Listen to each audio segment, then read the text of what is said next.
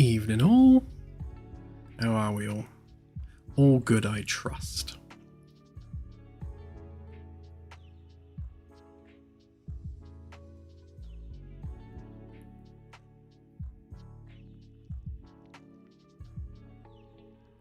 Yeah, sorry, I was just finishing eating and grabbing a drink as usual.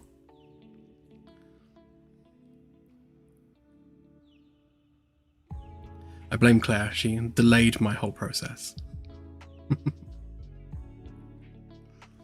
Thank you, thank you. I'm on Fanta tonight, yay.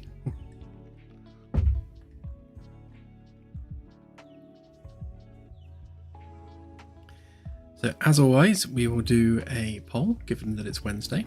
So I will just sort that out a sec.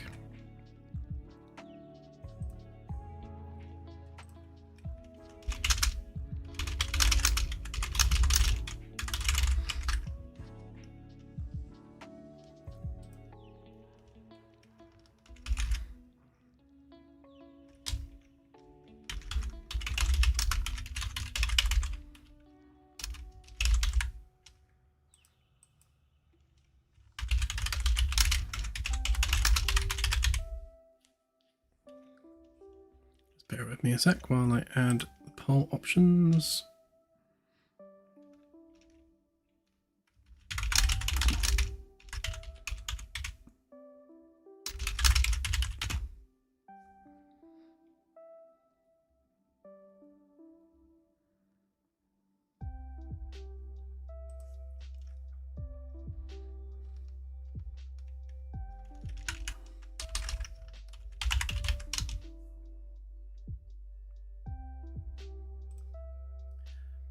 Okay, the poll is live. Choose your pick.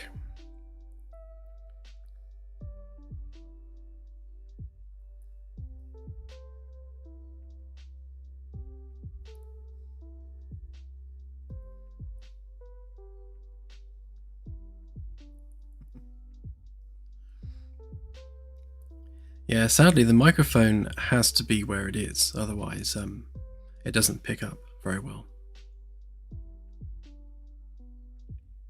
And there's nowhere else to put it. I mean, I can kind of move it around a bit, but then it's in my way. And I can move it there, but now I can't see the chat. So I kind of move it so it's right in the middle of everything.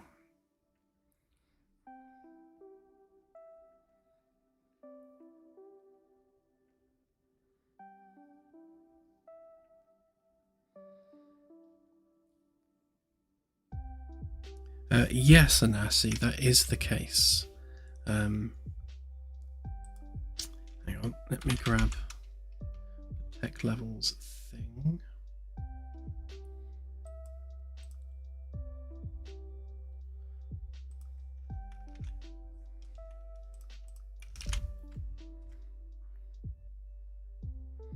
Yeah, so that link I just shared, that's basically what we're using as a determinator for what a tech level should be. So like a multi-system species is tech level 20, which is what humanity is in 2261. But you can see that a multi-planet species is tech level 16. So there are certain stages to a society's development which determines where they are on the tech level scale. I actually found this quite a lot of fun to do, because when you start looking at things like crows and otters, they actually have a tech level, which is kind of cool. Like crows will fashion a stick that they use for winkling things out of spaces for food, and they keep that stick with them. Like they have a preferred stick that they carry around, so they're actually making a tool and then keeping that same tool that they've made, which is, that's a tech level. That's like tech level, I think 2, yeah. So like if you're opportunistically using a tool, like you're picking up a rock and smashing something using the rock, that's like tech level 1. That's the most basic form of tech. If you're fashioning a tool, that's a step above, which makes it tech level 2. So it's interesting to see that we have tech level 2 animals on Earth. I just had I don't know, I found that interesting from a geeky perspective.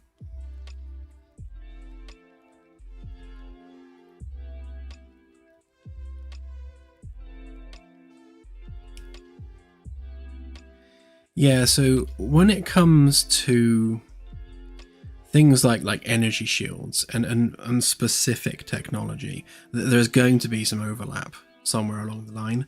And not just that, but within a category as well. So, like I say, like take an energy shield, for example. You could have everything from a very basic energy shield up to a really advanced energy shield. So there's going to be a spectrum of tech levels, for that particular type of technology.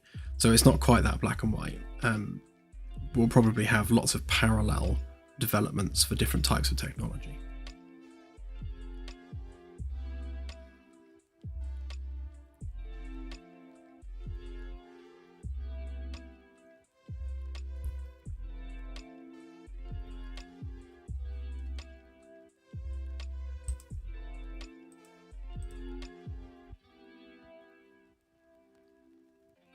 Looks like White Dwarfs are the clear winner so far.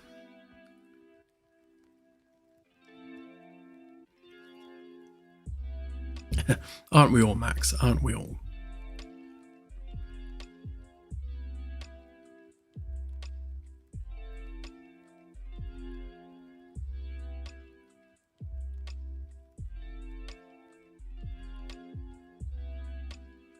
Oh, thank you, Charlotte Moore. I appreciate it.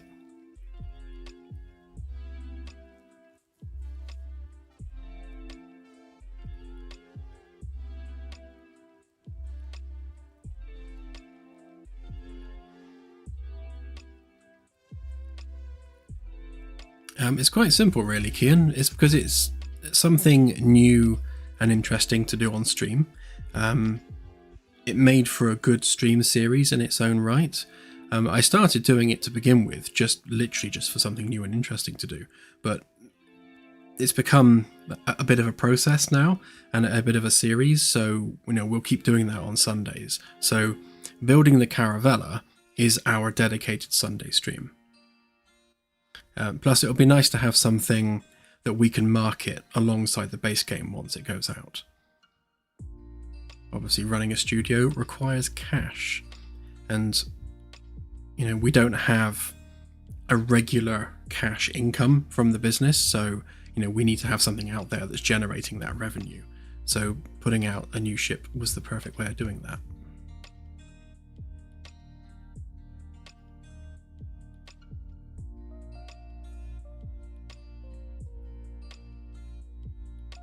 Yeah, well, that was the original point, Celtic, is that I wanted to build a ship which was smaller and where we can build out all the new tech, like things like the sublight engines, the RCS thrusters, and all of the stuff we haven't built yet for the Magellan. Do all of that on the Caravella, so we have a much smaller, quicker to load, more compact version of it. So that once we've refined it and we've got it all working smoothly, then we can scale it up to the Magellan. So having this small Caravella to work with just makes the development process a little bit more streamlined.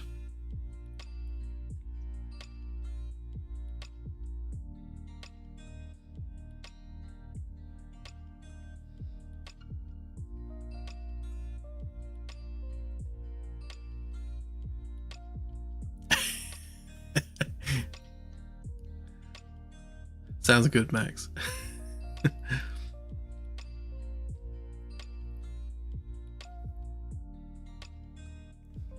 Yeah, so my plan with the Sunday streams is once we're done with the Caravella, I'll work on the Admiral's Yacht next.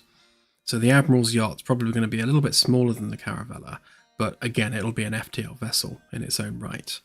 And then I'll start working through all the backer ships that we have to build. So the Sunday streams will always be dedicated to building ships from beginning to end.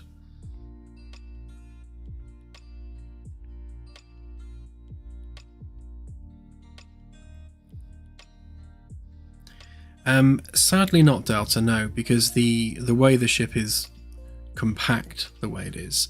There just isn't room for it.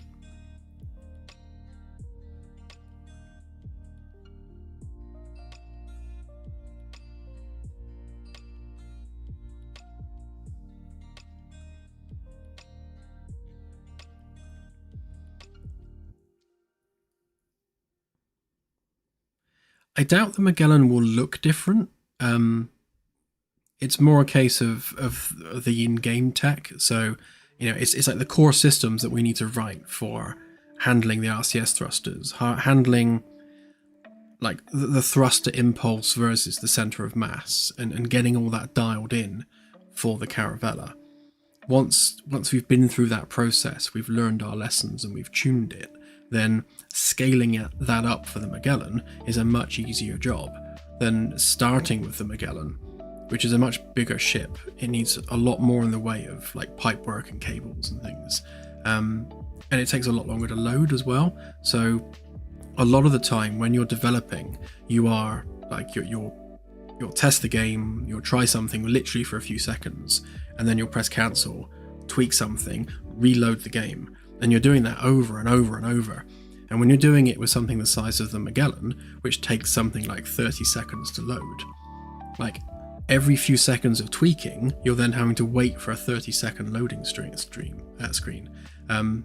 which is it's just not efficient. So having a really tiny ship to work with just makes all that easier.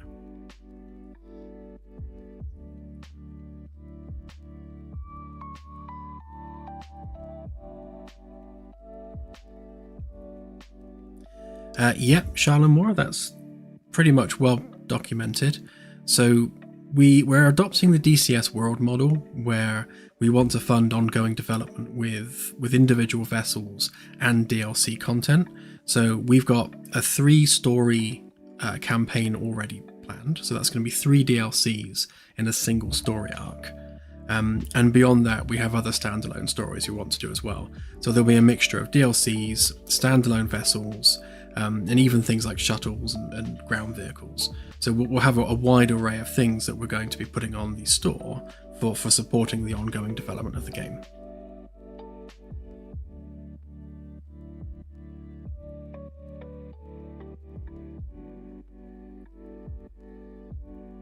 Yeah, there'll be very much deep lore in the game.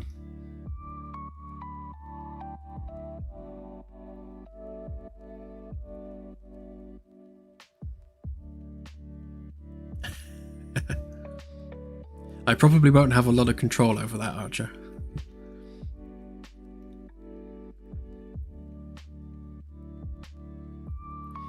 Yeah, Christopher, so I guess yes. So we're going to be prototyping all of the new core systems on the Caravella before they go to the Magellan. So I think yes, the Caravella will definitely be finished before the Magellan. Not least of which because it's only like the size of one of the Magellan's engine pods. It's tiny. There's a lot of less work to do.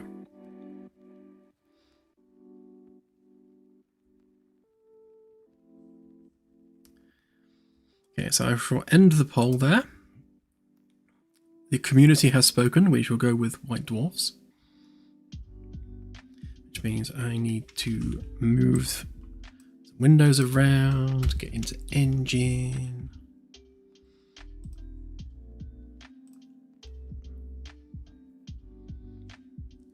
So what I have been doing is updating all the ceiling panels, which, as with all things, turned out to be a longer process than I was hoping it would be.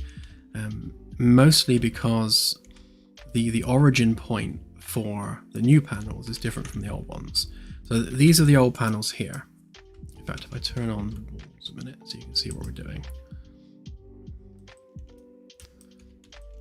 Yeah, so the old ceiling panels are not actual panels, they're just a single solid mesh that goes around.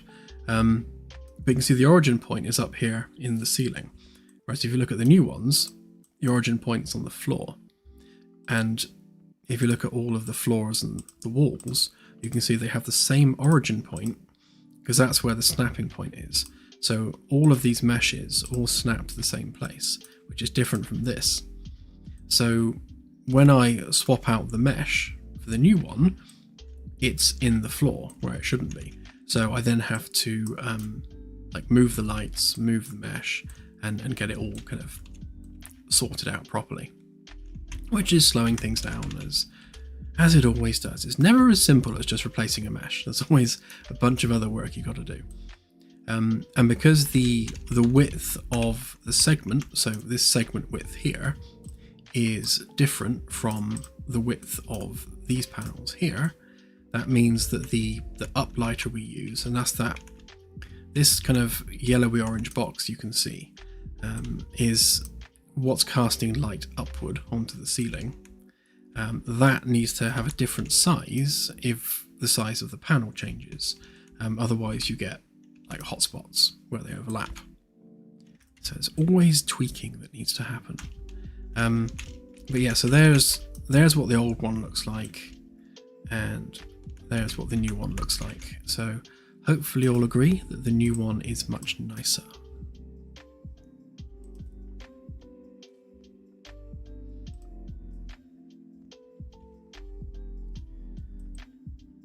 And so what else do we need? We need some notes.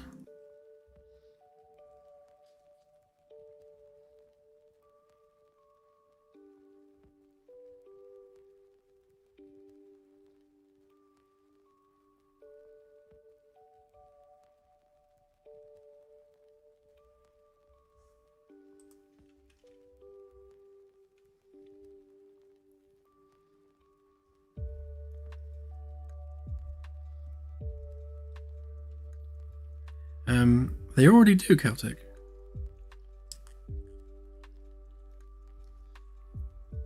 It's just that they take a long time. Like, so if you sit staring at Earth, then it takes 24 hours to turn.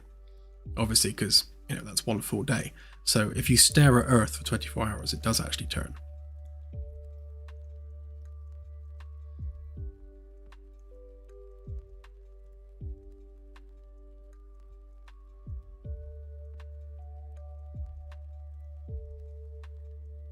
Yeah, it's just hard to see because they move so slowly. Yeah, it's just difficult to see with the naked eye.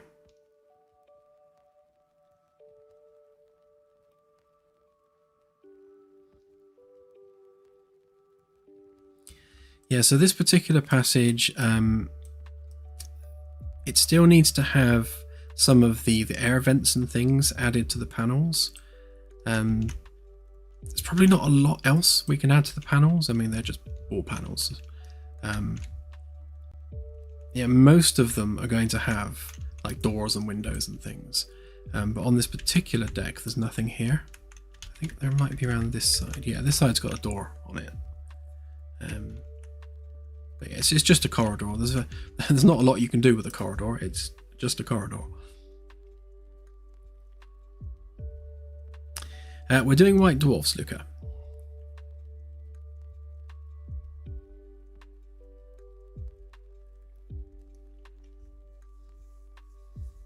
Yeah, well, the Roddenberry archive, which is being, well, they're working with Otoy. I'm not sure whether they're working for or with Otoy. But a lot of the people that were working on Stage 9 with me are now working for them. So if you've ever seen the Otoy VR stuff and like the bridge recreations, that's done by ex Stage 9 people, which is why they're so good. So they're kind of already doing it under the Roddenberry archive. What I want to do is I want to be able to license vessels from just across the board, you know, in terms of sci-fi IPs. So I'd like to have like Firefly, Red Dwarf, Stargate. I want to just approach all these IPs and say, you know, I want to build your ship in our game engine, and just make it available for the procedural content.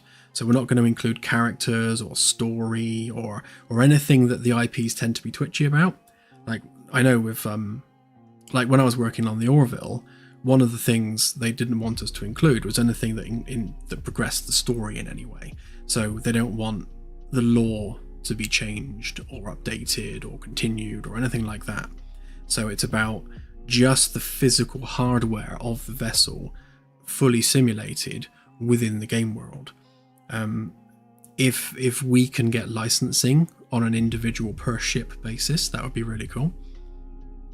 So that's something I'd like to approach, obviously way off in the future. That's kind of like my long-term game plan. You know, once the game is successful, we've got some DLCs out, and you know the game is you know, supporting itself financially. Then we can approach the different IP holders and say, look, we've got this game, it's got this success behind it, we've got this many players, and you know, if you let us license your IP, your ship, then you know you'll get this much revenue in return, and hopefully the numbers are good enough that they'll say, okay, sure, I'll go for it. In which case I get to build some of my favorite ships from my favorite films and TV shows. Like the Nostromo or something like, or the Sulaco. How cool would that be to build the Sulaco in StarSim's engine? So yeah, I'm all about that.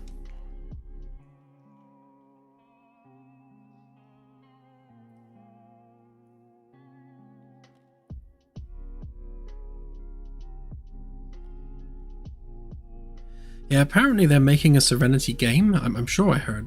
Or was it a new Serenity series? There was something new Serenity related coming out.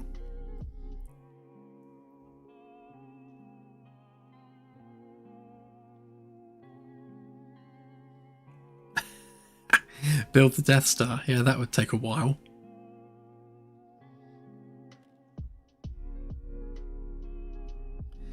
That's the military vessel from Aliens, Archer. Right then. White Dwarfs. Let's stop gassing and get on with some work.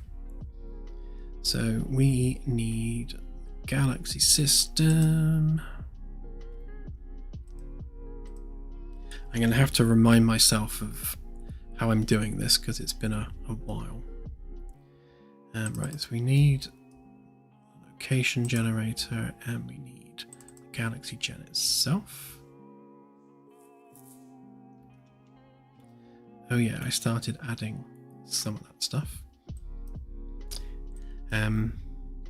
Yeah, so we basically need to start counting up how many of each class we've got.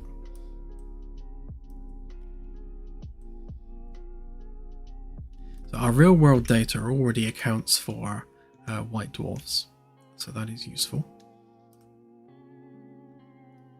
And I have a spreadsheet formula for working out things like, get the right spreadsheet here.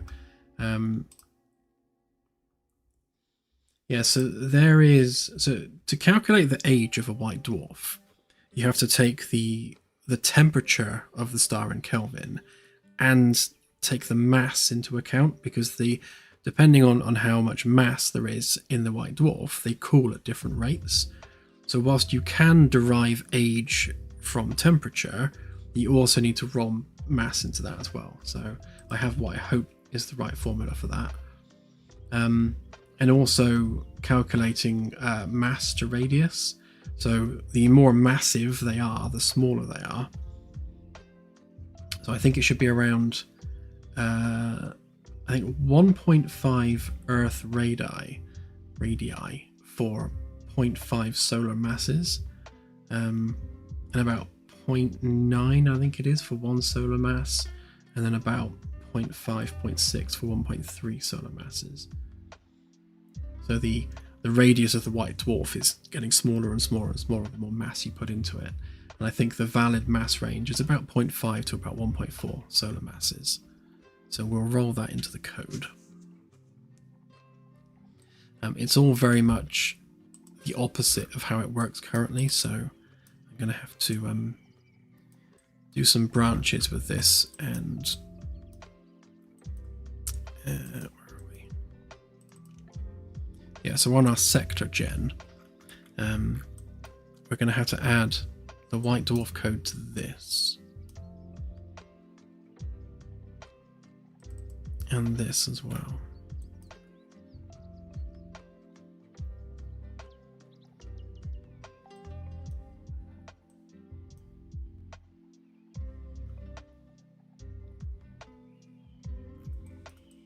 It's a primary object type. We should have white dwarf on there. Yes, we do. So we've already kind of done some of the precursor work, which is useful.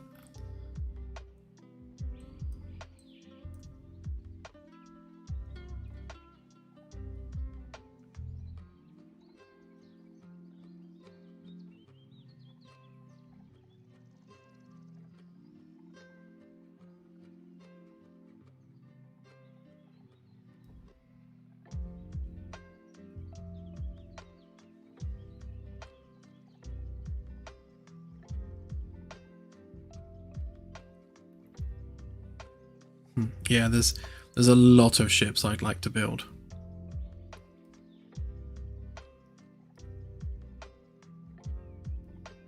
I think there's probably some more older, obscure IPs that would probably not even bat an eyelid at the request. In fact, they'd probably be glad for the revenue.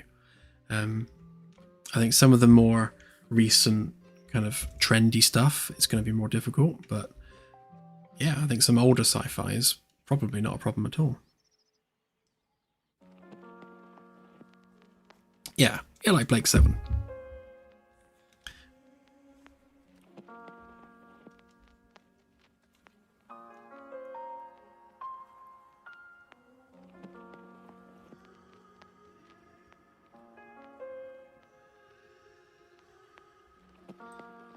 If I could get the rights to make I can't remember the name of it. It's like my favorite ship, Destiny from Stargate Universe. Like, yeah, if I could get licensing to build Destiny, then wow, I would be very happy. Very happy indeed.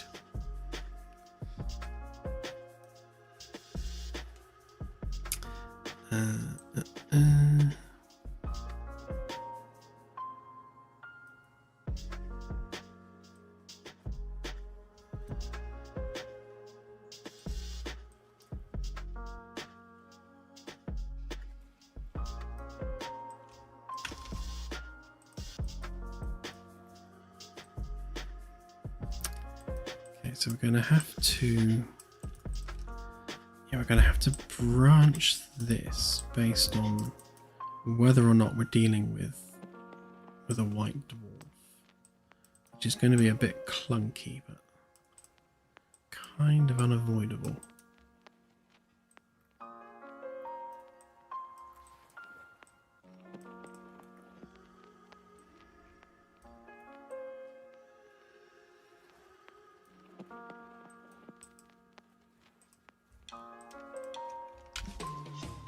Why didn't it copy that?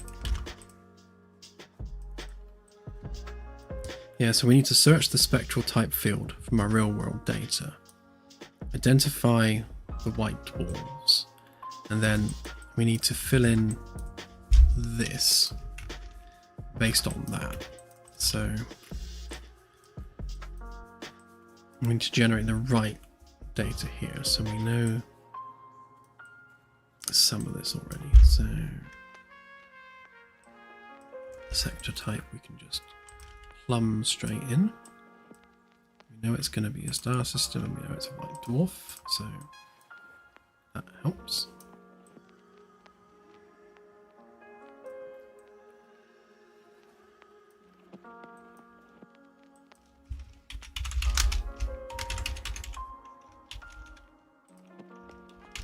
Keep it simple for now.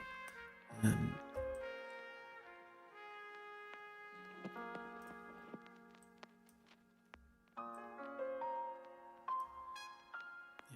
take the same coordinates.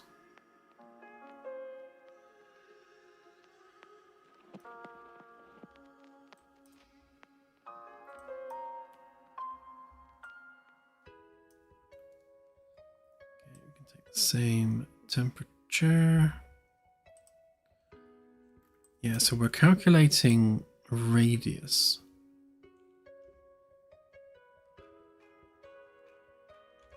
I might have to randomize that.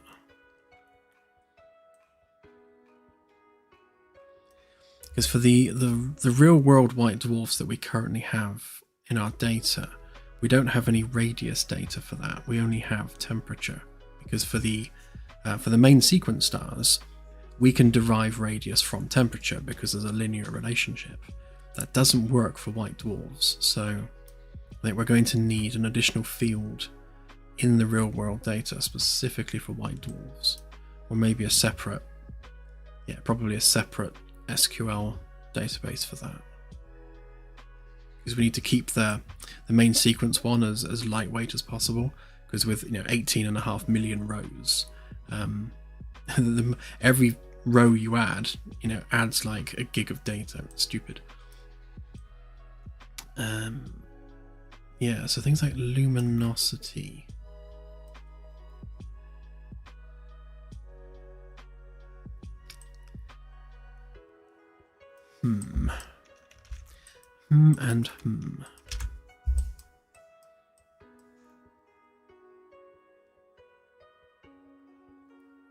So we'll probably use luminosity from Kelvin temperature, because obviously the hotter they are, the brighter they are.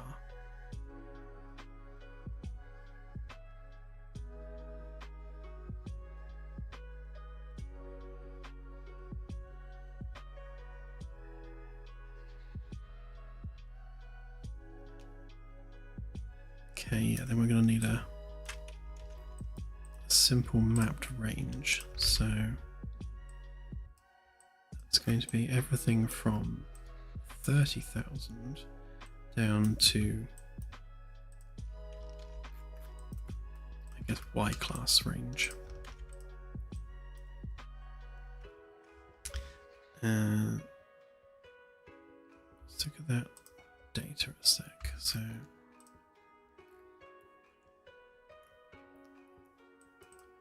builds, dev, Windows, start sim content, starts. Well, it's bright. So where we have white dwarfs, obviously we have a given temperature range, which caps out crazy bright.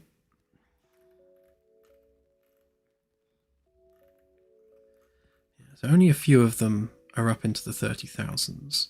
So I'll probably cap it at 30, which means we'll cap the luminosity there.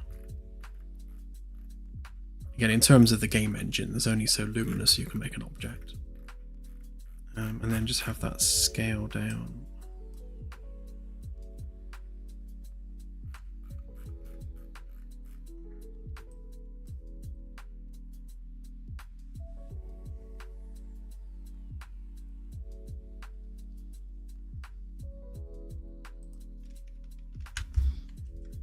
Filter for white dwarfs specifically as well, just to make that a bit easier.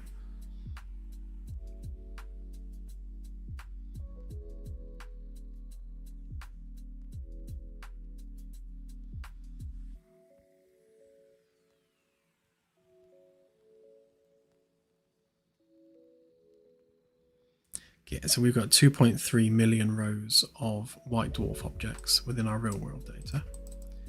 So immediately we'll have 2.3 million white dwarfs around the Sol region.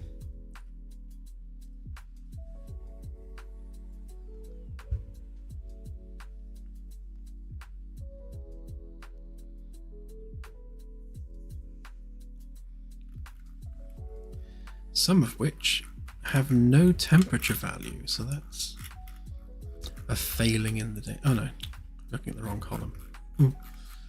Right, so 5,500. So again, this is the real world data that's coming from Gaia and Simbad. So obviously when they're filling in the real world data, they don't have a specific value for this, so they're using placeholder values. So we'll probably take that as a baseline and then roll the dice on it a bit, just so we don't have loads of stars with the same temperature. But that's yeah, that's a flaw in the real world data. We can only go by what's available, in the Gaia catalog. So we'll fix that ourselves.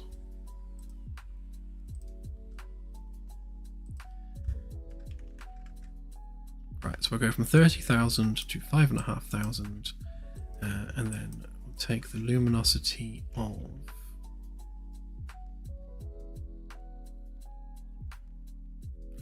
we'll go from 5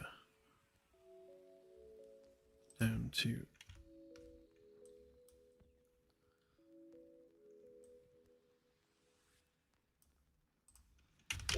0.9 maybe. Let's go for 0.9. This isn't anything to do with like absolute magnitude or anything like that. This is just how bright it is in the game world. Right, and then radius. Radius is an awkward one again, because we've got that kind of inverse mass relationship, but at the same time, we do need to we need to generate mass range without knowing beforehand what that should be, and we need to work on a curve of likely masses, and I think the curve of distribution peaks at around about 0.6 solar masses. So we need to make probably a distribution curve for that, or perhaps just roll the dice randomly for now. Do we have, or are we making a particular random stream for that?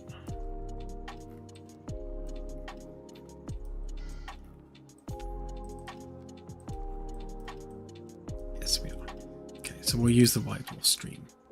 So in order to keep the galaxy integrity intact, we have each of the stellar classes using its own random stream, which means if we make a change to how, say, A-class stars are generated, like we add a new step in the random generation, then it's going to offset the random stream for A-classes, but not the rest of the stellar classes, which means we can operate on A-classes in isolation, or indeed in this case, we can set up white dwarves without messing with any of the other stars. And then anything else we add to the galaxy as well, which means we have the ability to add new classes of objects without breaking the existing objects, which is very important. So we need our stream variable.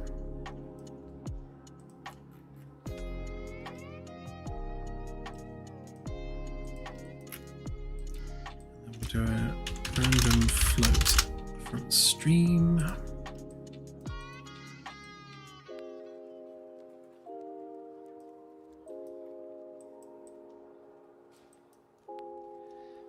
Right, and we know that the mass or the radius range goes from, what did I put down in my notes?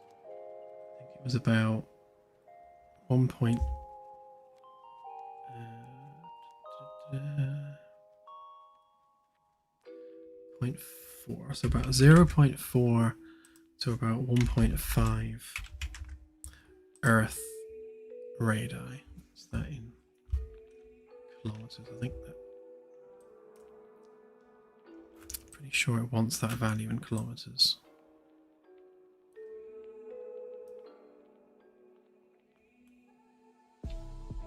Oh no, that's in Sol radii, so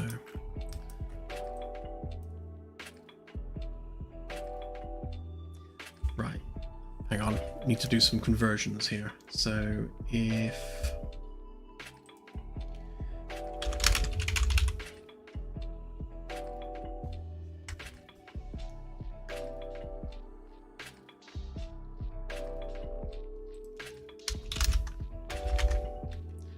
696 300.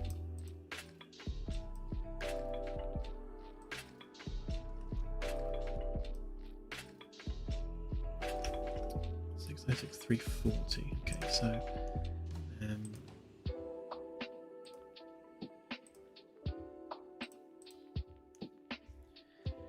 so 696 340, and then Earth radius is like 6,000 odd, isn't it?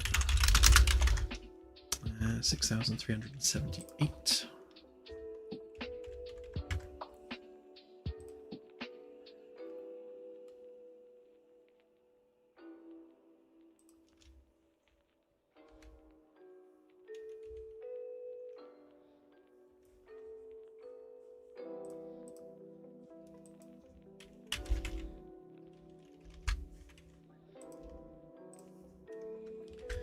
So 0.4, that's a radius of 2,500 kilometers, which would be,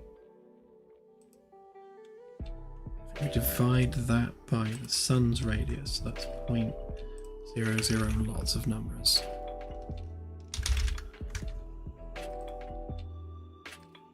So that should be how many Sol radii it is. Radii. Radii or radii? And then 1.5 would be that.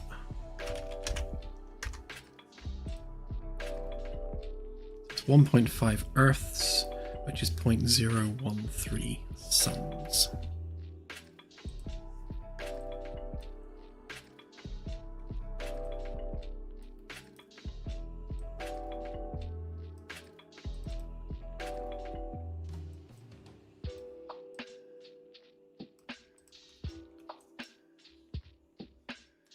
Okay, so that should be enough to at least start spawning them from the real world data.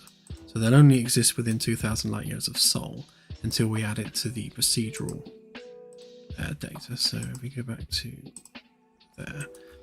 So this is all the procedural star classes. So we'll need to add white dwarfs to this before they will begin generating.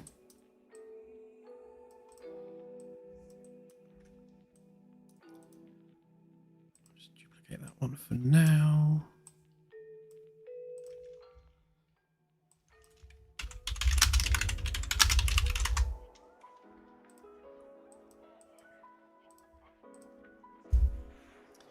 Okay, so we'll generate white dwarves. When I add a new class of object, I always add it last behind things I've already generated, because as we go through each class, we're adding new stars to what is already an array of stars. Which means if say we've done G class, and then an M class tries to put a star where there is already a G class star, it'll retry placing that star.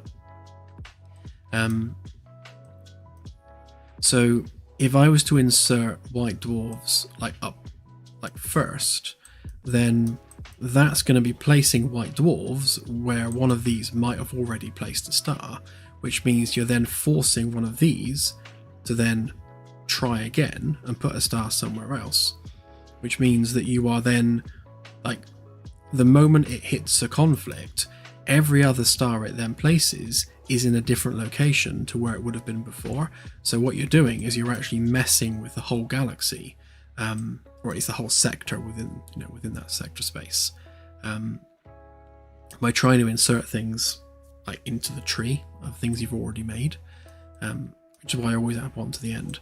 So we're always having to think about the integrity of the galactic space and making sure that when we add or change things, we're not breaking what was already there and causing that sector to look different, like after the update.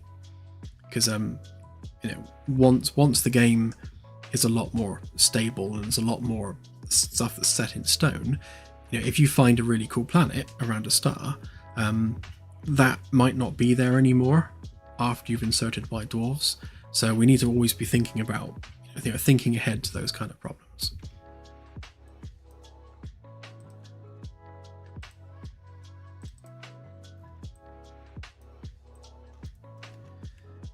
So we're going to go for our white dwarf proc.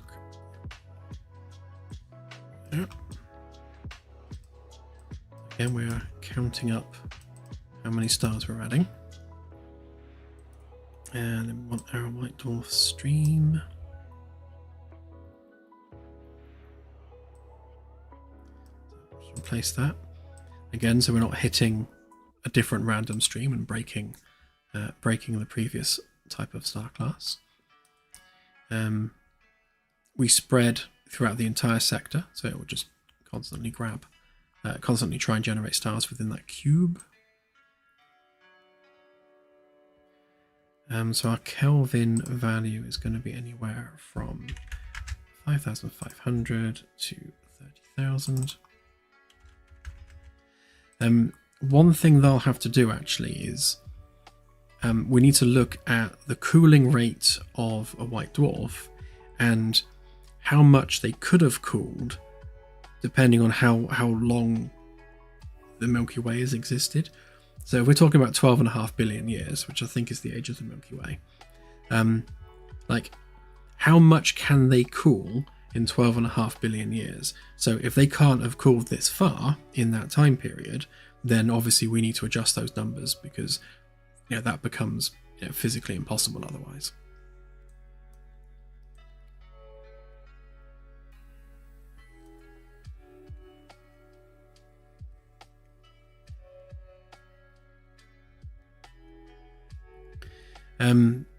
Everywhere, Ku. So I use science papers on things like Archive for looking at various aspects of a whatever stellar class I'm looking at. I'll look at science papers relating to that, like things like what's one of the ones I did recently. So the mass difference between what's the mass distribution in a galactic arm versus the mass distribution in the interarm regions, and I'm struggling to find papers which specifically cover that question, or at least two papers that agree on the answer to that, because there's a lot of different answers as to what those mass distributions look like. The Gaia data helps because obviously there's actually real world sampling of stellar mass in those areas. But yeah, so it's things like looking at papers on Archive, getting ChatGPT to do research projects. That's been really helpful because that does actually go off and fetch science papers that I didn't know existed. So it'll go off and say, right, I found this paper, this paper, this paper. Here's a summary of those papers. So that's really good as a time and labor saving exercise. But yeah, most of it's just reading until I find the answer I'm looking for.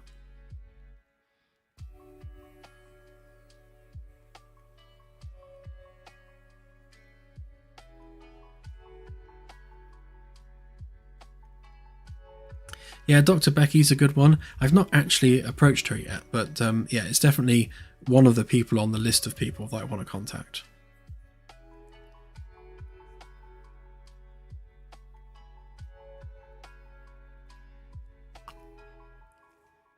Anton Petrov is another one I want to get involved at some point.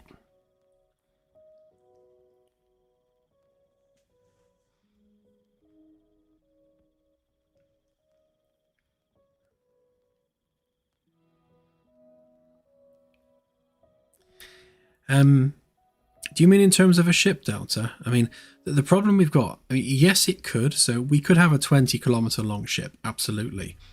But it's more about the object count. So it's not the size of the vessel that's the problem. It's the complexity. So every wall panel you add it's another draw call. It's another, footprint in the RAM. Every single object we add to the ship has a cost associated with it. So you could have a 20-kilometer long ship if that was a 20-kilometer long access tunnel with very little along it in the way of geometry.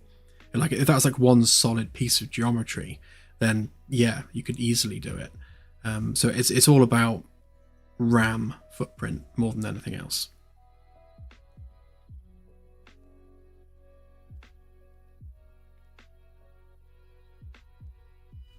But yeah, we've got astronomers on our Discord who are already helping, which is useful.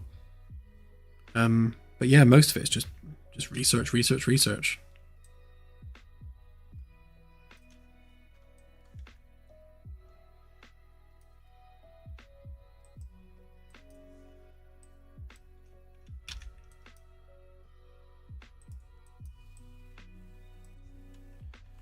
So those we will take the same value, so stick our luminosity in there. Again, we'll randomly generate the radius.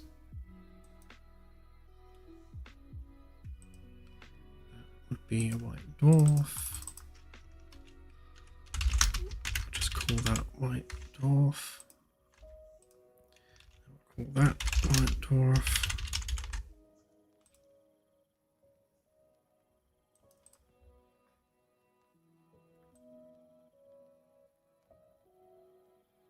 Right, so that should be enough to start procedurally generating white dwarfs as objects within the galaxy. Now, obviously, we're passing through some values here, and those will define the visible appearance of that white dwarf when you're looking at it out the window. When you fly up to one, then we have to generate an actual physical object in the world. And some of this data plays into that, but a lot of that actually comes from this instead. So when we generate our actual star system, let's get rid of a bunch of tabs a minute, because I always have too many. So this mess is our star system. It was lovely and neat and tidy, and then I added some custom system data, so it's kind of grown a bit, so all this needs condensing back down into nice neat commented boxes. But what we do is we generate our central star like this. So as you can see, we need to add white dwarfs to this now, and then for each of those we expand upon a lot more of the data. So we start looking at things like the age of the star, like the mass. So like here, this is the mass curve from Kelvin for main sequence stars. Like this is all going to be different for white dwarfs. So we basically need to take everything we're doing for a main sequence star and then flip all that on its head and do something custom for a white dwarf. And I guess the concern with that is that when we eventually build the struct, which contains all of the data for the central star, we need to make sure that the things like the physical characteristics and such have the data we need in order to incorporate the data we need for the white dwarfs. So there's going to be a bunch of changes probably for that.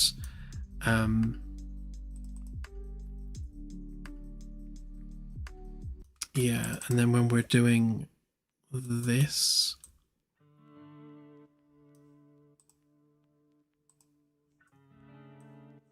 there's a few bits here because we need to define the subclass of objects as well, which we won't need to do for white dwarfs, but we need to make sure that we have the same boxes filled in. We're doing it on here actually.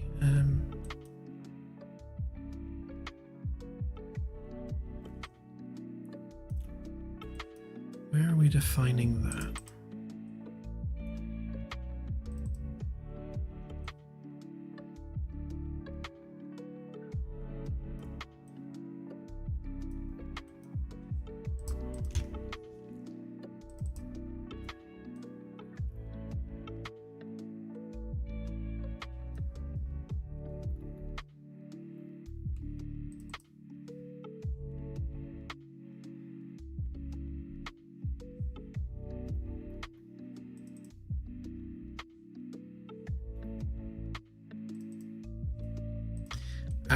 There, right, yeah. So it's this. So basically, where we're defining our temperature boundaries for the different stellar subclasses, We won't need to do this for white dwarfs because they don't have subclasses as far as I'm aware, or do they?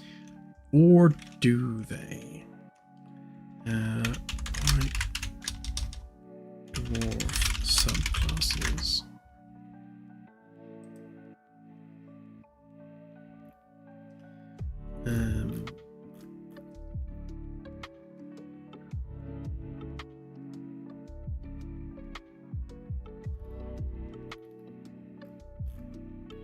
I don't think they do actually, no.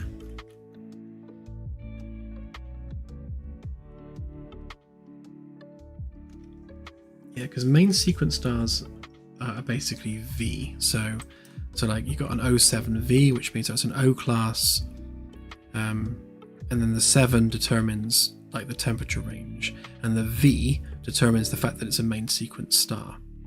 So white dwarfs are VII, as in 7. So a white dwarf would be I guess WDVII?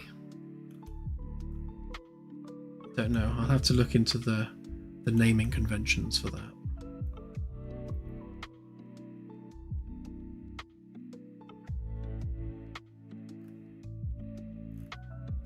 Yeah, I can't see the answer immediately, but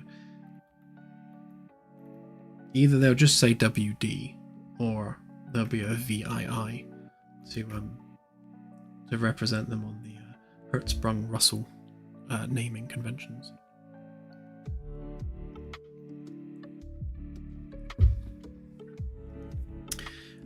Distribution-wise, it's around about 5 to 10% of the total number of stars. So where are we? Galaxy Gen. So when we do our distribution count, hang on, there's a specific place where we're doing that.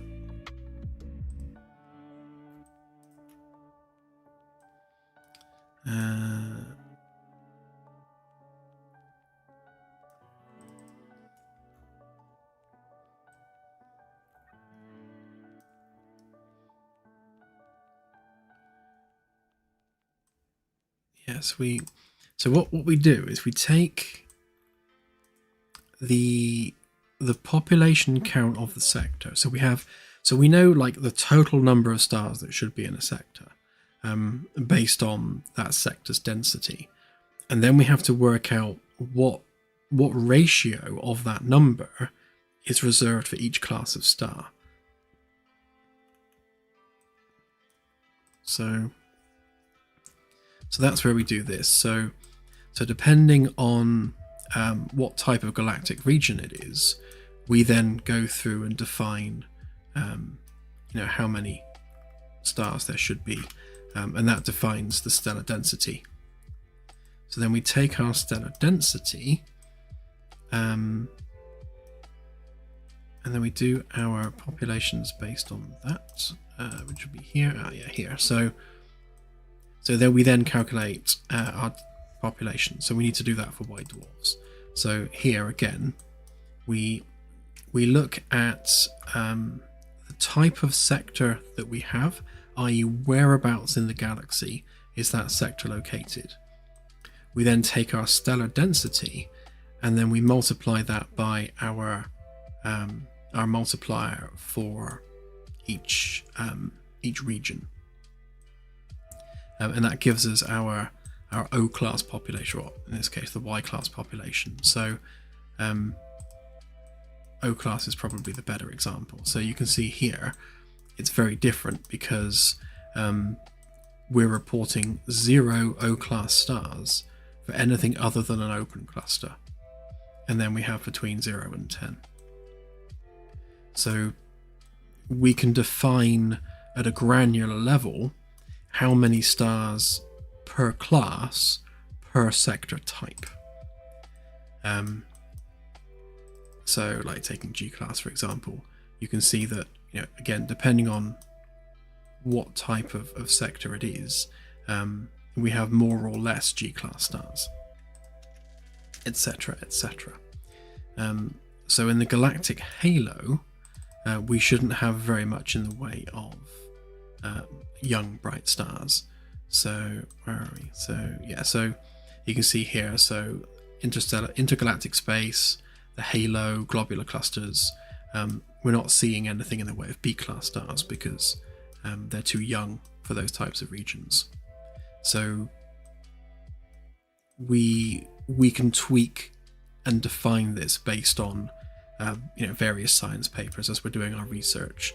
So this sort of thing is the kind of thing which will remain in flux for a while, because as we drill down on the science and we get better, like, confirmed and established numbers for populations of stellar class per galactic region, then we can go into these and refine the numbers to make sure that the number of stars that we're generating for a given class is accurate for the type of galactic region that you're in.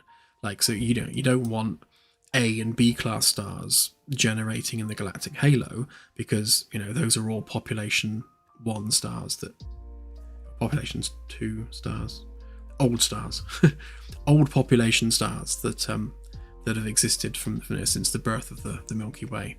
So not O, B, and A young stars, if that makes sense. I'll stop labouring to the point.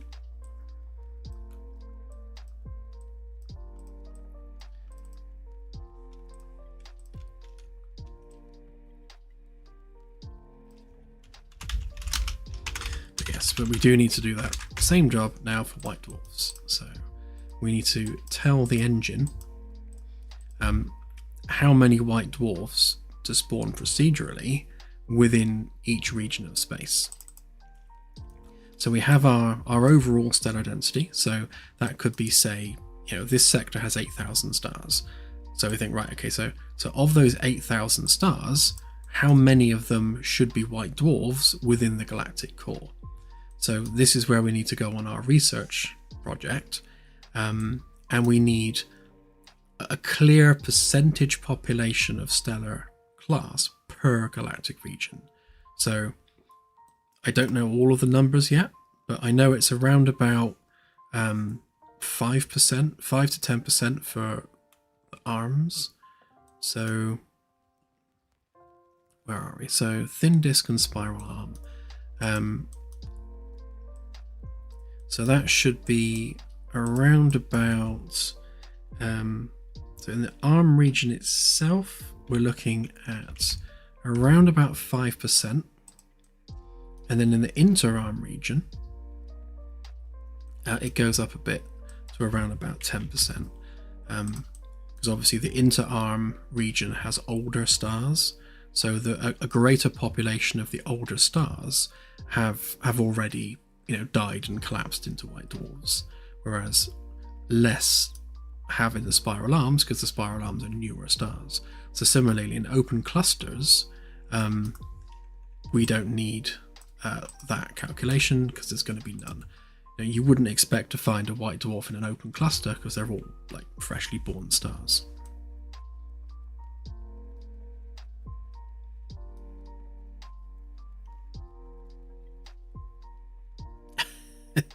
Oh, shucks.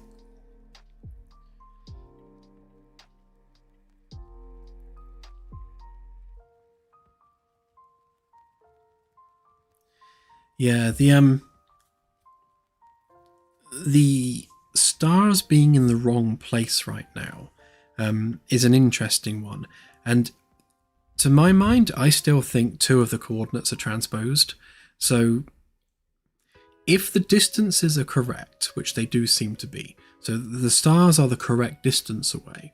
Now, they wouldn't be the correct distance away unless the X, Y, and Z were all correct.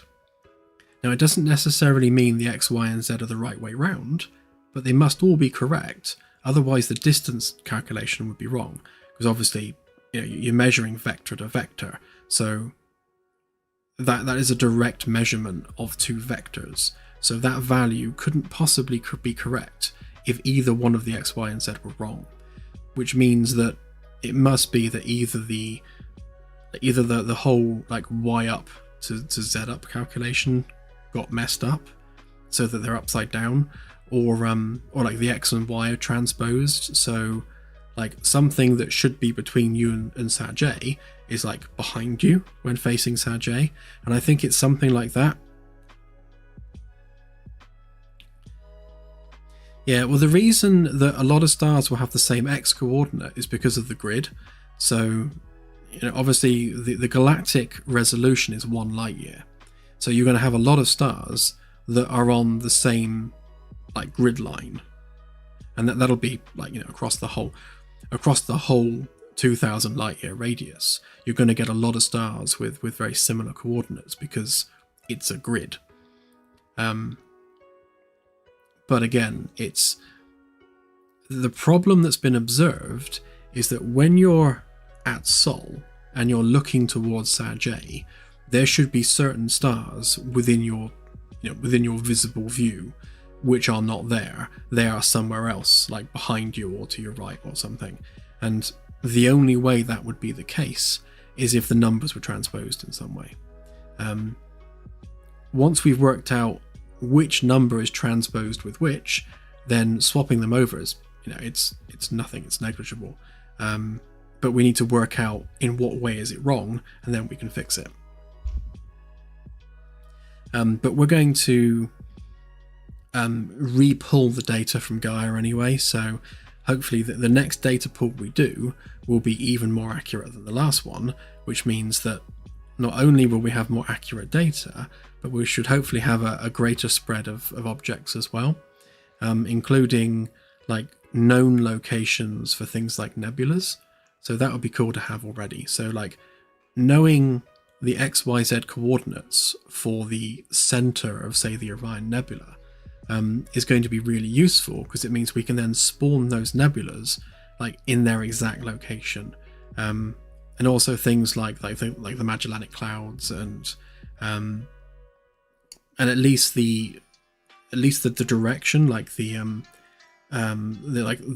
right ascension and declination of things like other galaxies, so that when we paint those galaxies onto a skybox, they are in the correct direction from Sol. So we have a lot of like nitty-gritty coordinate-y stuff to do to make sure that things are like in the right direction.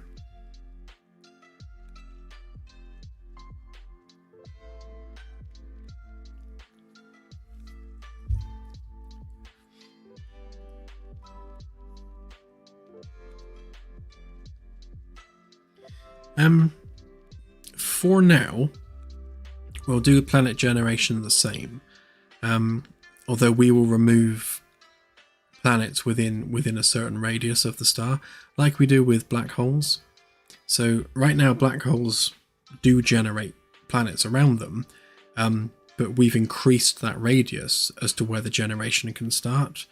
To take into account that at some point there was a supernova, it's destroyed whatever was there, it's collapsed into a black hole, and whatever was around the star has probably been destroyed, hence the accretion disk around the black hole.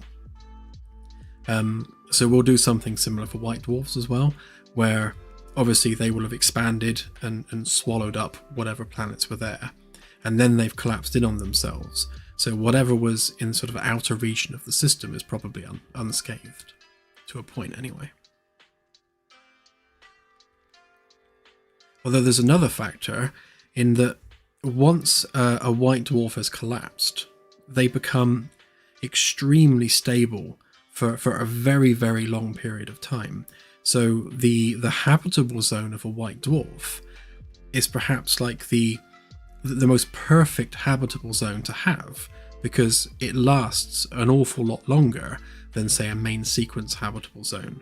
To the tune of billions of years longer. So, if there's a planet in the habitable zone of a white dwarf, then that's far more optimal for, longevity of life on that planet.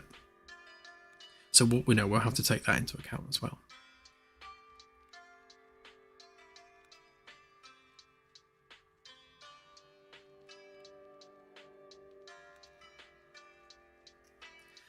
Yes, Delta. So one of the things I want to add to the game is once we've increased the view distance of the real world stellar data, right now it's capped at 150 light years because we're only generating a 3x3x3 grid around the ship.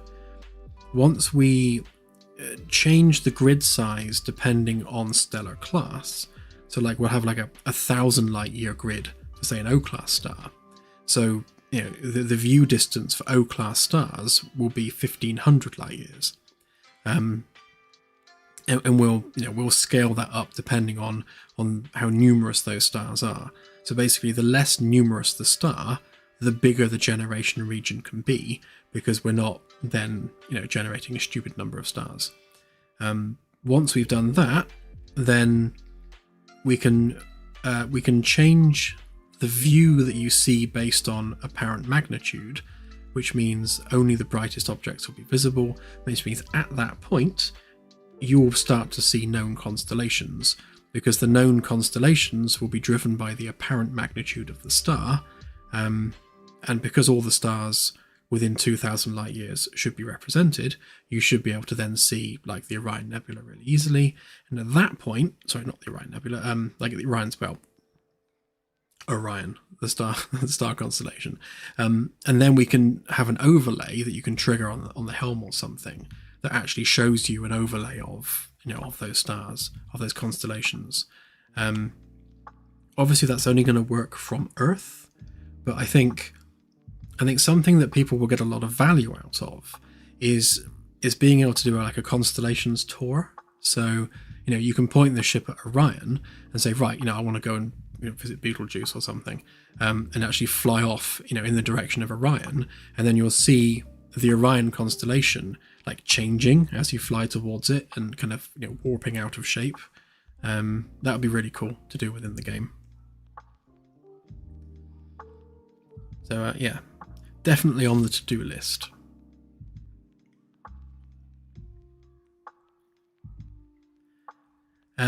Yes, AJ, protostars and protoplanetary disks are very much on the to-do list as well.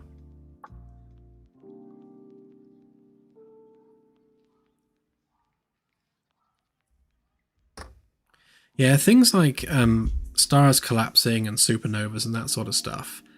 Yes, we will have them in the game, but we'll have them like basically triggered by the player. So like, there could be a star, and that star, it essentially has the supernova trigger enabled on it. So that star is going to go supernova, but it's going to be like, hold, wait. Oh, there's a player. Right, now I can supernova. So it will wait until the player is within range, and then it will pop. And then obviously you'll see that on the sensors. Yeah, I'm looking forward to that. I think one of the things we'll do on the first DLC is we'll have Betelgeuse go supernova, and then we'll have that as part of the mission profile. So I really want part of that DLC 1 mission to be investigating Betelgeuse going supernova. So it would have either been on the verge of doing it or has already done it, and then you have to go and obviously investigate that, which would be very cool.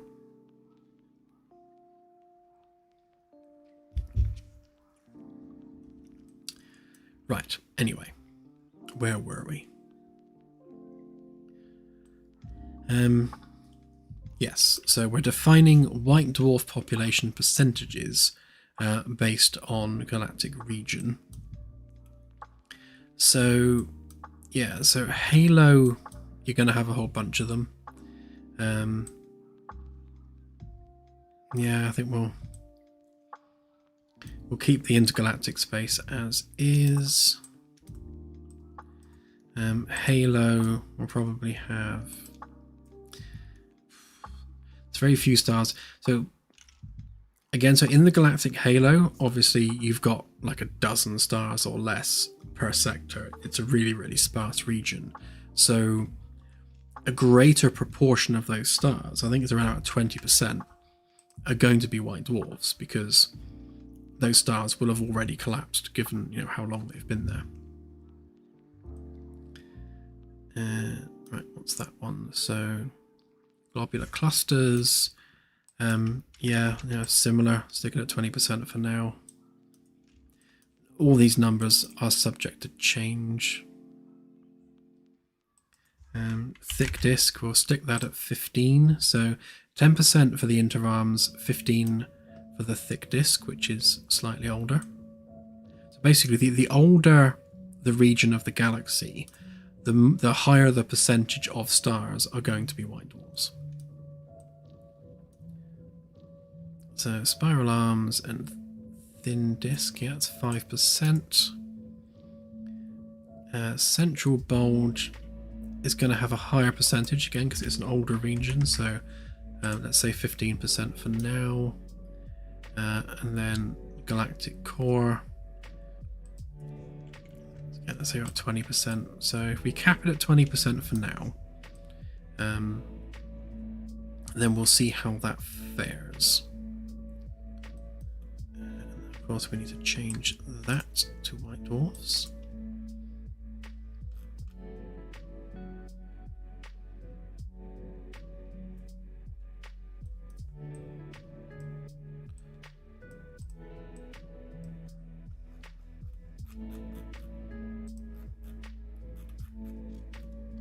So we want white dwarf, real stars, and then we're setting white dwarf proc.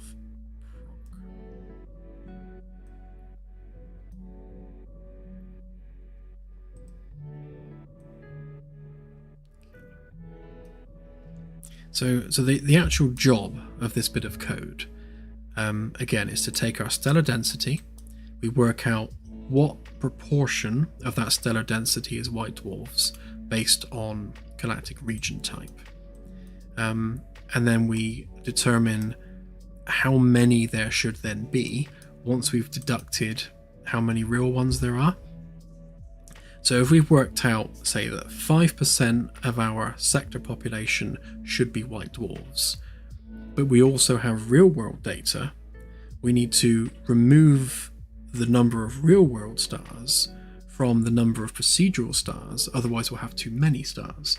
So what we're actually doing is in essence, we're backfilling that sector with procedural stars once we've taken the real stars into account. So that's why this is clamped at 0. So if we have more real stars than we do procedural stars based on the sector type, then that will of course be 0, in which case we'll have 0 procedural white dwarfs because we've already got enough real ones to take into account our population numbers. So that's that done. So we've done that. We then add all that together to confirm our population numbers, and this is the data that you see on the UI on the sensors. So when you bring up a particular sector and it tells you how many of each star there are, this is where we're calculating that.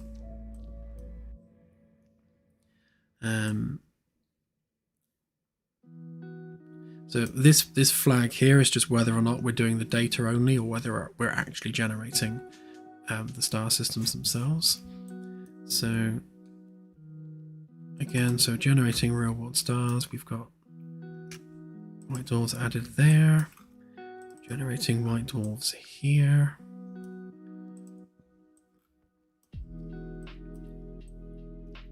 Add our modded stars, add our custom stars, and we generate our sector description. Right, so as far as the galaxy gen is concerned, that should be everything we need to do to add white dwarfs into the pool of stars that are being generated. They won't exist yet in terms of stars you can fly up to, but they should at least appear in the data. Yeah, so let's change to our test level, and we'll give that a try and see whether they start generating or not.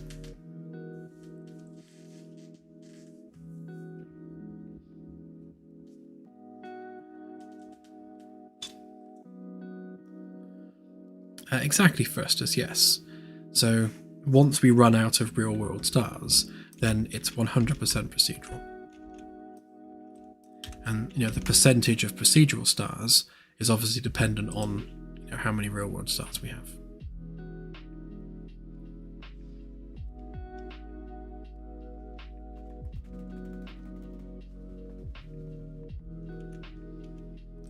So we're flying about.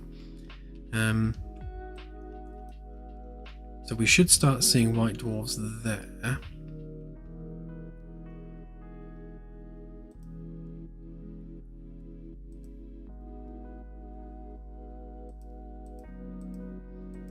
We might not actually be reading that from the data yet. So let's just go to the long range and see. Oh yeah, there's one. There's one already. So we are seeing them on the list. I need to update my database for the dev build, because like here, this is refreshing. This is a triple star system, so you can see that when you highlight it, it's highlighting all 3 stars because they're part of a triplet, but the game doesn't support that yet, so it gets confused. So we need to strip out the data for the other 2 stars and just have the 1. Yes, it is showing the white dwarf, so that's good. And it's correctly colouring them based on their temperature as well. So you'll see here, so it's pulling up the Kelvin value, which is great, but it's not showing an age, and that's because we haven't done the age calculation based on the mass and everything yet. So that's the next thing to do, and that is done in a different system. So the galaxy's basically 2 systems combined. You've got the galaxy gen, and what the galaxy gen does is it handles the generation of the individual sectors. So it's the physical structure of the galaxy, the galactic sectors, the population of those sectors, and basically generating the base stars. Once you click on them, then it's the system gen that takes over. So it's querying a different system, which is why some of the data is missing, because we haven't added it yet.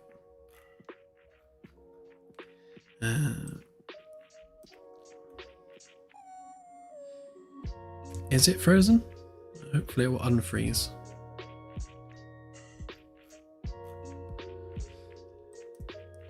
Can we filter for those, I wonder? Alright, so I haven't added it to the filter yet, so that needs to be added. And then we can filter on white dwarfs.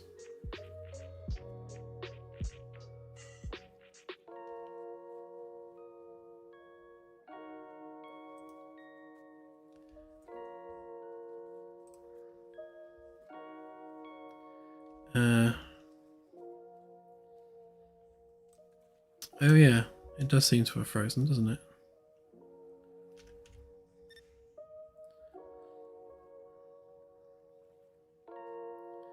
Hang on, let's see if I can fix it.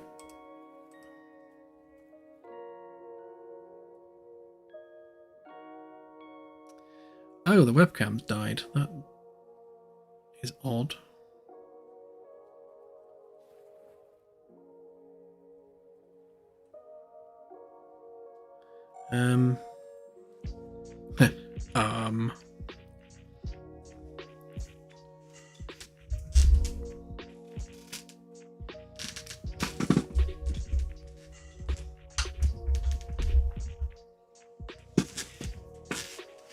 Bear with.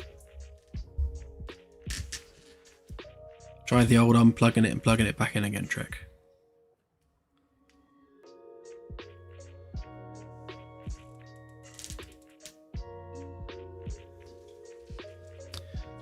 No.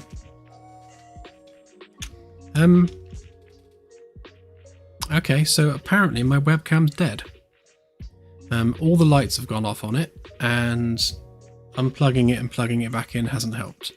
So yeah, F in the chat for my webcam, apparently.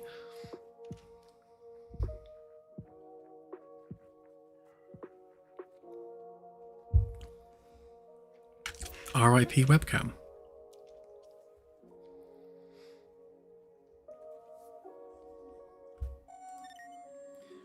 That's all right. I'm sure you didn't want to look at my face anyway. It's not very old at all. It's only like 6 months old or something.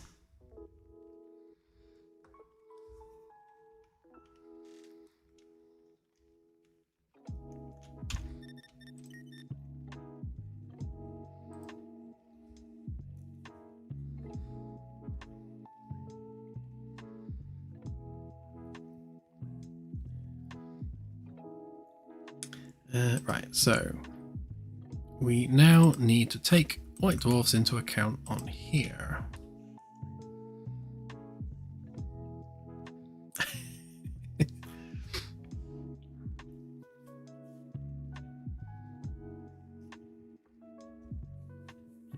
Thank you, Claire, I'm glad.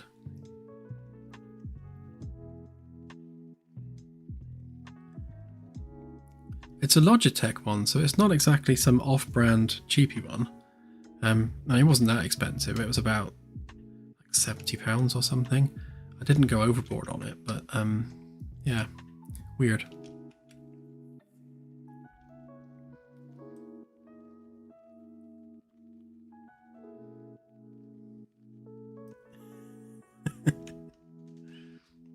I'm just glad I wasn't like picking my nose or something, and now it's like just frozen forever.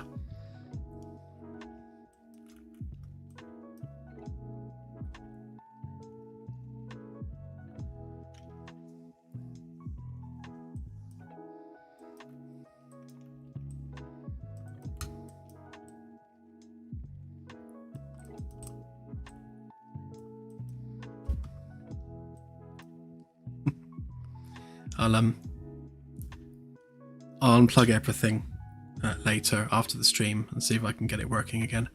I'm using a USB-C extension lead because my desk is one of those desks that's obviously a standing desk that goes up and down, and the length of the wire on the webcam is ridiculously short.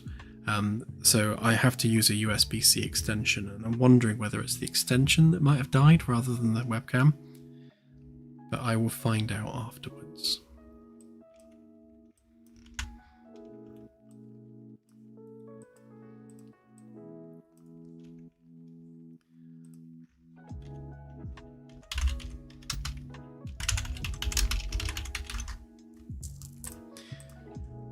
Okay, so White Dwarfs.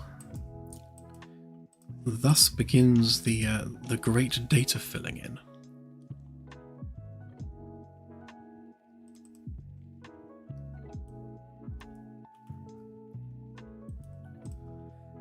So our final planet type is a white dwarf. I need to rename some of these variables because it's referring to planet type, but really it should be celestial object type. And it's not a white dwarf. It's not a black hole, rather. It is a white dwarf.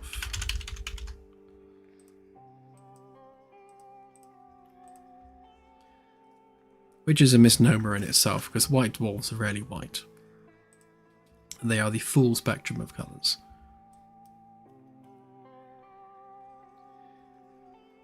Okay, so we are calculating our radius in kilometers based on that, which is fine. So that gives us our volume. So that can stay because that's fairly simple math.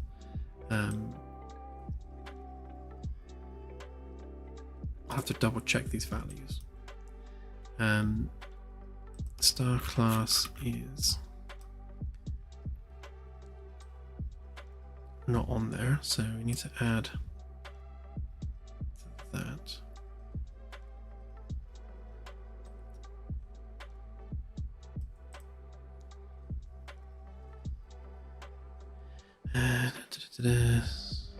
Where is that enum?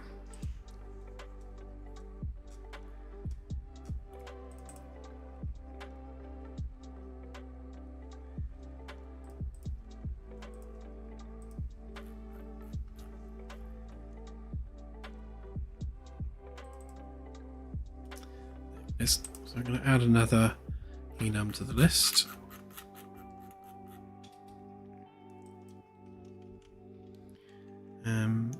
Just call it a White Dwarf for now.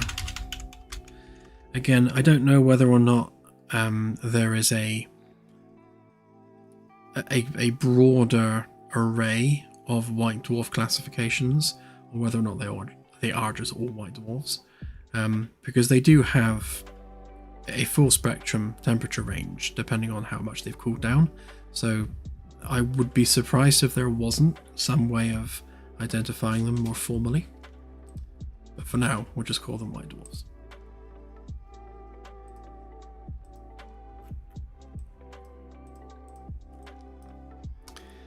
Now the age, that is something that we can do something about.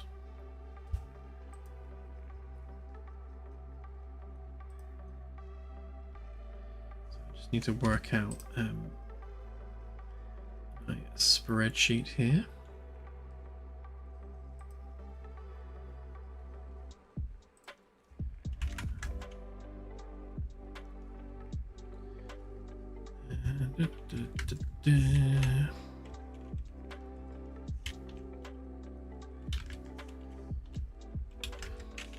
Okay, so I think we're okay on the range of years. So apparently, assuming this math is correct, so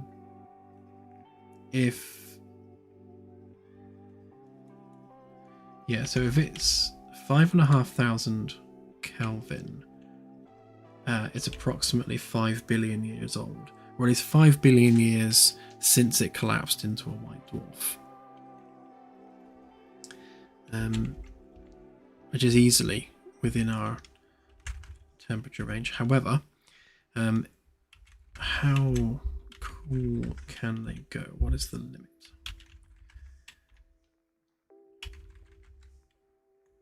Okay, so 4,000 Kelvin would be 10 billion years. 3,500 Kelvin would be 13.88 billion years. And now we're hitting the limits of the universe. 3,000 Kelvin would be 19 billion years. So there's definitely a lower limit on how much a white dwarf can have cooled down. So our lower limit of 5,500 Kelvin is well within range, so we'll stick to that for now. We'll maybe extend that based on galactic region. So when we need to think about if a star is like on the outer edge of the galactic halo, then obviously it's taken a very long time either to migrate to the edge of the galactic halo, or it's been part of the galactic halo since the galaxy was formed, in which case that's not going to be a new white dwarf. It's going to have been there for a long, long time. So we can derive the Kelvin value or the Kelvin temperature of that star based on how long it's been a white dwarf. So I think the spectrum of color for white dwarfs is going to be very much region dependent in the galaxy, which is just another, a nice layer of detail to the galactic space. I like it every time we add something that adds detail like that.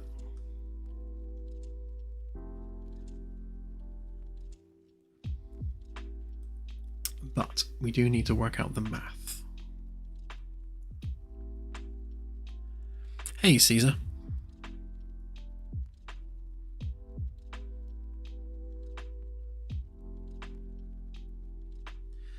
Yes, Anasi, there will be gravitational lensing at some point once we make it performant. Right now it requires basically almost real-time recording of a cube map in order to do the math on the gravitational lensing. That isn't great. It's really costly on performance. I would rather do it in such a way where we're perhaps taking like the scene texture and working on that instead. There must be a way of doing it post-process that doesn't require writing to a render target, like 60 FPS.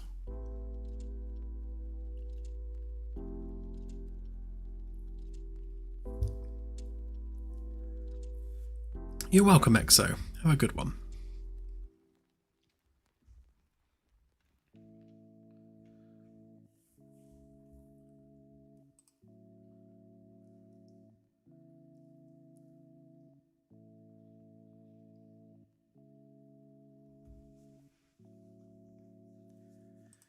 Right, so the code that I've got for this uses the variables within Excel, which is annoying to say the least.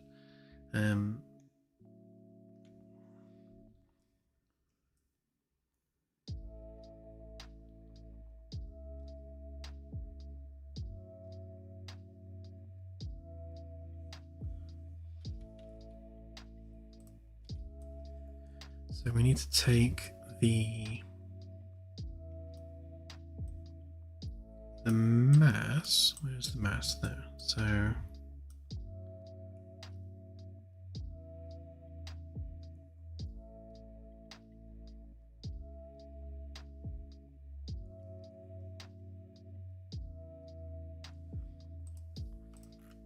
need to remind myself now what data we're reading and what data we're generating. So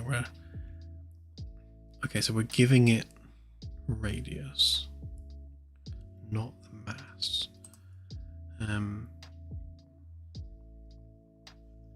So we need to work the mass calculation backwards from the radius.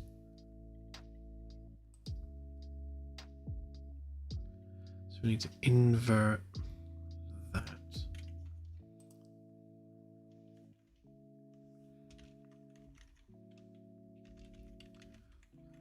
that's 1.62.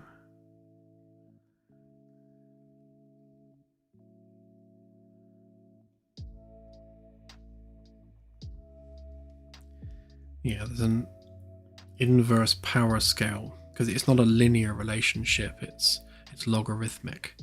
I will come back to that because that's going to require a bunch of head scratching, which is easier to do when I'm not streaming. It's difficult to think and stream at the same time. I like to focus on things that don't require too much thought. So volume from radius is fine. Setting the class is fine. Age. Yeah, so age we need to define from temperature, but in order to do that we also need the mass. So we kind of need to do that afterwards. So we need to generate mass first. Right, and then we can generate the age.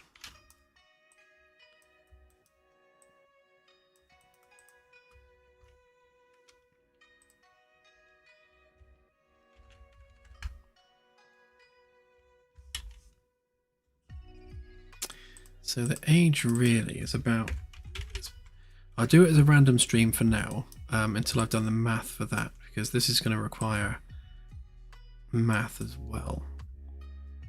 Because we'll derive mass from radius, and then we will take the temperature, we have that as a variable.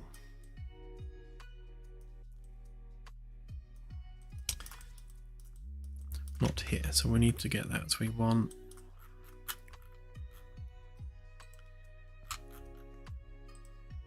star temperature in Kelvin.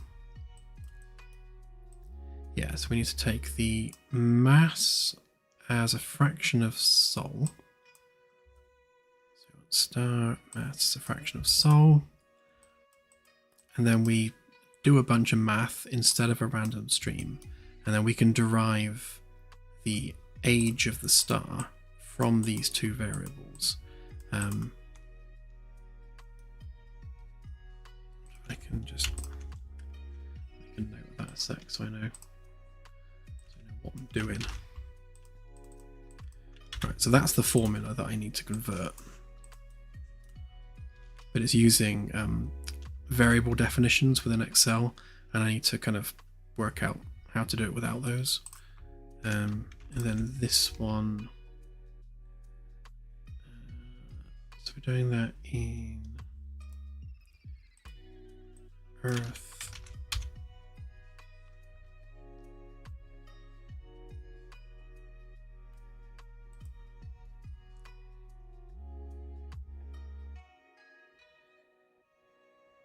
Oh yeah, because that's an inverted one, isn't it? So we need to basically invert that.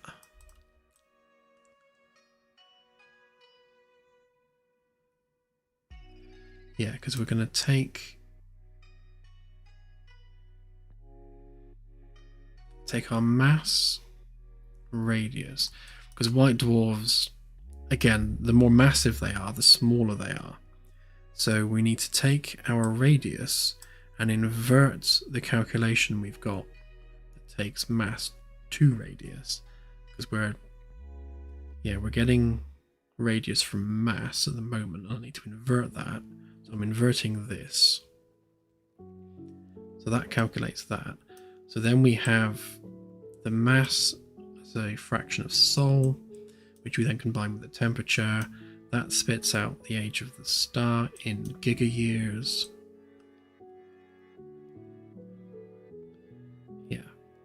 Yeah, and then we convert that to kilograms. That gives us our actual mass in kilograms, and then we can do all the rest of it. So the calculation for mass fractions as well is probably going to be different, because again, it's not a main sequence star, so it's probably not a hydrogen burning star. So we need to make sure we get our chemical compositions straight. And if I recall, there's actually two different flavors of white dwarf, one of which is burning helium and one isn't. So I need to sort that out. Density is the same calculation, so that's fine. The Roche limit calculations are going to be the same, so that's fine. Gravity, yeah, that will be the same, so that's fine. As will the escape velocity. So all those calculations can stay as is. They don't need to be different for a white dwarf. It's mostly just this that's going to be mixed up for the white dwarf. Okay. So for now, we'll take that from 0.15 to 5.5 gigayears randomly, which is wrong for now, but it is temporary wrong, not permanent wrong. Okay, so the temperature regions, that code is going to be the same for all kinds of stars, so that's all right.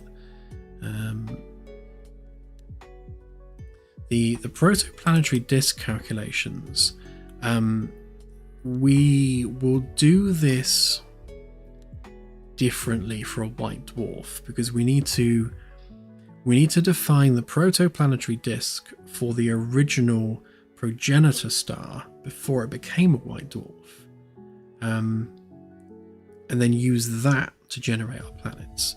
Because obviously, now that it's a white dwarf, its chemical composition has changed, so we'll have to do that differently. Again, it can be wrong for now. That's going to be the same, and then here,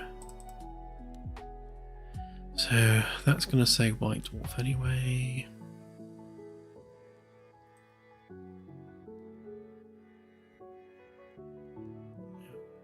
Yep.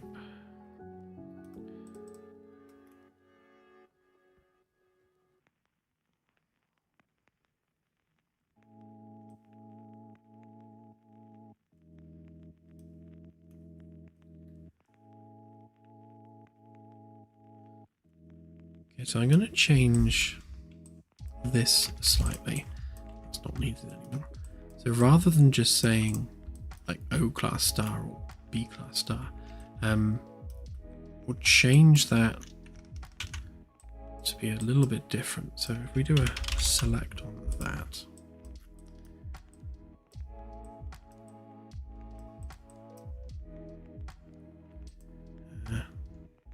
actually, let's do a select on base type instead.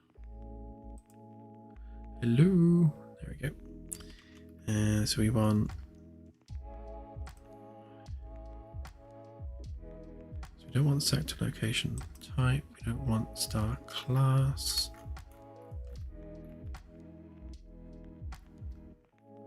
We want our base class. What's our base class stored as? Primary object.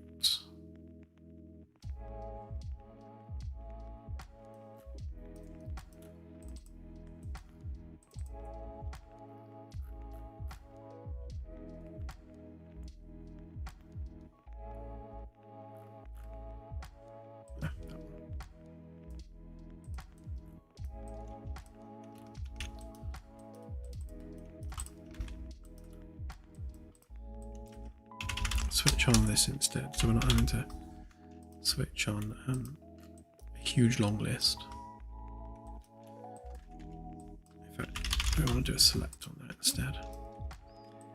Right, so all of those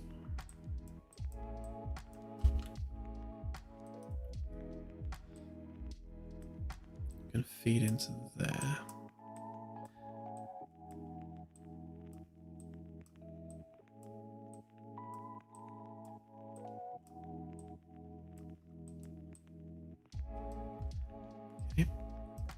So that will just say blah blah blah blah blah class star, and then we want white dwarfs. To be honest, we can probably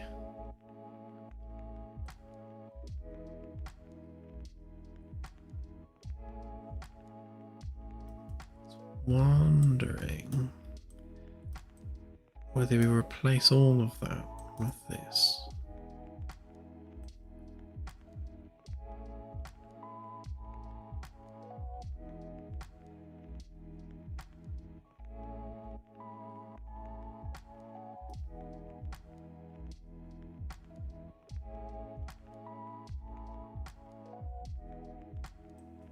You know what? I think I will.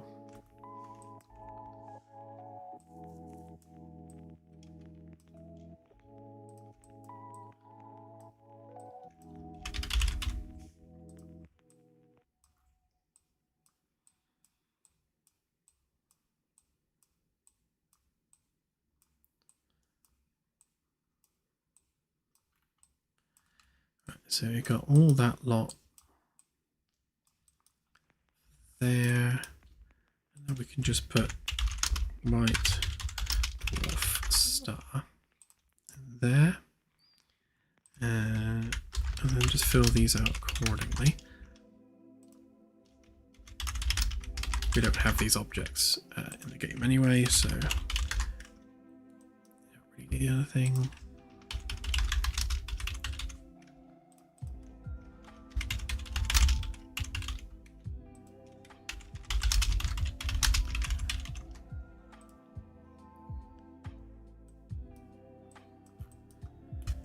Right, then we don't need that, or rather, we could do that.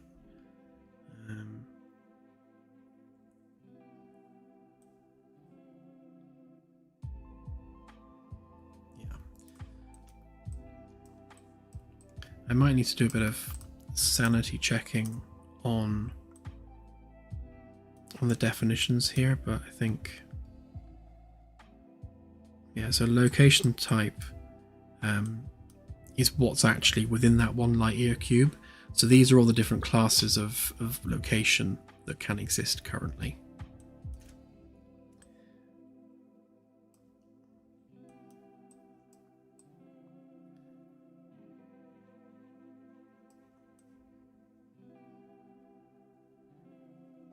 Yeah, double that one up. Yeah, and this is basically the primary object within that location.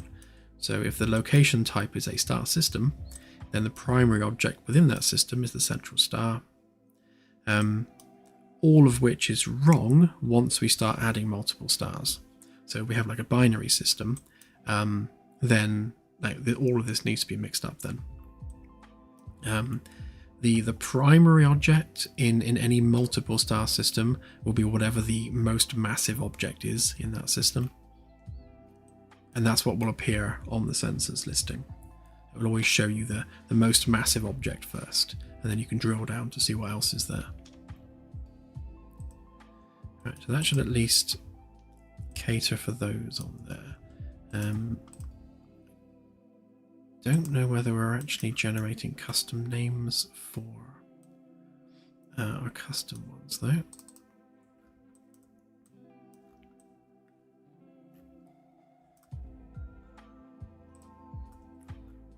Not those, we want real world ones.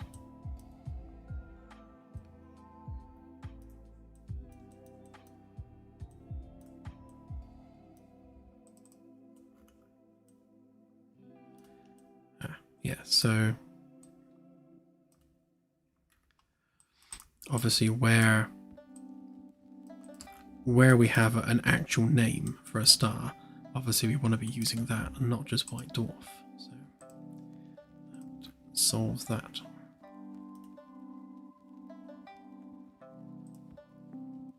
Okay, so that's the name sorted.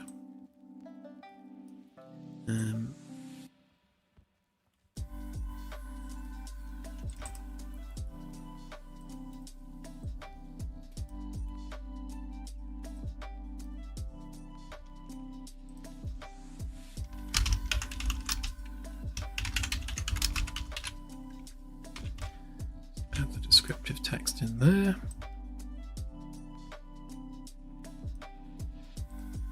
Correct capitalization. That should say a white dwarf star, average temperature of blah, blah, blah, blah, blah. Okay.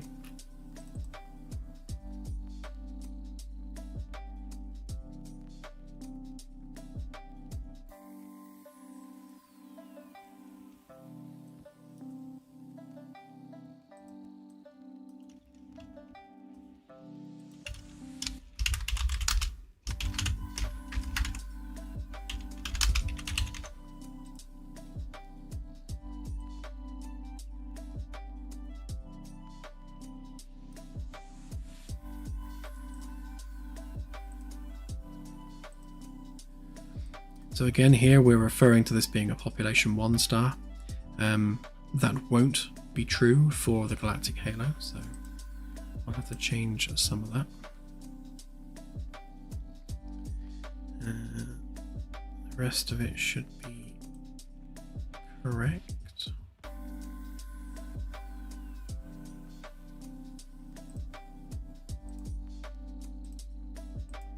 Right, let's just see how that looks on the sensors a minute. We should at least start to see less empty boxes now.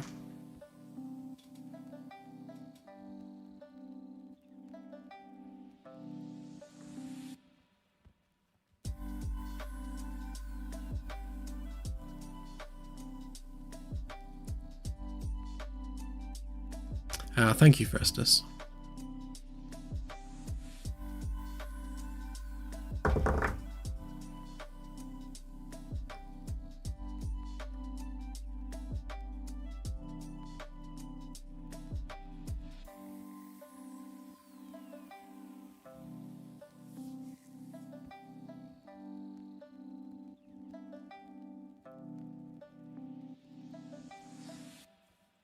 Yeah, if you had a gas giant which was greater in mass than its central star, then it would start to pull the central star out of orbit, because it would be it would have like a pendulum effect, wouldn't it? It would start to pull on the host star.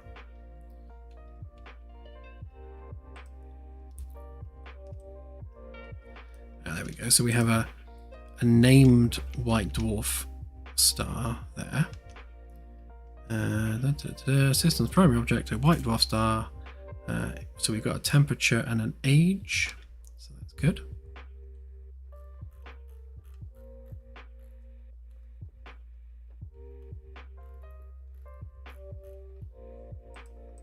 Turn off the auto refresh a minute. So we've got white dwarf there.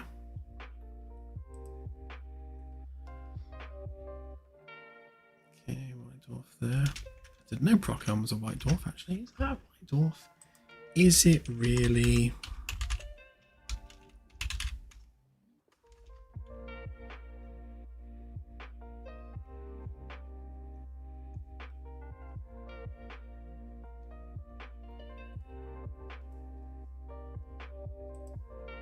Doesn't sound like a white dwarf.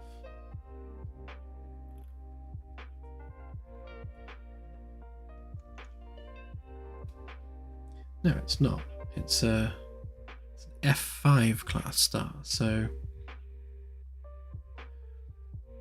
yeah, so this is a misclassification within the real world data, and this is the kind of thing which needs to be sanity checked.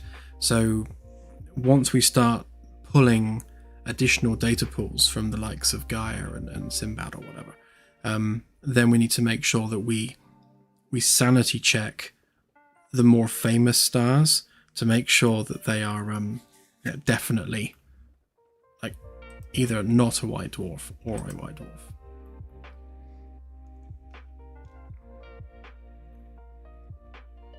That might be a genuine one. But yeah, we're kind of, we are at the mercy of the data, really. Because if the data says that it's a white dwarf, we have no way of knowing otherwise unless we actually do some further background checks. So let's check that one. Iota Persei.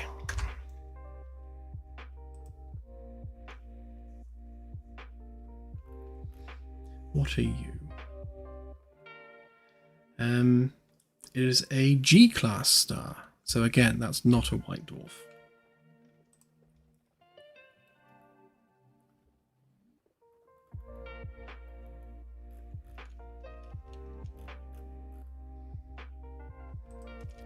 What about you?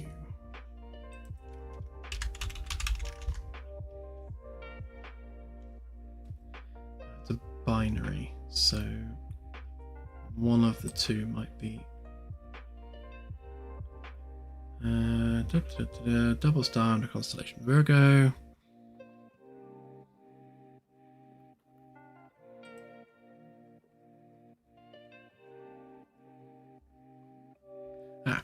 Consists of two nearly identical F-type main sequence stars. So again, not a white dwarf. So it looks like there's a lot of stars classed as white dwarfs which are not white dwarfs.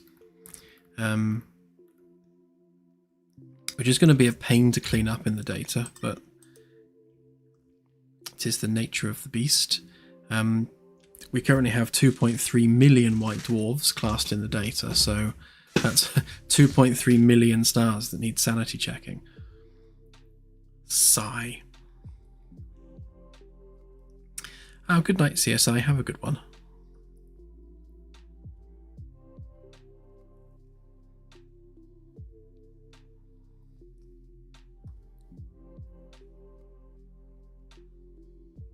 Thanks, Oninoni.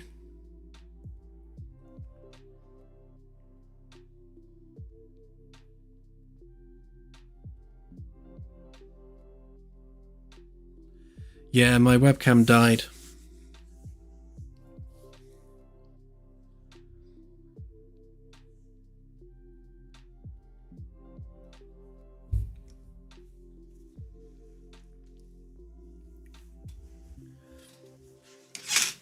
Yeah, I don't think it's quite as straightforward as that, Zockbox, because there are multiple data repositories, and it's not like there's a single public database with all of the sanitized stellar data available. It's, the data is spread across multiple different data sources, and not all of them have all of the data. So and you'll have a situation where a particular field of study needs a particular data set, but that might not necessarily contain the data that you want for your specific circumstances. So you need to find another data set that contains the data you're looking for the same star. So you've got multiple different data sets, all with different data, and then you kind of have to combine those data sources into like a single ground truth. But then if you have two different data sets for the same star, but they don't agree on some of those criteria, it's like, well, which one do you treat as ground truth? So we are, I guess, erring towards using the Gaia data as the ground truth because it's the most recent.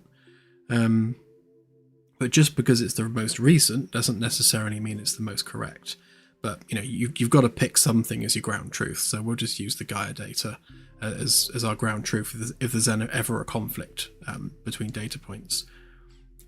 But I guess the other problem is that we don't actually have solid data from most stars, like the one I was just looking at. So this Porrima one, binary system with a couple of F-type stars, but one of them might be a G-type, and it's an F or a G, like they're close together, but we don't have like exact data on these stars. We have most likely, or probably, or evidence suggests it could be. None of the data is exact and precise, and it's difficult. It's really frustrating when working with all of this science data, because none of it is like absolutely definitely true. It's all within a spectrum or within an error tolerance. So we just have to go with the best data sources we can find and take it from there. And when we're extracting the data, things could go wrong there as well. So I'll need to look at why a lot of these stars are classed as white dwarfs. So where did that classification come from? Are they listed as such on Simbad, or did that classification come from somewhere else? It's a nightmare to try and deal with 18 million rows worth of stellar data, which is coming from lots of different sources.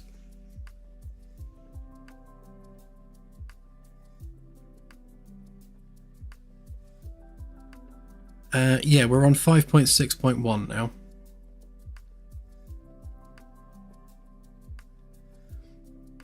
Caesar, that's exactly what we are going to do. So if there's any data conflict, we'll treat Gaia DR3 as the ground truth. So I don't think there's any in here.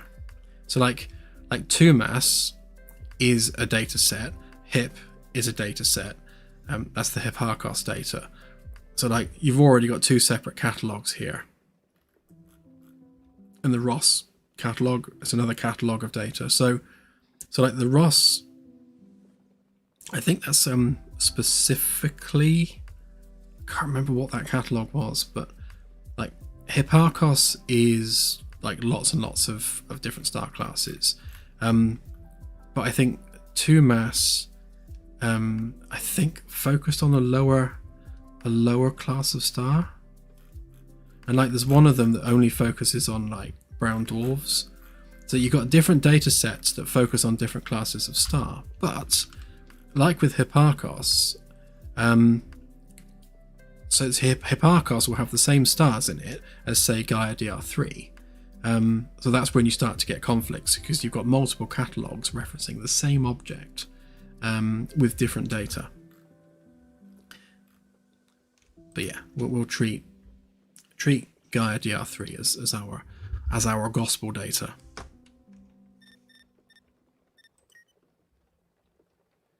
Yeah, exactly. And ideally, I'd like to have more than that. I mean, if I put up Simbad a minute. So what we were looking at Procyon, weren't we? So according to our data, Procyon is a white dwarf. If we look at that on Simbad, so these are all the different names for that one star. So you can see that it appears in many catalogues under many different names. So Hipparchos is called that, but in the HD catalog it's called that. And then obviously you've got some proper names. And do we have Gaia in here? I don't think we do, actually. So like this one, as far as I can see, is not in the Gaia DR3 dataset. So we wouldn't have the Procyon star system if we were only relying on Gaia. It's weird that one's not on there, actually. But yeah, so it's about making sense of all of this. Don't think this one is specifying a class.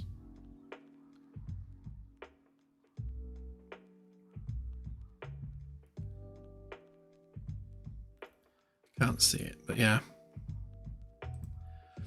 But this is the one of the things with it. So like if you're searching for a star, then that star could be under any name, like any one of these names. And it's about prioritizing certain catalogs over others. I do actually have a list of how we did it.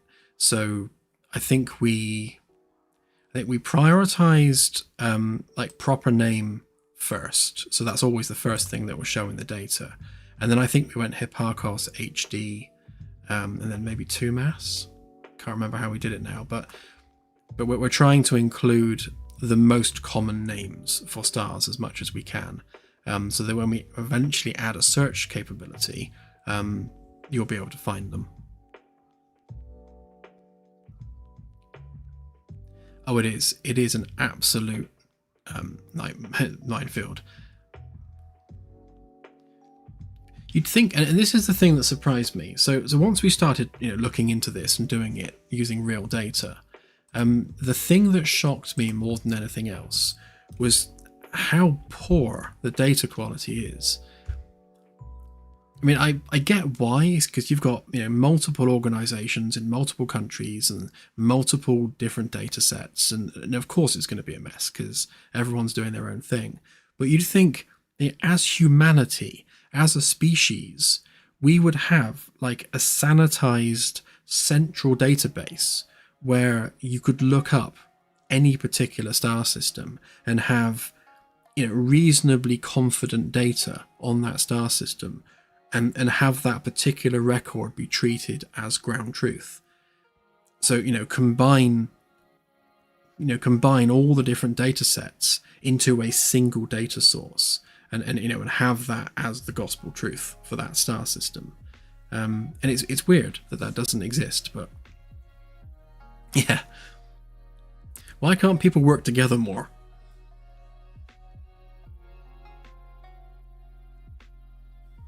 I tell you what, I am tempted to go for it. It's so frustrating working across all these different data sets. I might just have to make it. Just combine them all together, get the most accurate details for each star, and just work from Sol and work outwards. Yeah. At this point in our scientific progress as a species, we should have a more centralized database, for sure.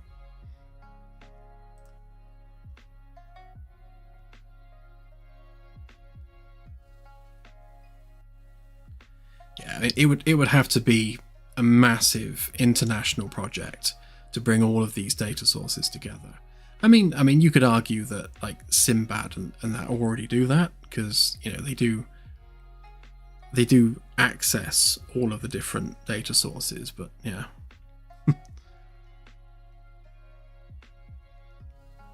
But how nice would it be if any university across the world could just reference a single database to get unified data on any particular stellar object? Surely that would help progress science more quickly, rather than having to try and scrabble through all these obscure data sources trying to find what you want.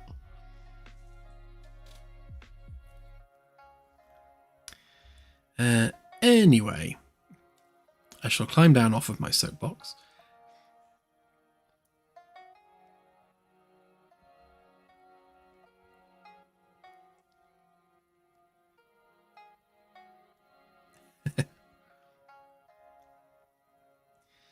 So I think that's pretty much it for at least getting white dwarfs generated. Actually, I think one thing we will do, if we teleport ourselves way beyond known space, then we'll see what procedural ones we are generating, because these are all real world ones. Yeah, so if we go, let's fling ourselves away somewhere. So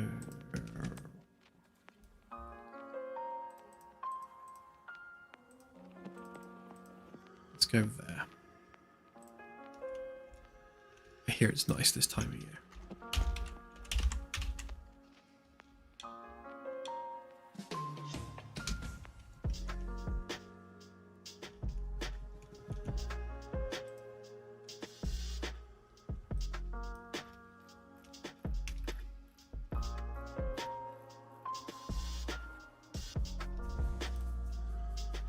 So our region type is spiral arm. So we're in the middle of a spiral arm. So 5% of these stars should be white dwarfs.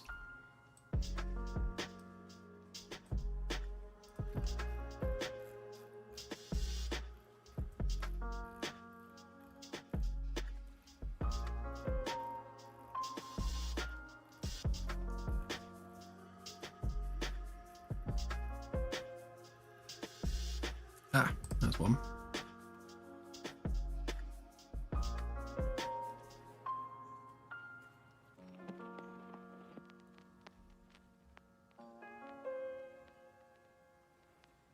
Yeah, so when we do our proper calculation, this will be a very young white dwarf because it's still extremely hot.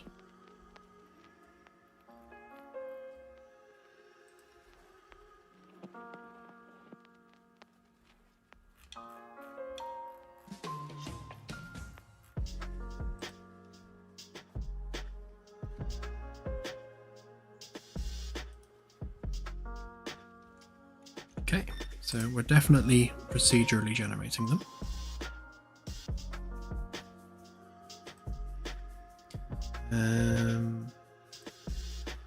What next? I suppose we need to actually make sure that they're being generated visually.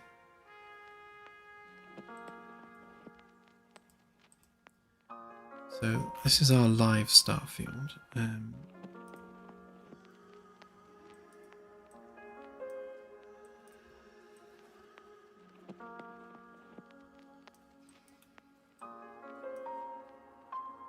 Right, so this is our list of sector locations.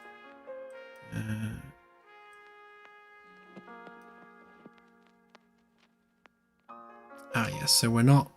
So when we draw the star field around the ship, we're not drawing LT and Y class stars because they are far too small and dim to be seen. And the same is true for white dwarfs as well. Like a white dwarf, it can be smaller than Earth in terms of its size. So they're very, very, very dim objects. Their their apparent magnitude from Earth is tiny. So we don't necessarily want to draw them out the window. I'm going to have to put a range on this at some point though, because obviously when you get close to them, you want to start seeing them before you get within the half a light year point.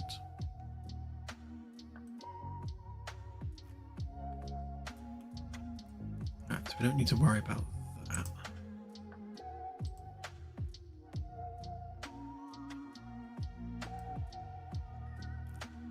When we draw our star system, we need to make sure that we start spawning the right object.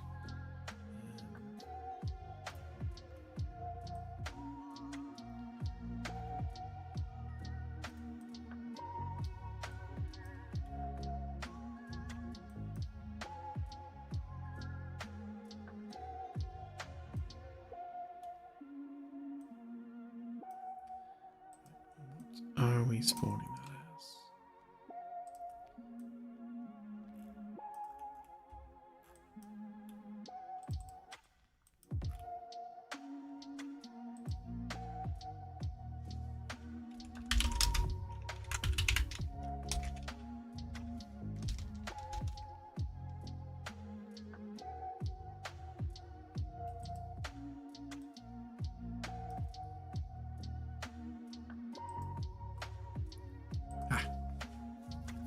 I knew I'd made a class for it. Couldn't remember what it was called. Right, so we want Star White Dwarf. So this is the physical actor that will represent the star when you look at it. And the reason we're going to go with a separate class for this is because we want to generate things like planetary nebulas around the star. So we want to include that within this.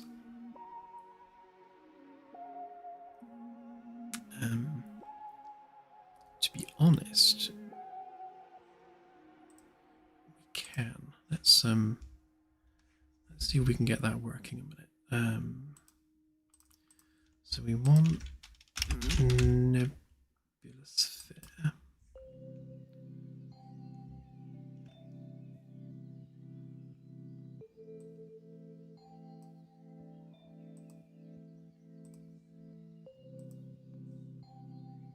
Just to make sure that's the it's going to adhere to the size of the star.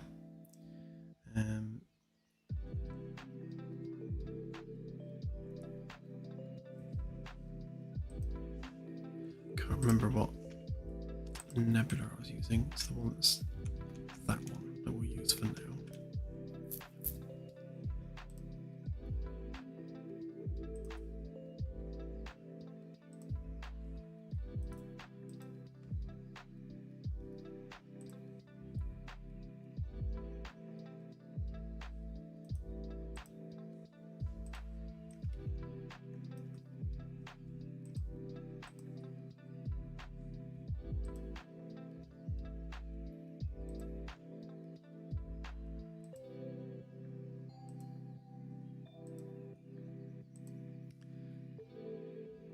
Go through and fix some of these because in order to get the nebula to work properly I had to adjust a bunch of the code for it. So there are a few different types which I need to go and sort out.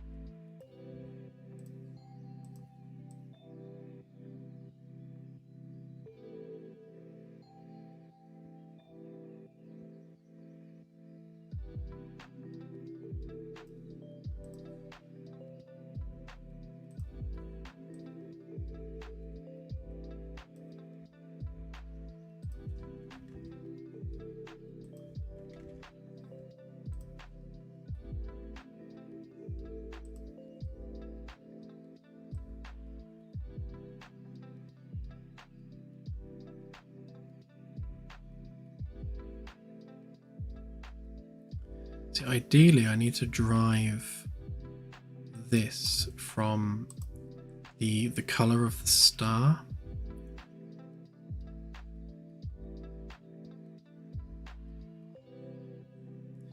Well, I'll have to come back to that. It's kind of like an art direction thing, really. We'll stick that on there for now. Change that one to the White Dwarf one. I will try and drive a bunch of the values on this from the star details so that it picks up the color of the star.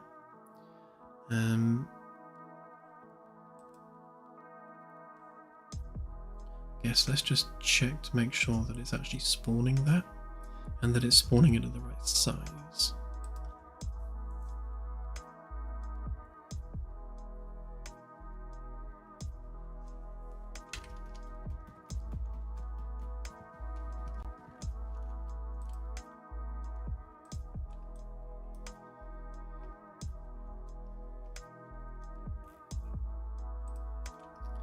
You'll do.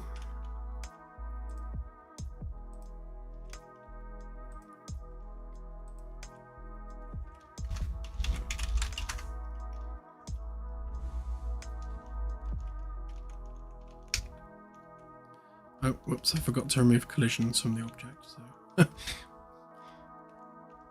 Right, it's definitely there, so that's something.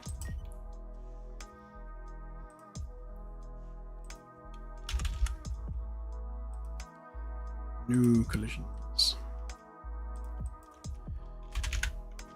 Do not cast a shadow. Do not be used as an occluder. Do not affect navigation. Let's try that again.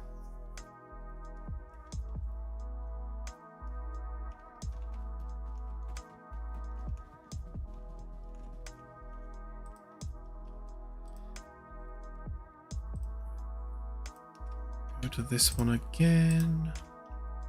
So you take us there.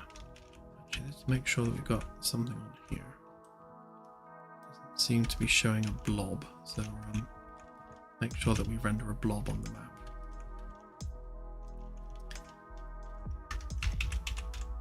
Let's cheat our way over.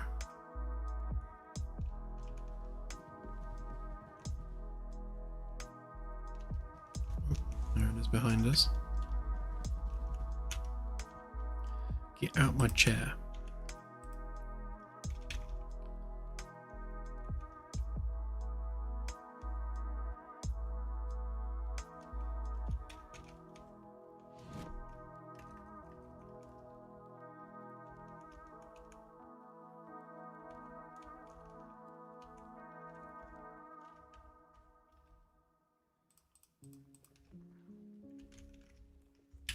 Ooh.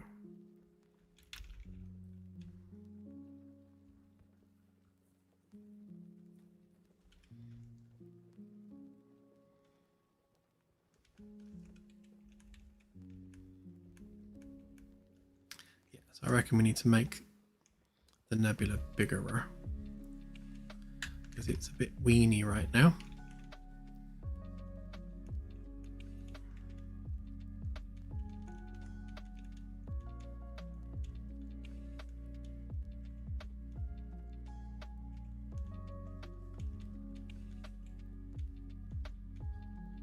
Actually have any surface detail? I don't think we do we?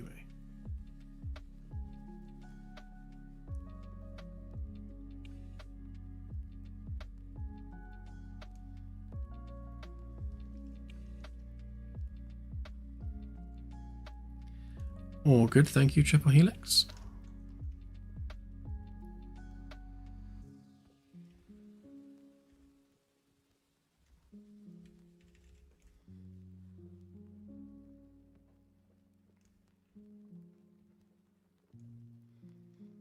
Yeah, so a freshly born white dwarf is obviously going to have a planetary nebula surrounding it. And that's probably going to be less than a light year in size, but certainly bigger than that.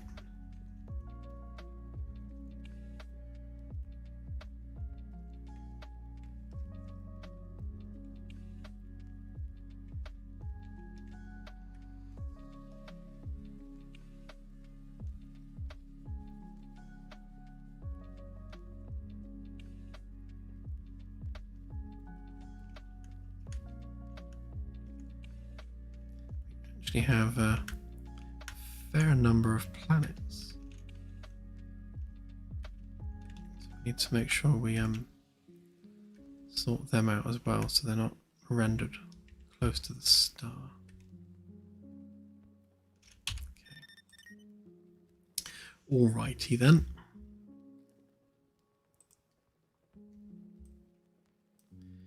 So we don't need to worry about that.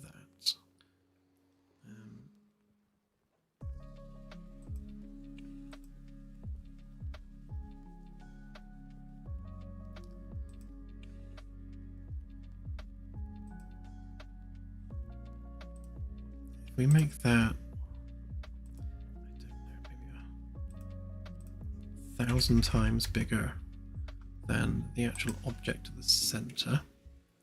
And I'll see if we can start driving the color of that betterer.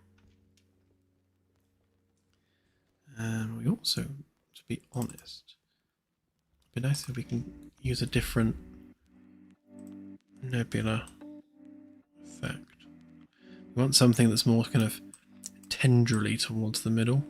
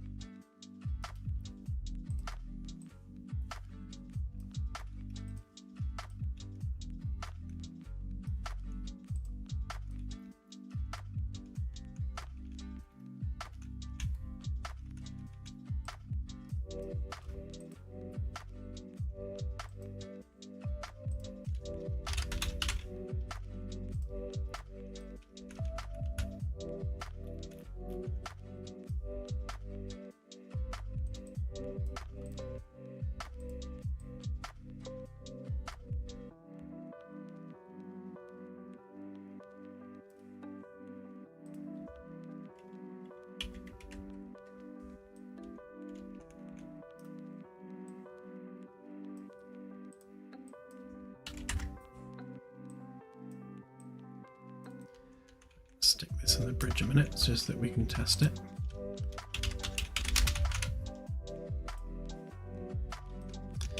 Oh yeah, forgot that it renders behind everything.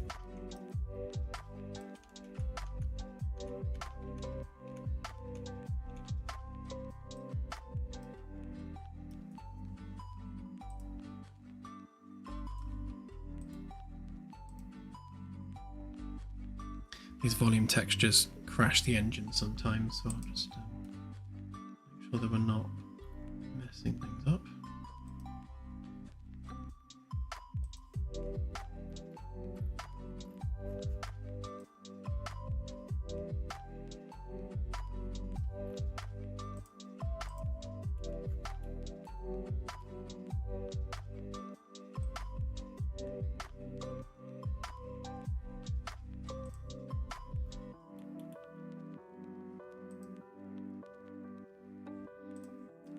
Looking for one which is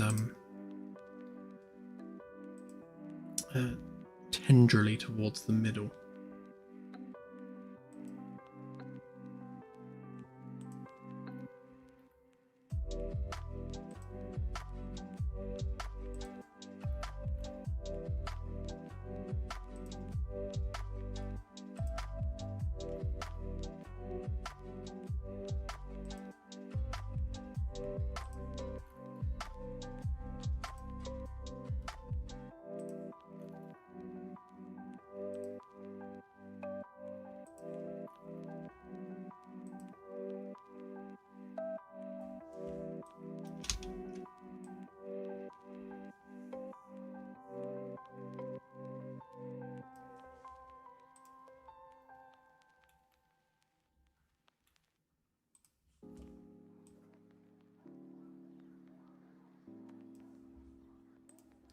We need one with more of a central cavity.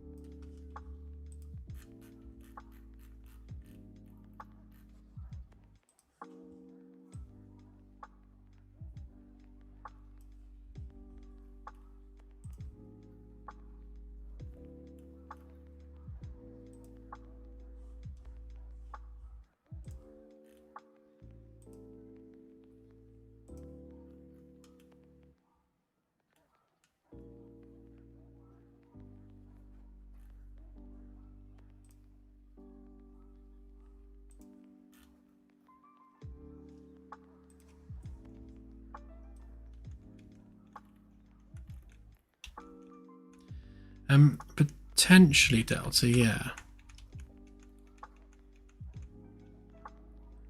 So what I want to do is I want to generate these on the fly rather than using static volume textures. The problem with a static volume texture, of course, is that you are like limited in what the design actually looks like, which is no good. We don't want that. But it's difficult to generate the noise texture like dynamically on the fly. You got to do it via HLSL code rather than just using the nodes in Unreal. But I'm working on it.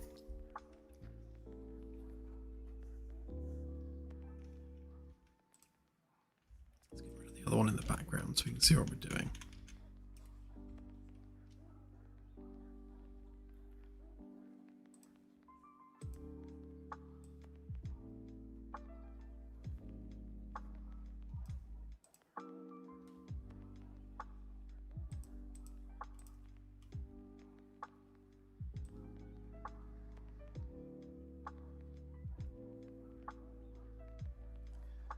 Just working out where the light is coming from these.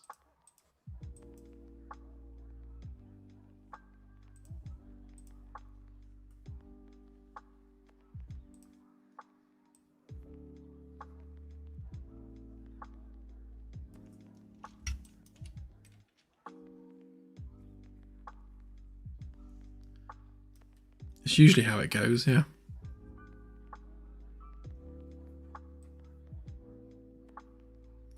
I broke it.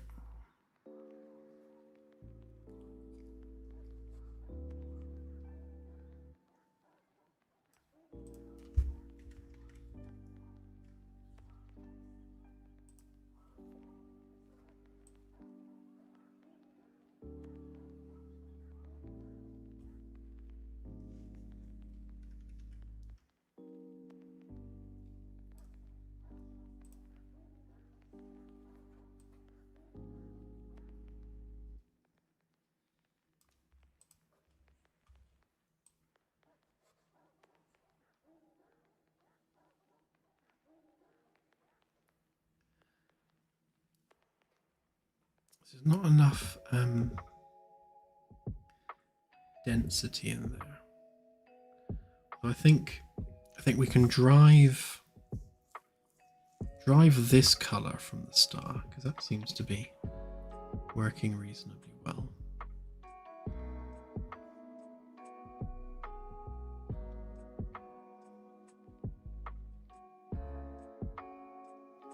And I'm just wondering, for wondering's sake, whether or not we actually feed it the noise texture like dynamically, because we can probably do that. I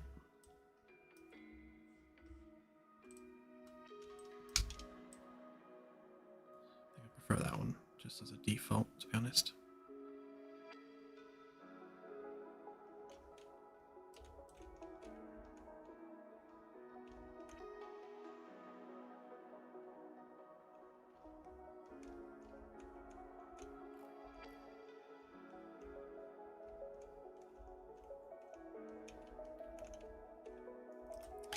Yeah, okay.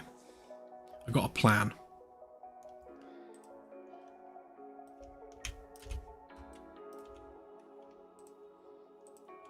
So when we spawn the object, what we will do when we generate the material for it, should be around here somewhere.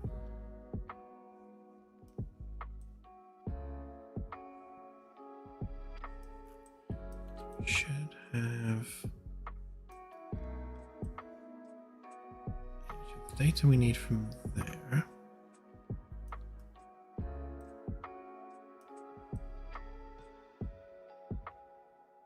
So we set up our light source, set up our little blob, configure the size of that mesh, our nebula sphere is a child of that anyway, so it will change its scale accordingly.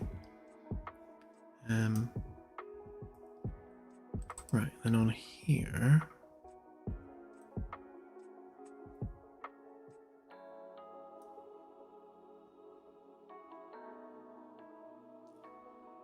so it should be generating a standard star texture, then setting the mesh.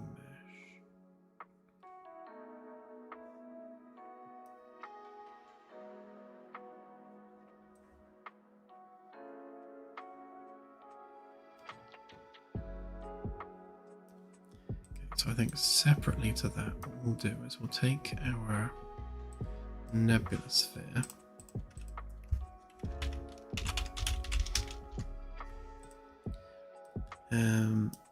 right, so we should be getting the temperature, yep.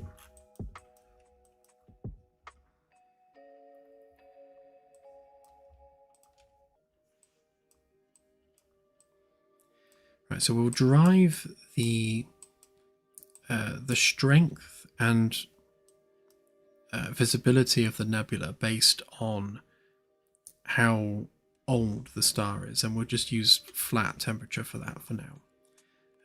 So first and foremost, let's say if the temperature is greater than 10,000 Kelvin,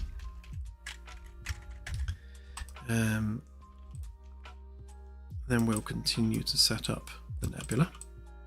So that's like an active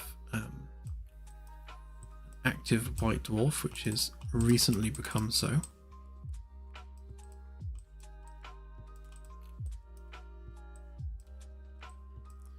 And if it's not, we will just destroy the nebula because we don't want it.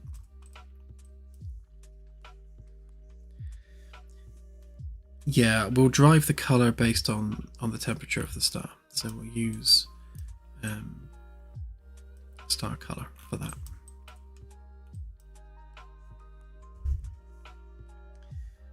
So we want to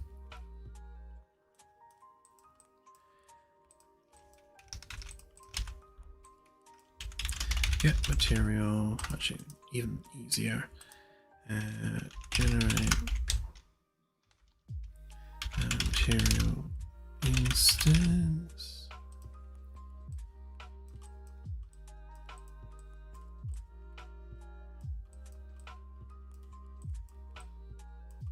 I would actually drive this by using custom mesh data in the long run, but for now we'll just do a material instance, and that would be Nebula a white dwarf.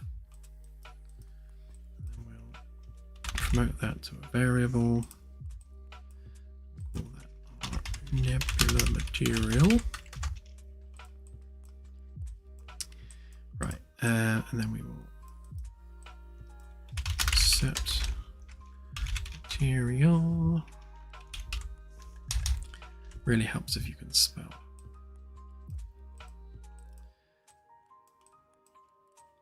Right, so we'll set the material on the mesh to be our custom dynamic material instance, which means from that point, all we need to do is take said variable and apply things like star color. Yeah, and then we'll set the visibility based on age. So actually, if we change this to 9,000 Kelvin,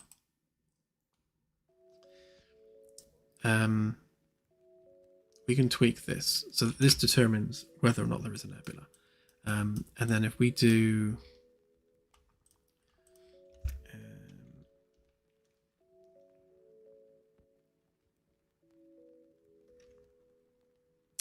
range clamped.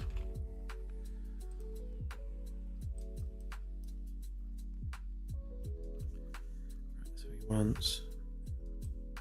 definitely want that. And we definitely want that. Right, so from 9,000 to, let's say 15,000, we want a range of 0 to 4.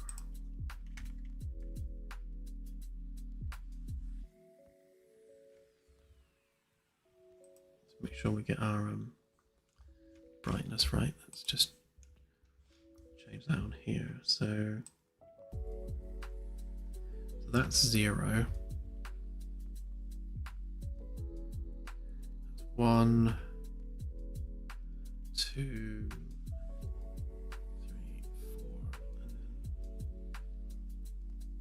4, and then that's too much. Maybe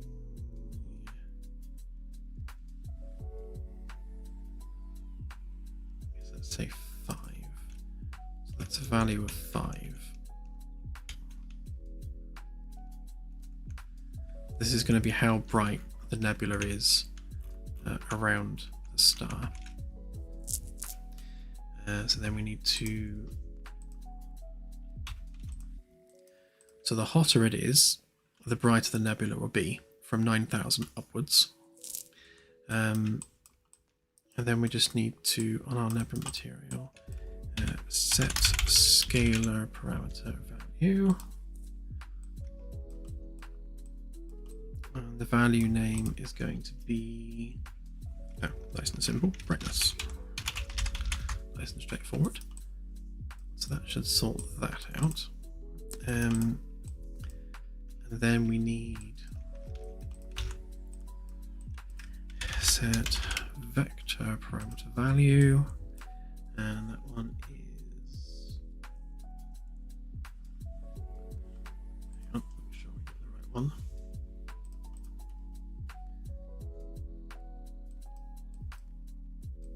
So the light color is white.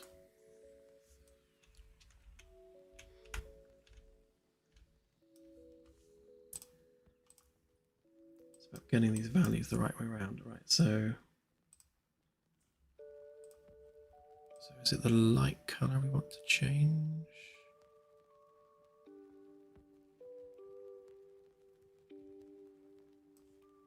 Probably not, to be fair.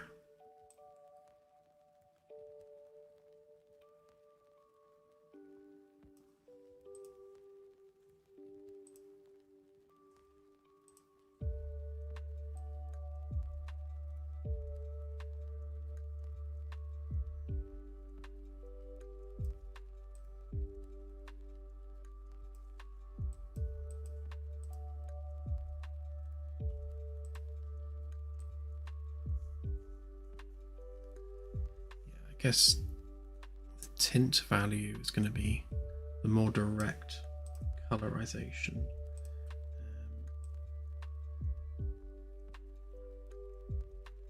Because if the nebula was, say, blue, and we tinted it with red, then yeah, it become purple. So let's...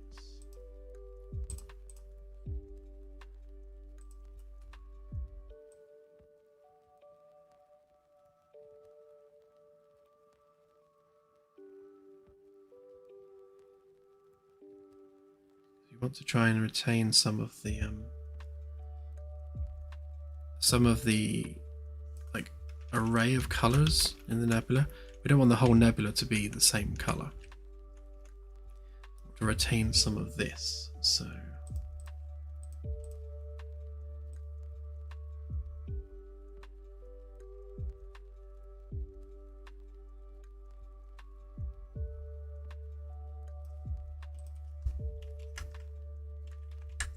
check on opacity clamps on that. So saturation of 1 makes it stupid bright. 9 is probably more reasonable. So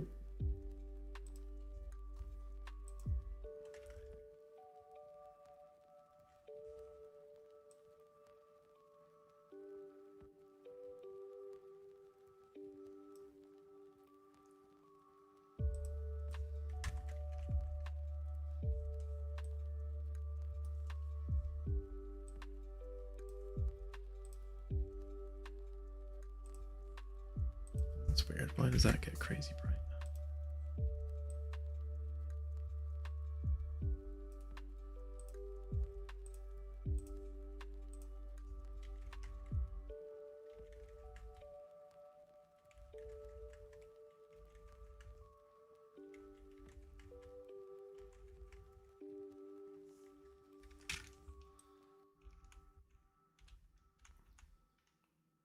Yeah, that picks up a bit more detail then.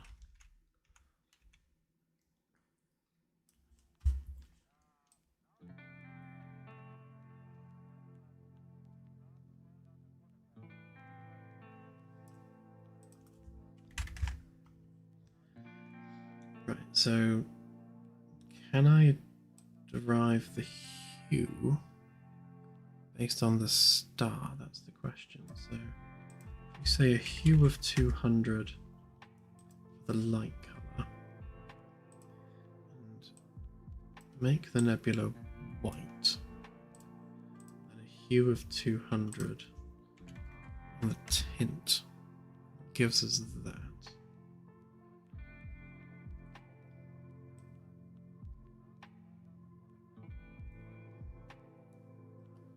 Right, so tint overrides the whole thing.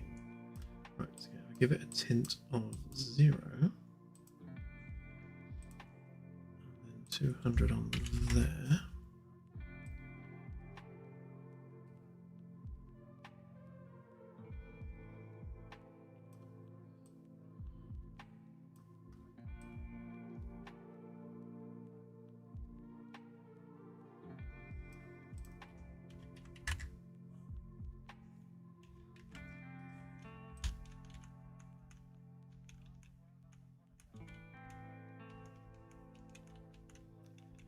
Trying to balance the color blend so that it's not like over or under saturating.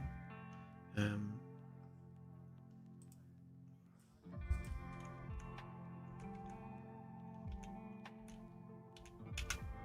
don't want any crazy dense bits there.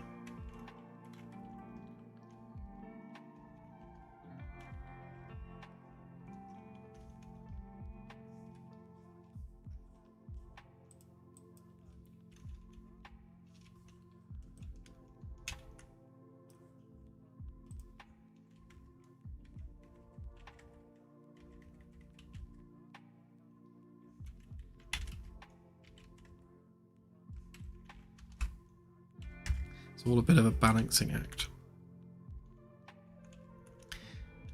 So I think we probably need to drive that hue value in 2 different places at once in order to get the coloration to match. So if we wanted that to be, let's say 50 on the hue value there and there. Okay, so it makes the whole thing yellow, but we get some weird blueness coming into that, which we don't necessarily want because it's not very realistic looking.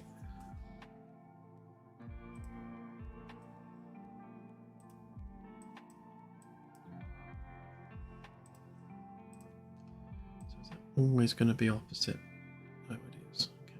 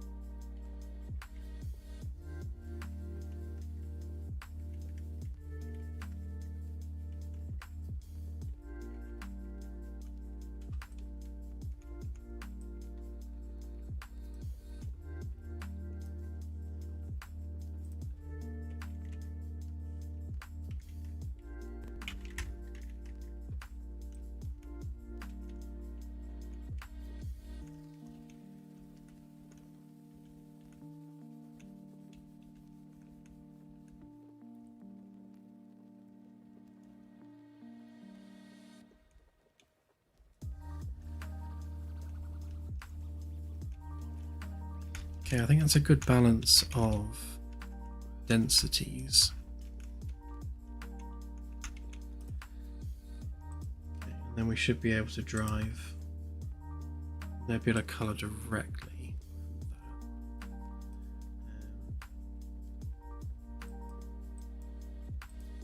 Or we could just use the tint value instead.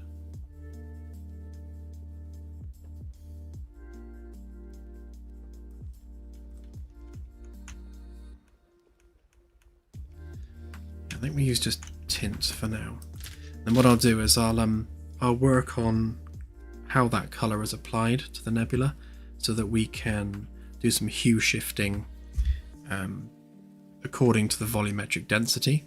So the more dense the volume texture is, the more we hue shift, and that should give it a lot more structure in terms of its color. But for now, that'll do. So just set brightness of 5. Density can stay the same. Make sure the light color is white. Okay, so that will be the tint. Oops, no, not tiny. Tint. So we'll drive the tint parameter with the color of the star.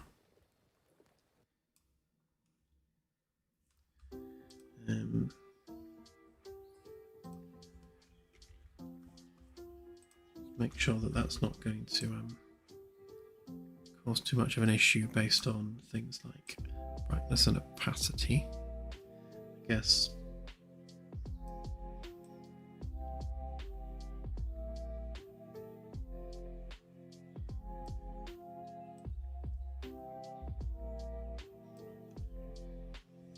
So what I might do actually is if I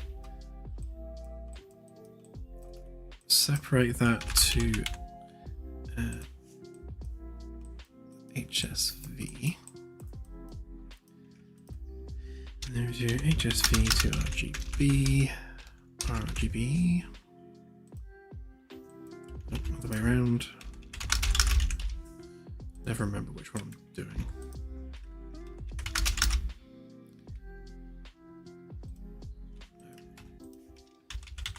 Which one is it? That one? Yeah, that one. There we go. Right, so we'll take our hue, our saturation, and then we'll just force the brightness at 1, just to make sure that we're not messing with the brightness that we're using here. So we're only driving the brightness from one place rather than having it as part of the color. The hue and the saturation should be all we need anyway. So we've got our brightness sorted, we've got our color sorted. The only other thing we can drive from this is we can set texture. Can we set texture? We can. I can never remember whether you can with these, but yeah, you can. So this one would be distance texture. And for this we need to make an array.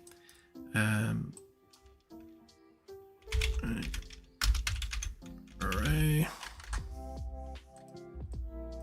Fine. Texture object reference. Texture. Now we're going to do a soft object reference because we're going to add all of our textures to this array. And we don't want to do a hard reference, otherwise it will load them all into memory, which is bad.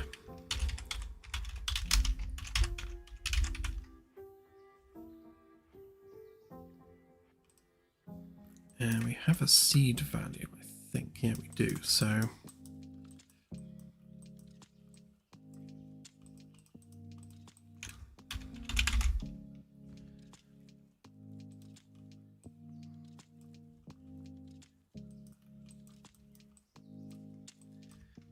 load asset blocking.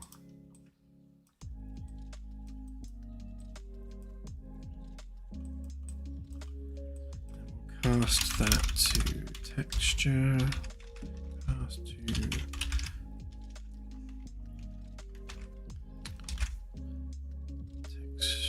texture should be the one. Texture object reference, yeah.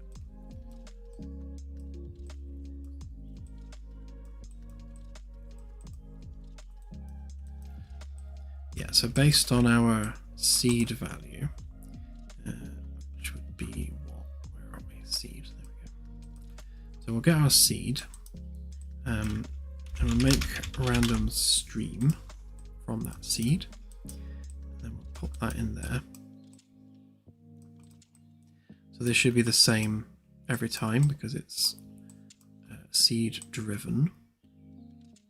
And what it'll do is it'll just grab a random nebula texture based on our array of nebula textures, which we just need to build as part of this actor. So save that, and we've got A, B, C, D, E, F.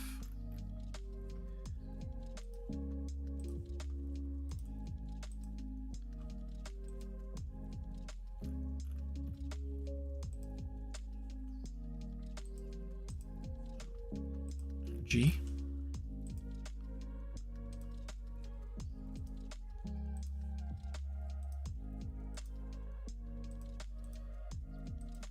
Paste all these in and I can select them more easily.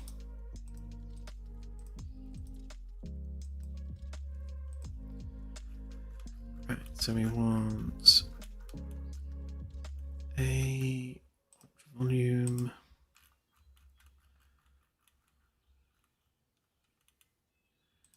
B, and so on and so on.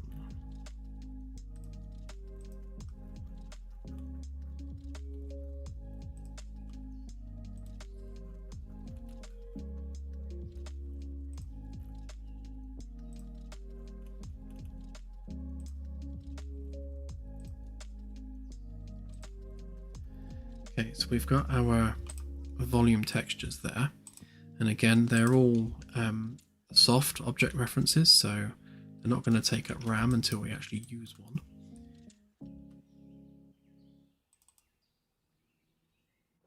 I'm not quite sure what the difference is between the ultra and the low, unless it's just literally texture resolution perhaps.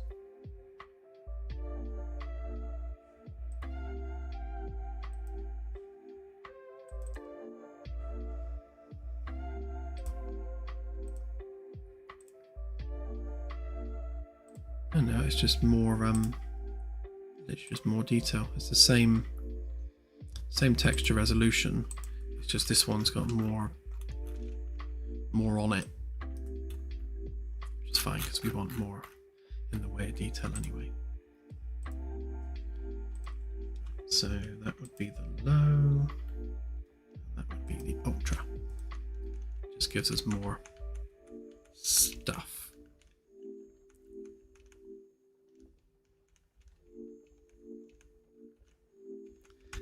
So we've got this kind of saturation issue here where it all just goes the same texture. That will be fixed once we have more of a color spectrum riding through it.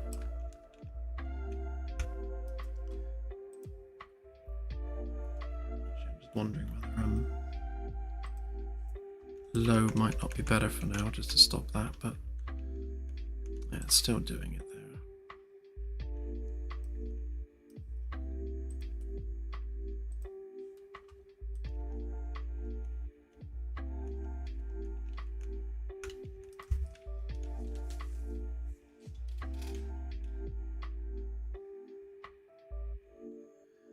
Other thing we could do with that is maybe drive density from that as well.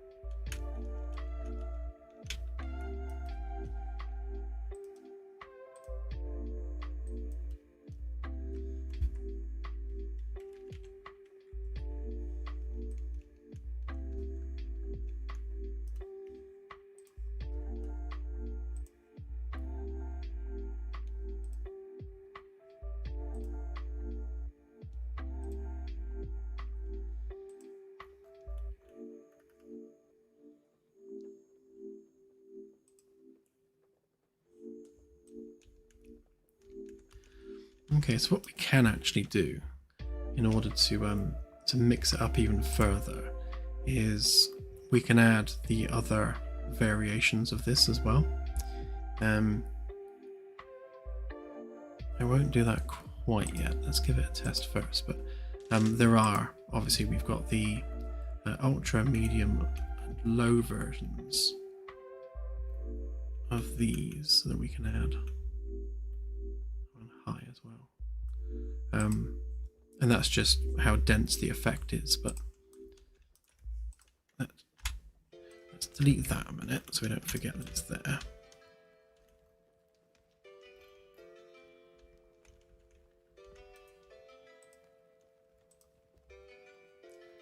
Right, so if I did all that right, then we should have a nebula around the white dwarf, which is the same color as the white dwarf.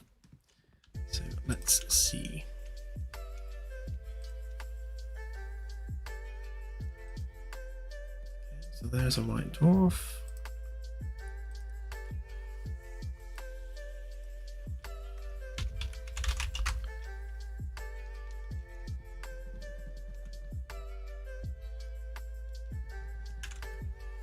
So immediately at face value, I'm thinking that's not the colour of the star.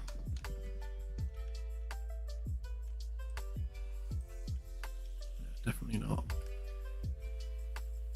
So it should be 5,500 Kelvin, which would not be that colour.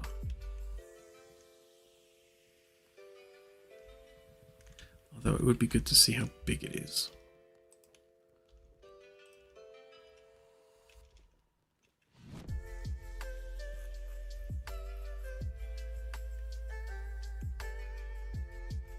Because we want the nebula to be approximately the same size as the star system.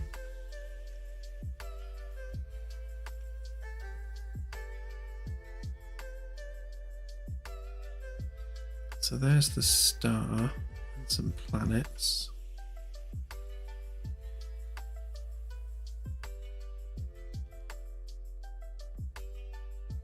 Yeah, so that's about 1 AU.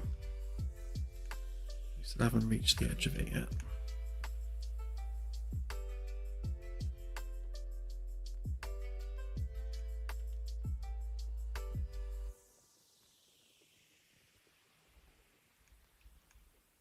Okay, that's about the edge there. So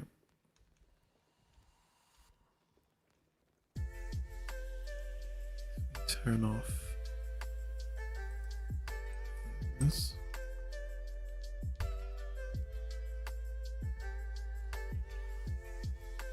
That gives us a nebula that's about 5 AU in size. Should probably be a fair bit bigger than that, to be fair.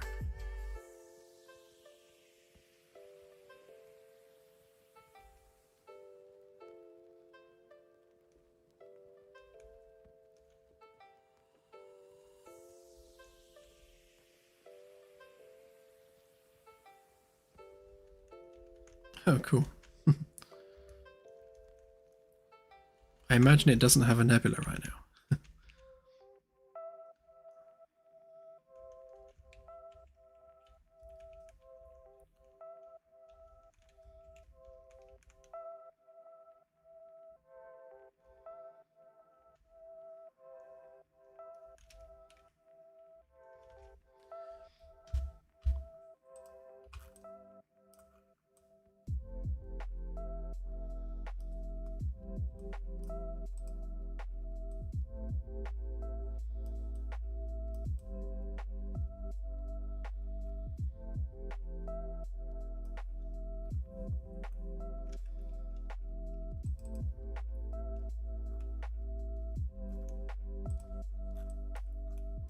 Just thinking actually of driving this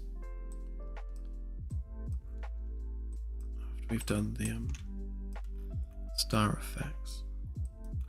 But I am wondering whether or not that's failing. Because when we when we cast to the object,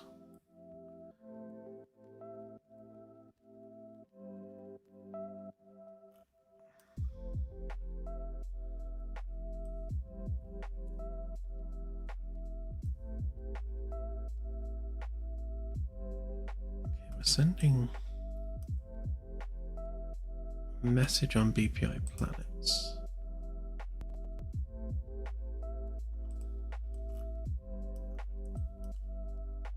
We should be referencing there. So we are implementing the event.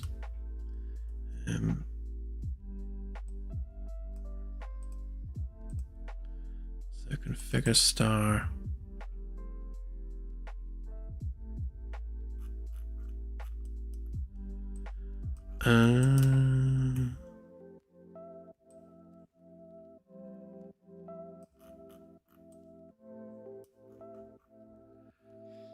Okay, so we're actually not using the right event net. Oh, that's interesting, actually.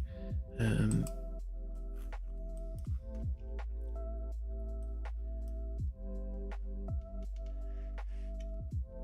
we're adding the actor, setting the class. We're not doing that. Then we are sending the blueprint interface for configure star, which we weren't using on this one. So does that mean we're not using it on this one? And we are on that one, definitely. What about the other one?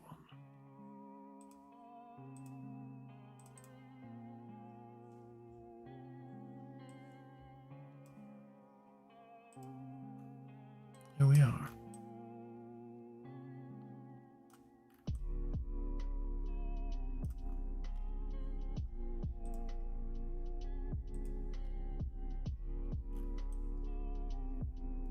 Weird. Wonder why it replaced that. I wonder if it's because they duplicated the actor.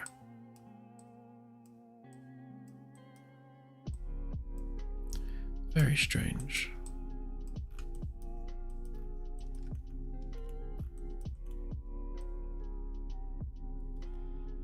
So something else I need to do, of course, if hollow display is true, then we need to destroy the nebula sphere.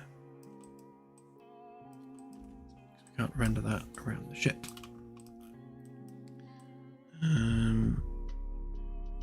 Right, let's try that a minute.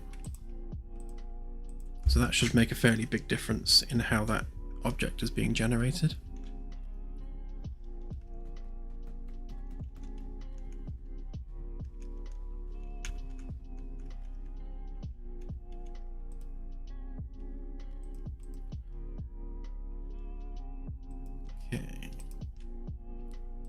Send it to the helm, take us there, teleport there.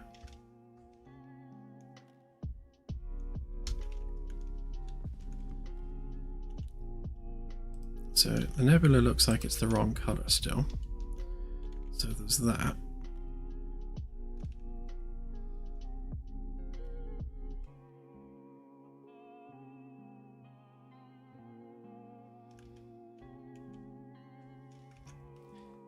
Am I completely missing something here?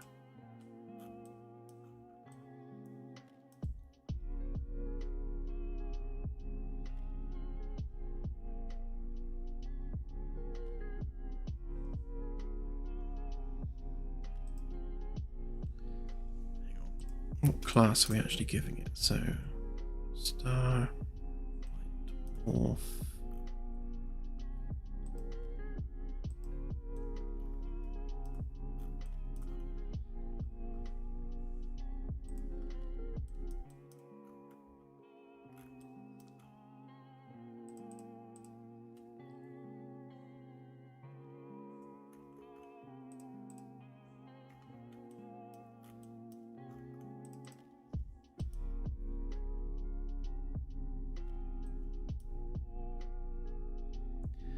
Okay, we're doing it as a custom class.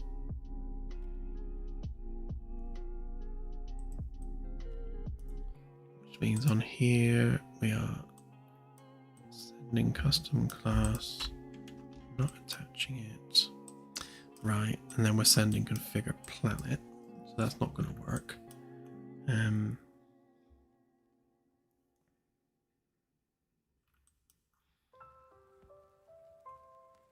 Right, so we need a new actor type on that enum.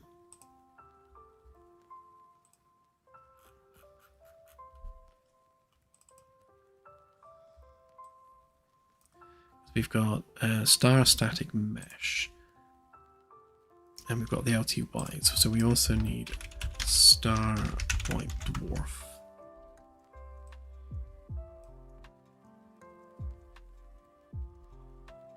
Okay.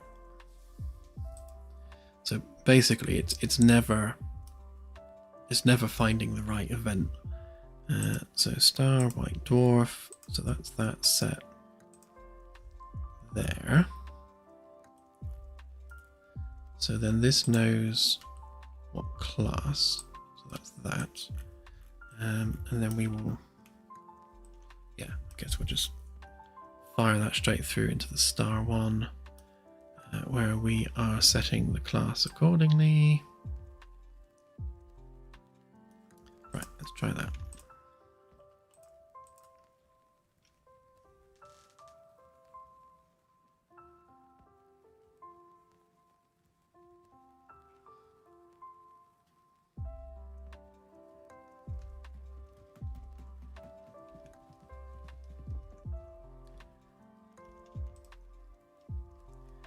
Right, hopefully this time it would have actually generated the data properly.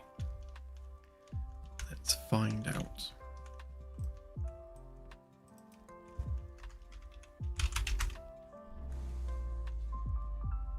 Okay, so we're inside something.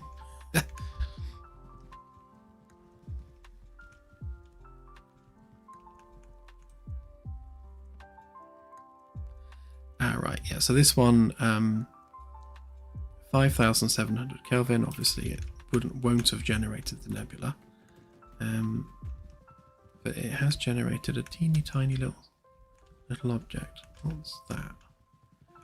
Why is it there?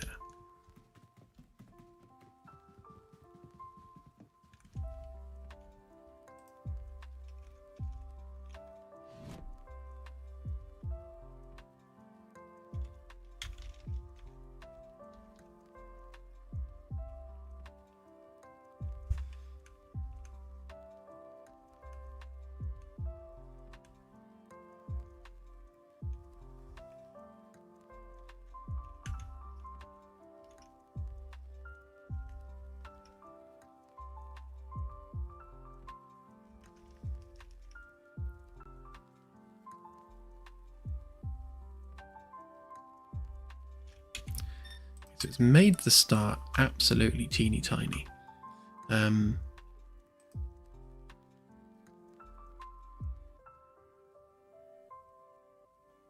that will be because why? So it's taking the radius value from here. So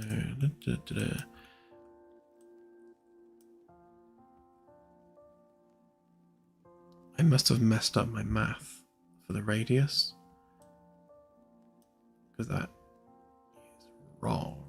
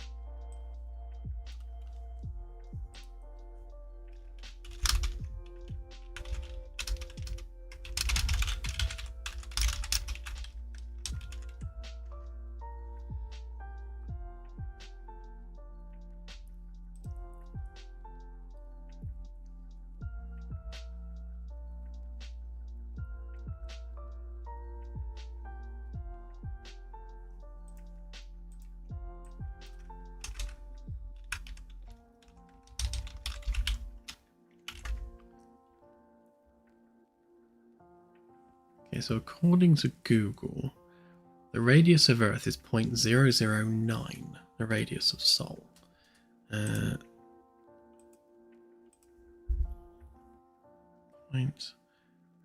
Yeah, so that is within that range, definitely. So that can't be wrong.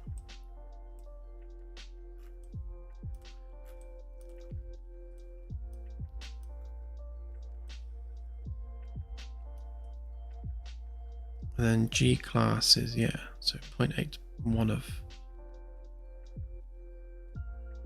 Sol. So that's definitely as a fraction of Sol. So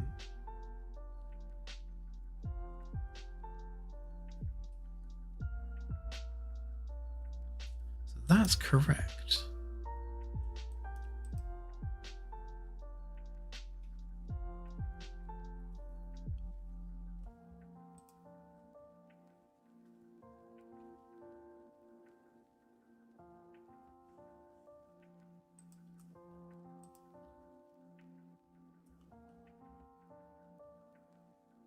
Okay, we're using the same fraction there.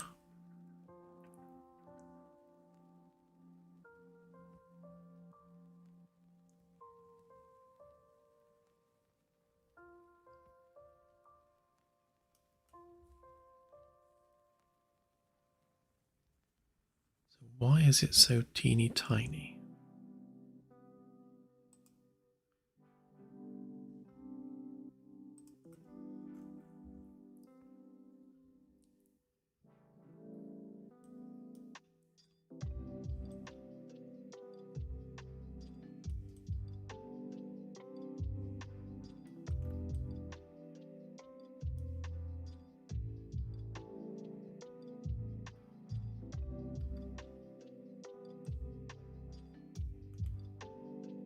I wonder if it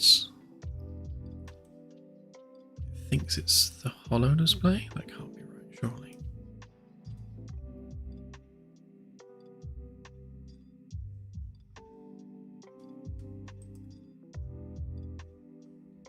No, because we're sending no value there, so that's false. So, oh, I bet it's this.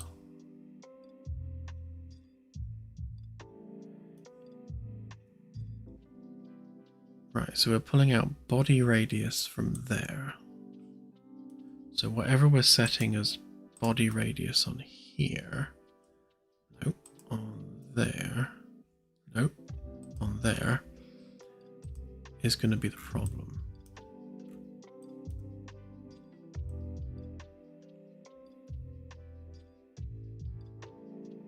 That one, so star radius.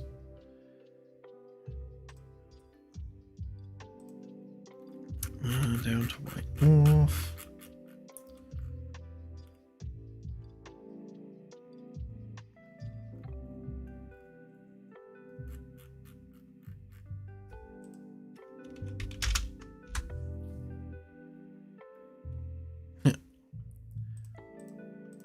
+1 for spelling.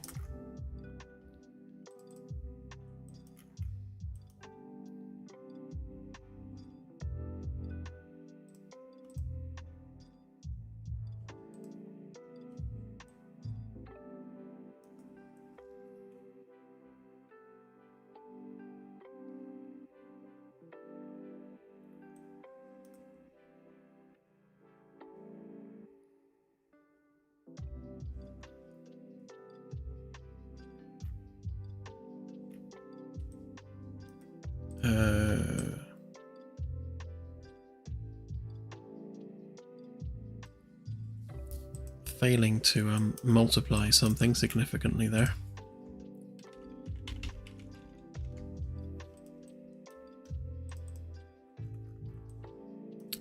Right, because we're using the black hole code. So we need that.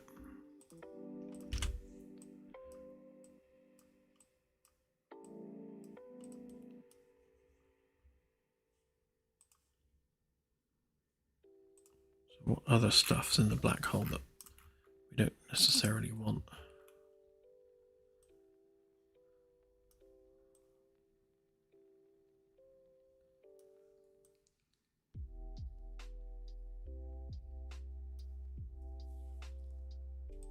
Yeah, the mass calculation's going to be wrong, isn't it?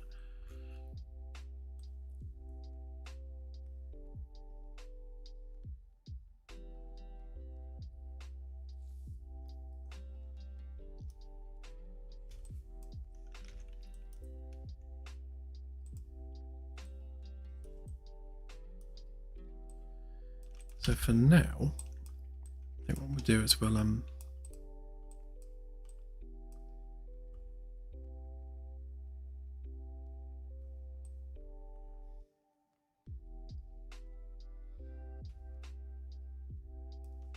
see, we should be able to work that out from the density, although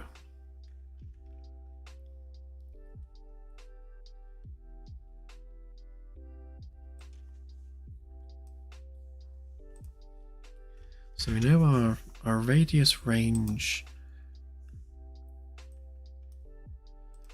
is from that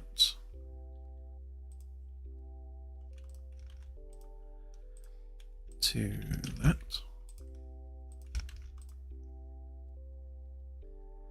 And then the mass is going to be, so that's about 0.4 of Sol to 1.4 of Sol.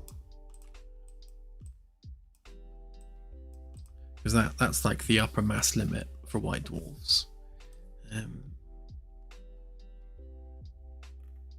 Right, that should fix that.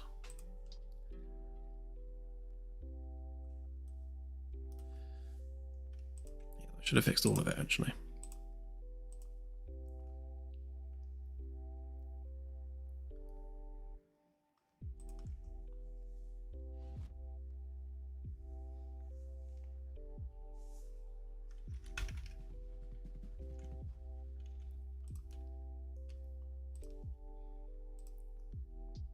Right, given the temperature of this one, it should not have a nebula, but it should be in the right place now. The right scale.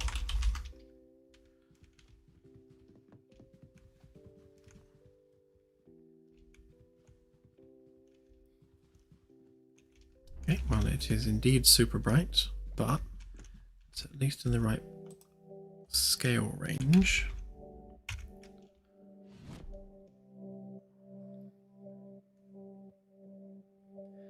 Yeah, so we're 13,000 kilometers away, and this should be approximately Earth-sized. So let's whiz over to it and wonder why we're getting blinded.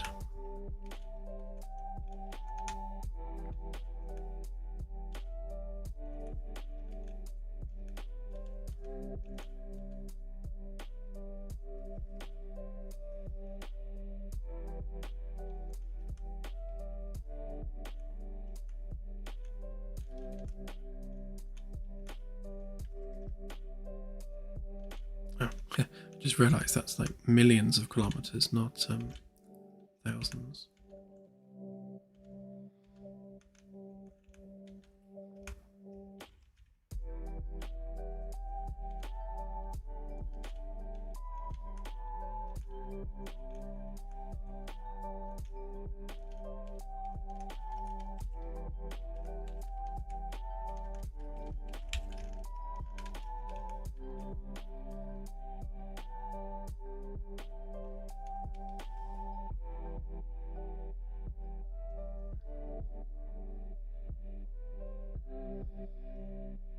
Okay, so it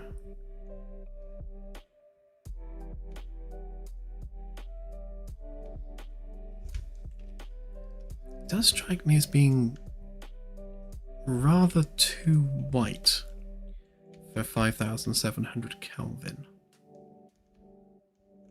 I mean, the scale of it is correct, so that's that fixed, but maybe not the right color. Let's find a different one.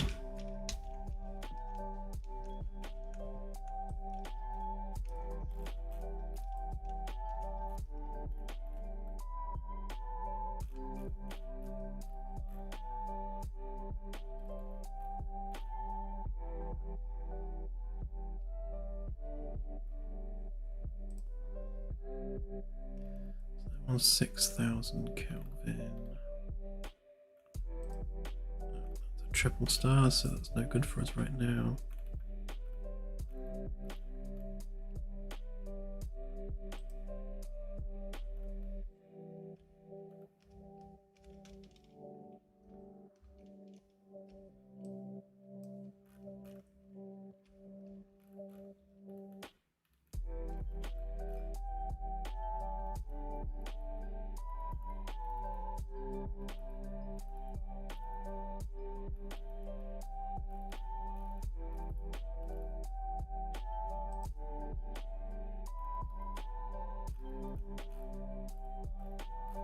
Trying to find one which is either really hot or really cold.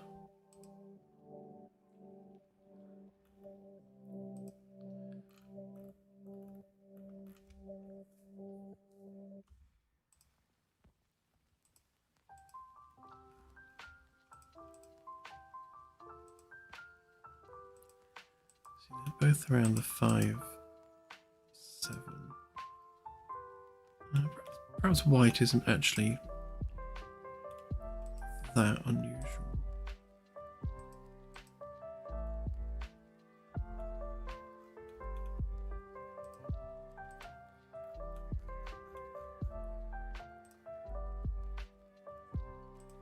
So Altair has a slight blueness to it. Let's go and have a look at that one.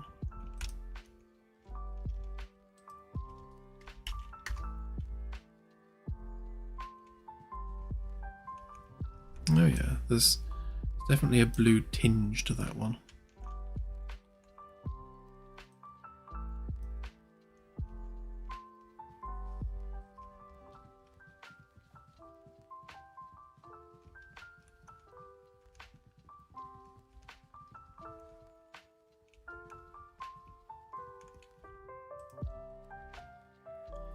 Let's see if we can find a procedural one.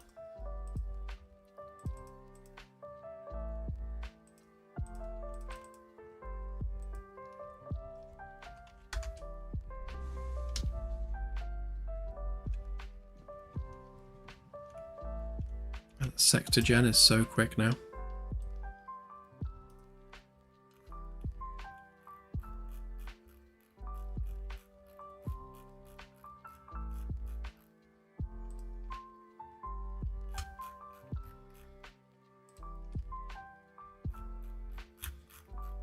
Couple of 8,000s.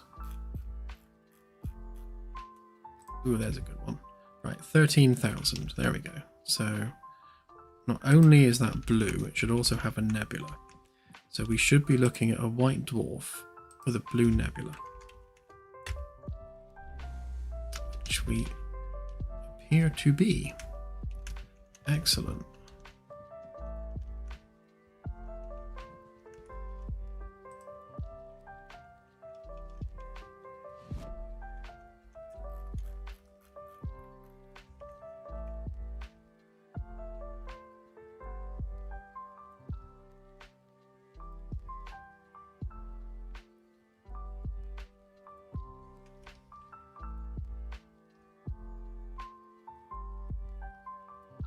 I need to sort out that sun flare. I don't know why it's so stupidly bright.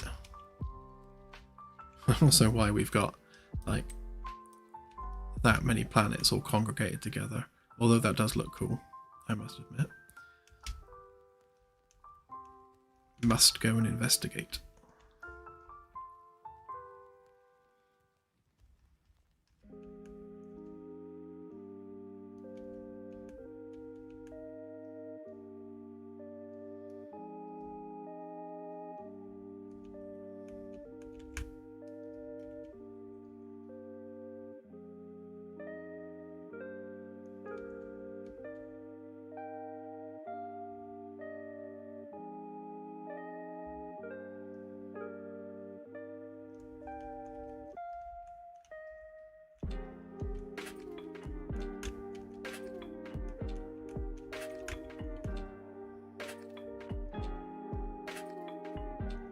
Ooh.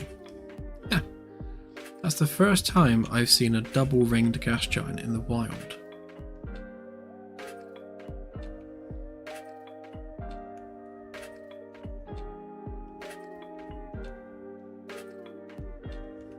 So you can see it's got a secondary ring at an acute angle, which means this has had a relatively recent collision event, which has formed a second ring, which is kind of cool. Yeah, I've never seen one before, other than like ones that I've manually forced to exist. Very cool.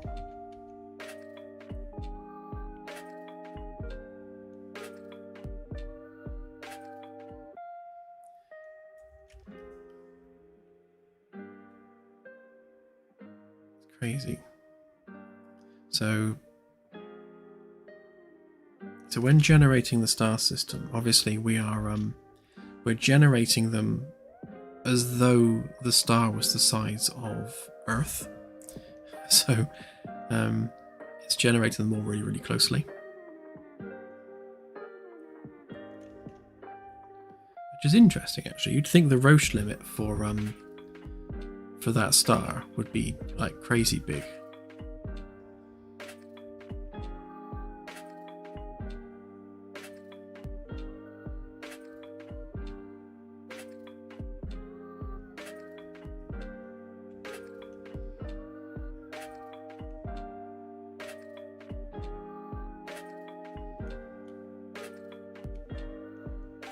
That does look all kinds of cool though. Turn off those labels. Okay, off my screen.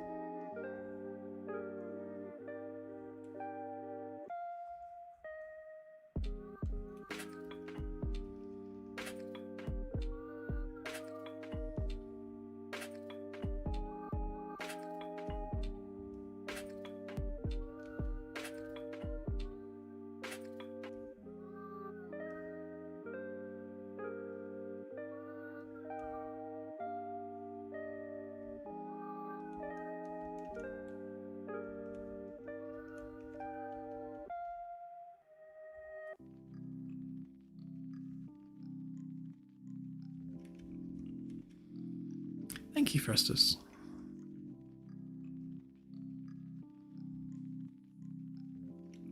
So the nice thing with these is the actual volume texture is going to be randomized, so they're all going to look a bit different, and both the opacity and color is going to change depending on the star. So they should all be fairly unique looking, which is nice. Yeah, definitely. Now I'm going to make the nebula bigger because that's only about 5 AU, which is not big enough. But, looks pretty cool.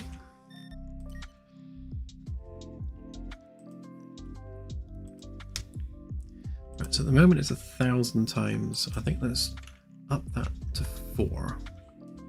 That just make it significantly more AUs wide. And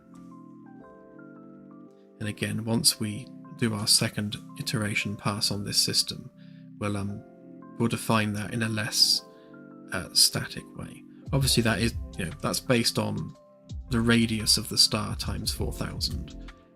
So there is some randomness to it, but could do with being more random than that. Right, but the question is why is the light so bright? And I imagine that's probably something to do with the looping function there. So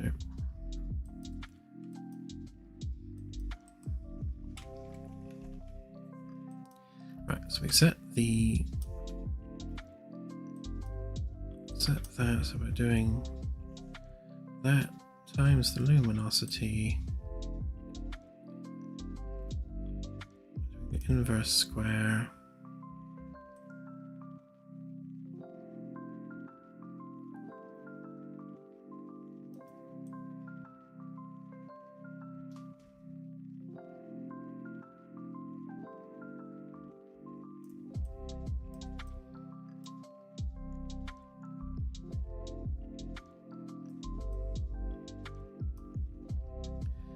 Yeah, I think the luminosity value is obviously way off. But why is it way off? That's the question.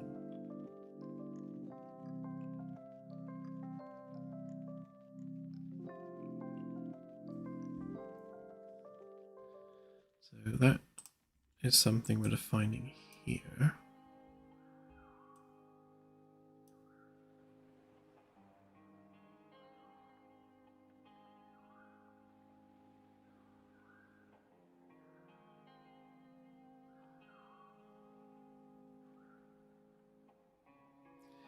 I think it's this range is basically mapped too high. I think that's generally the cause of the issue there. If I turn that down a lot, same there, because there's such a wide range between 5,000 and 30,000, it's always going to be erring towards the higher value.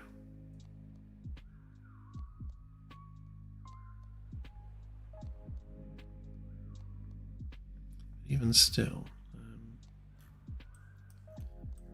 see the luminosity for 5,000. Yeah, it isn't much beyond that anyway. Well, unless something else is afoot, that should be that shouldn't be that bright. I think what I will do though is I will scale the nebula brightness and presence down so that they're more visible, because most of them seem to be significantly less than 10,000 Kelvin. So where are we? So if we change that to 7,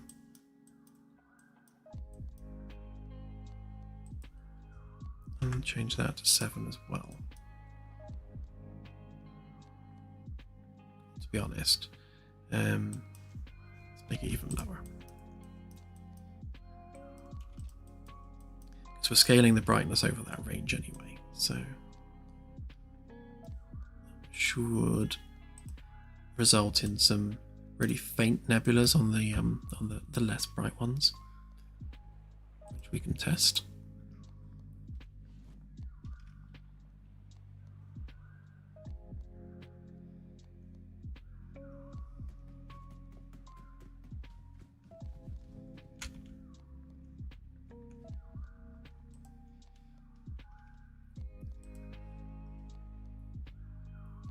Yeah, it's also about the magnitude of the nebula, because if the planet has an atmosphere, then obviously that atmosphere is going to be a certain brightness.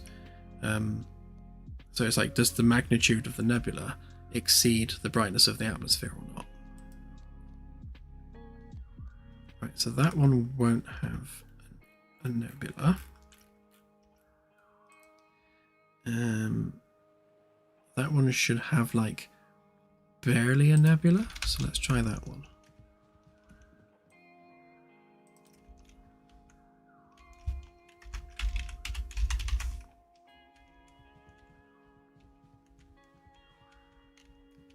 Yeah, you can see some wispiness out the window.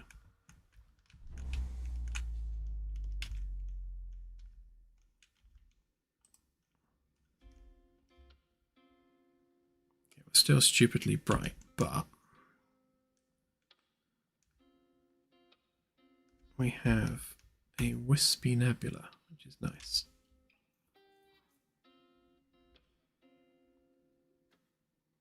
Okay, so why is that so bright? Something weird going on there.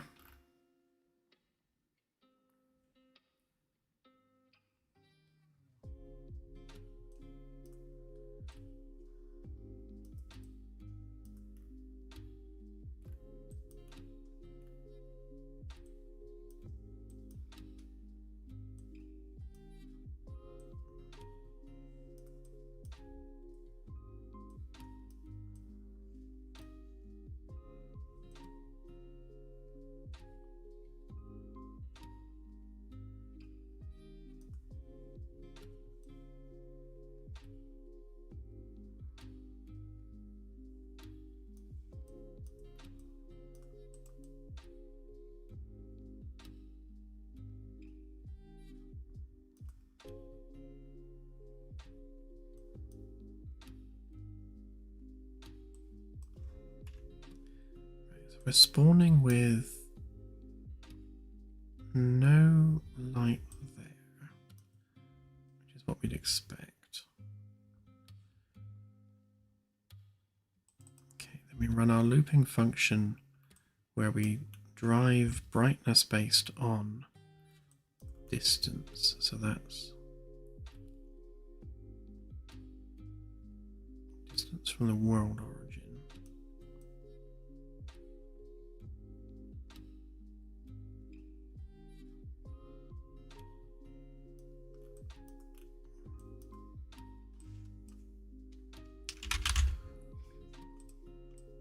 So the only thing we can do really is just print out the value and see what value it's choosing. I don't know whether it's the star itself being too bright or the flare effect itself being too bright. I mean, that's about right for Sol.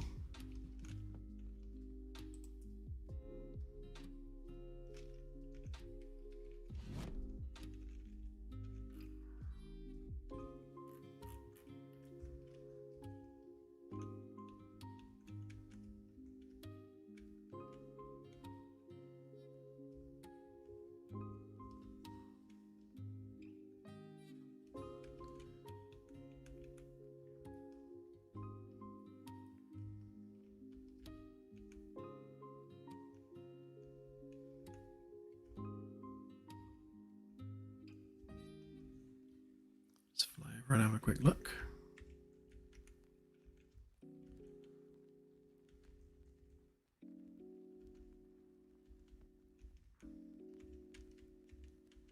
Yeah, so as we get close to the star, the glow goes away.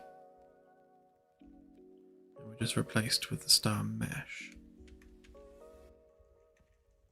Like that. So that's working exactly as I'd expect it to.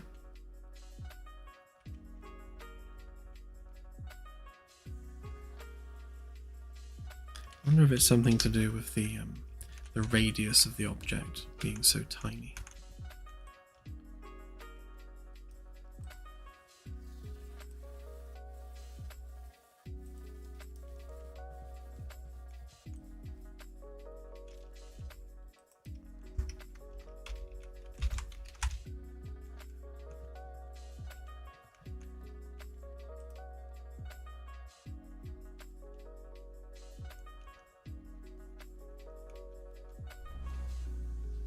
Yeah, so we've got a brightness of 5, which is roughly equivalent to the sun at Sol. So, yeah, and that looks reasonable.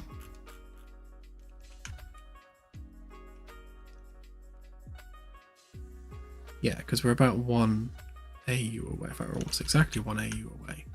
So sun equivalent luminosity at 1 AU should look like the sun, which it does. So that's normal.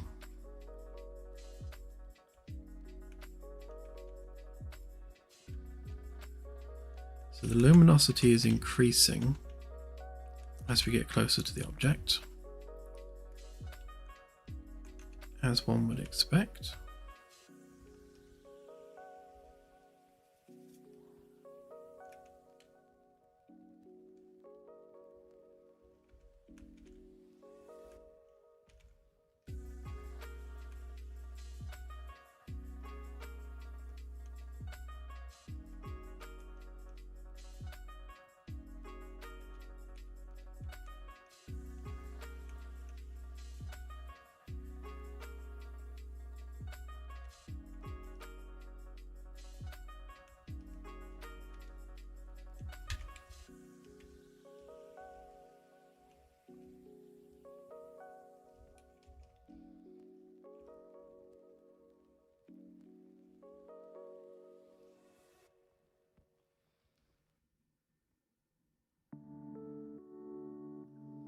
Yeah, so I think it's an object radius problem there.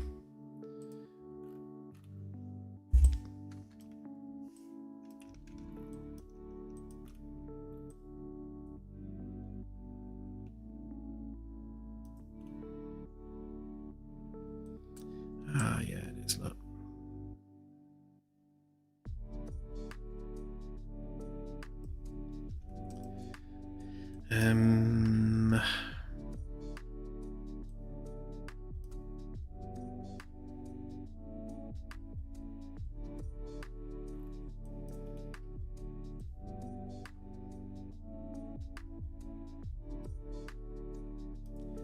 So we've got distance to the star. Right, if I scale that down tenfold.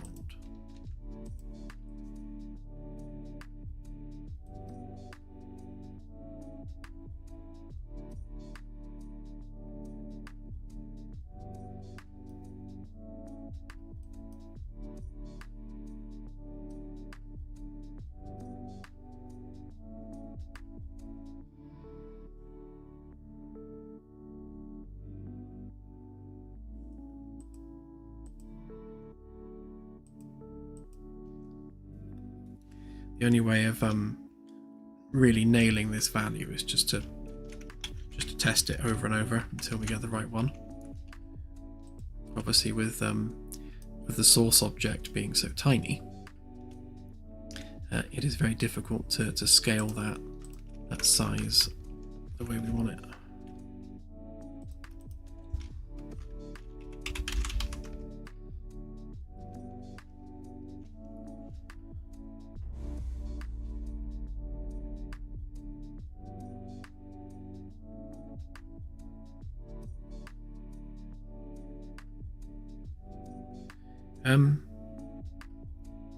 Yeah, we're not simulating or in any way including anything, any kind of simulated light spectrum at all. So the light shown within the game isn't necessarily a spectrum. It's just a Kelvin value.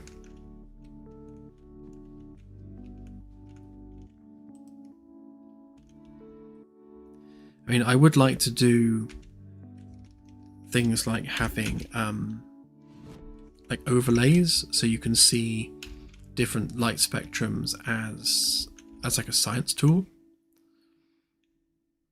So you can look at a star and get an idea of what its various spectrum lines are.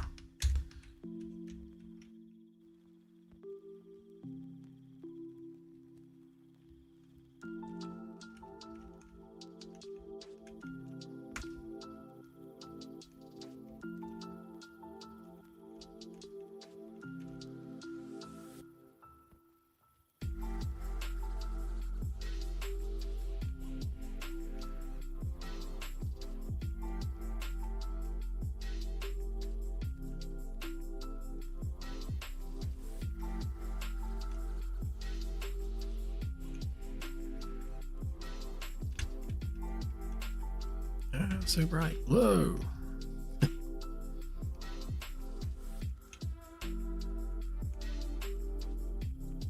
Right, so it's already scaling it from there. Okay, let's turn it down another tenfold.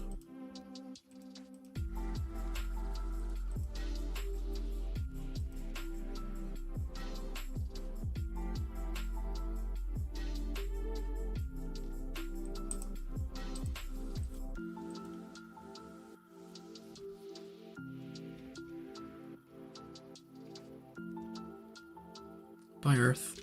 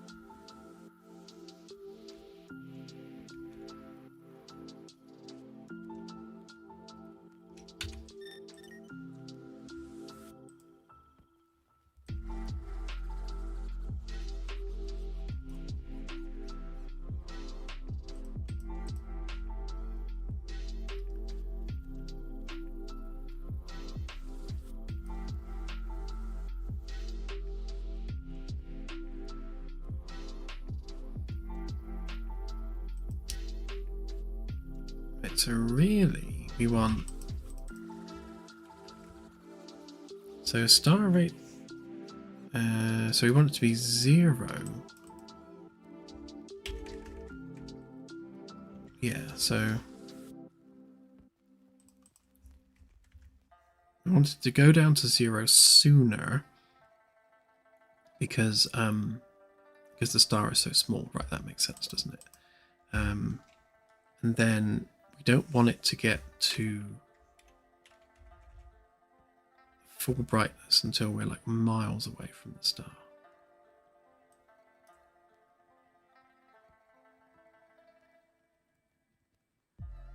Yeah, I think I had it the other way around.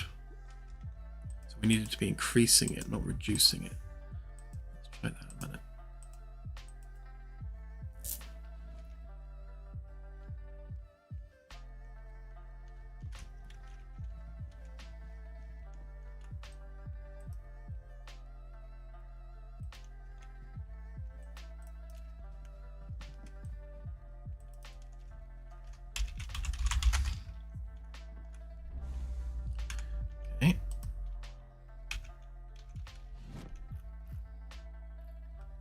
Star.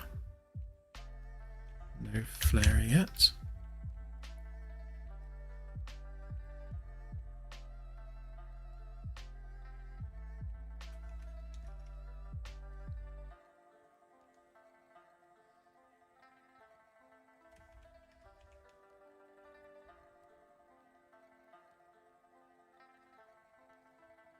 Okay, still not blind. So we don't want the sun flare to creep in until the object is like off screen.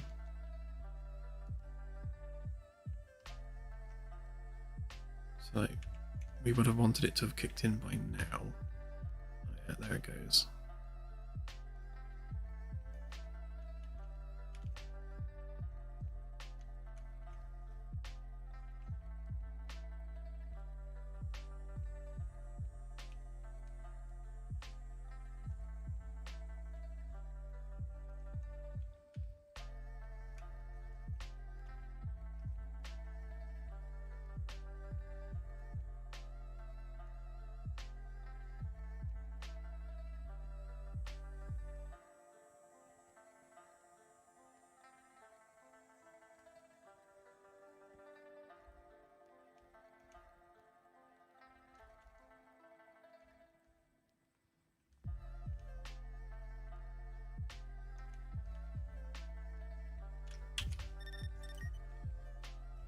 The other thing I'll do with this is maybe clamp that at half its previous value. Let's try reducing that down a bit. So we just need to tune it so that the flare starts to creep in just as we're kind of losing the disk of the the physical object.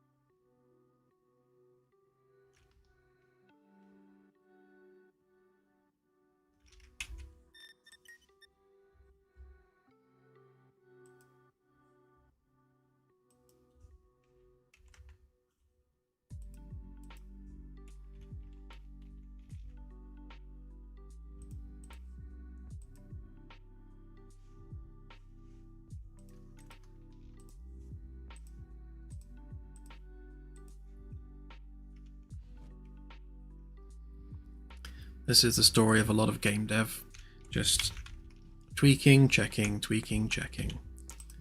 And this is why we need something like the Caravella, because having to like constantly hop in and out of game to check stuff gets old really quickly when there's a really long loading screen.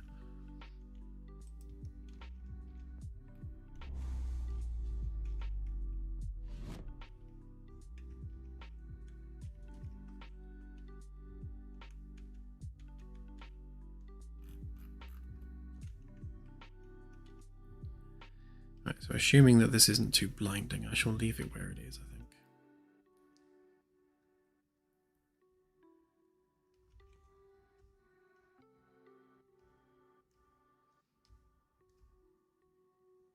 Ah, that's better.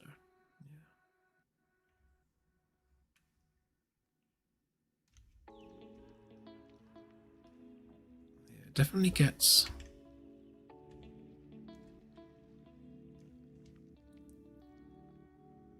It does get too bright over distance, but I think the initial distance is good. I think definitely needed the extra 0 on there though. And we'll leave it capped at 0.75. Right, so let's just try one with a nebula a minute. We've hit the 4-hour mark, so I'm just going to do a couple more bits and then I shall call it a night. Let's see if we can find one with a nebula. That one should, yeah.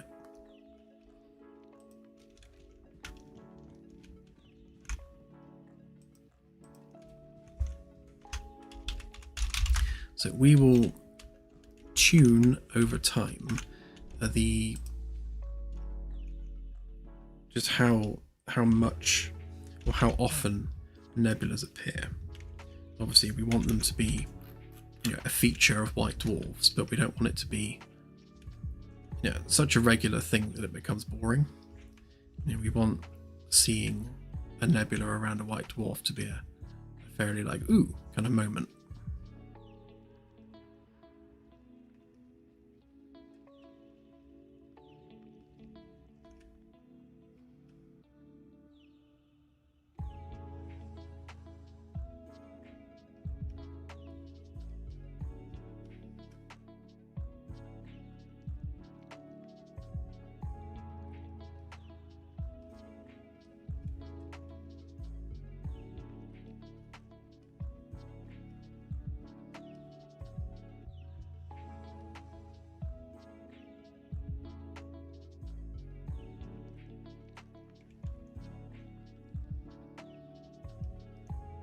Okay, so we are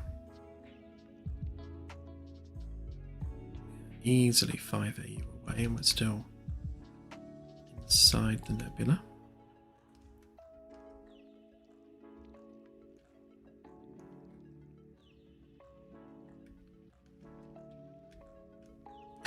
Thanks, Delta. Yeah, still seeing a bit of nebula action there. Okay, we're up to about 10 AU.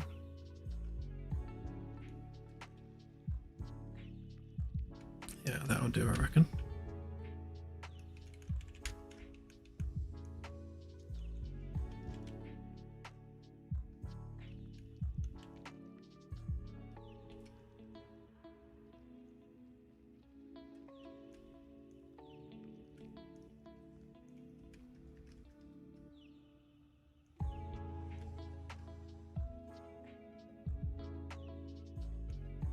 Ha, never happens.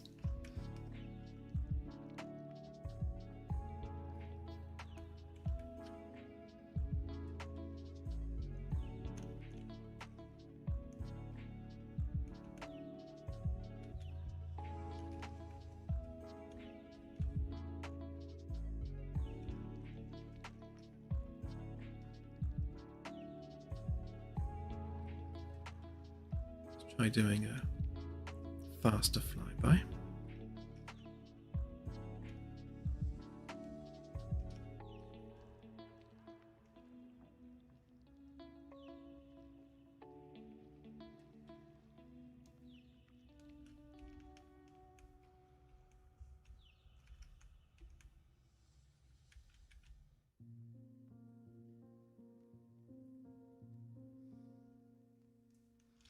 Excellent.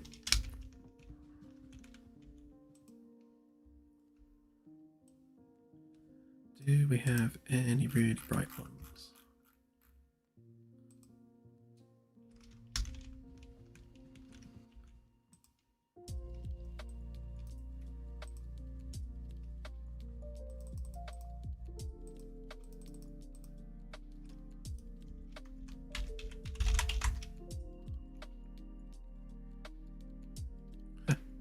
What are the chances? Oh, I was going to say, I thought I'd completely randomly managed to stick the ship inside a star system, but it was not to be. Ooh, I'm liking that one. 25,000 Kelvin, so this one should have a fully bright nebula.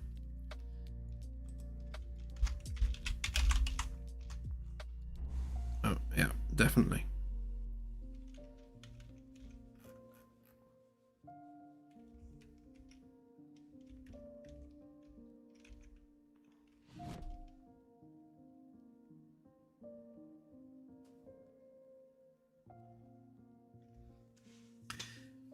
Yeah, I did dial it down at lower speeds.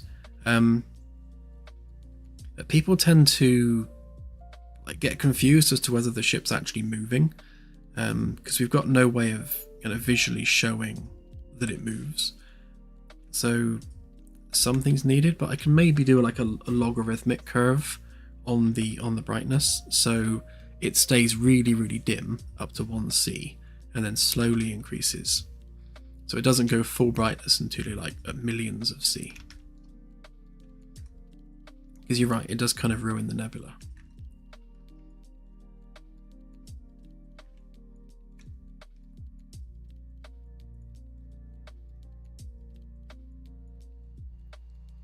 It will be resized to fit the display.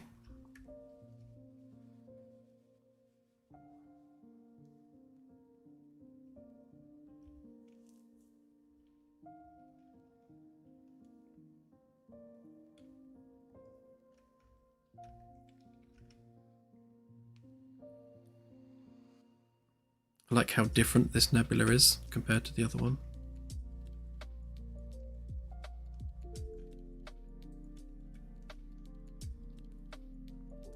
In all honesty, these, as a planetary nebula, this is probably still a bit too on the small side, but it does look cool.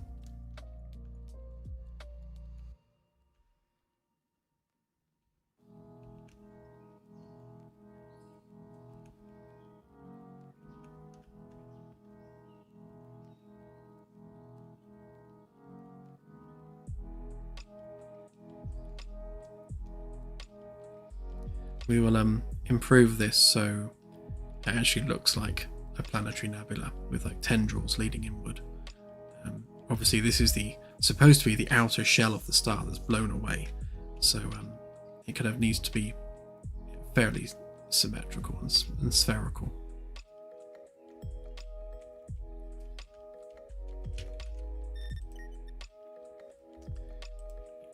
Google this minute. So typical size of a planetary nebula.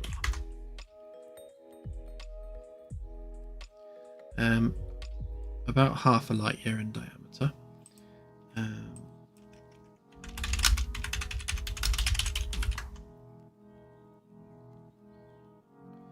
Yeah, so they're way bigger than what we've got here.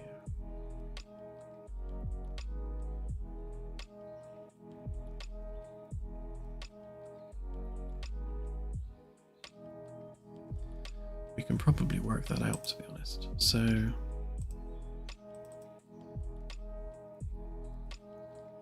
this mesh is 20,000 centimeters wide.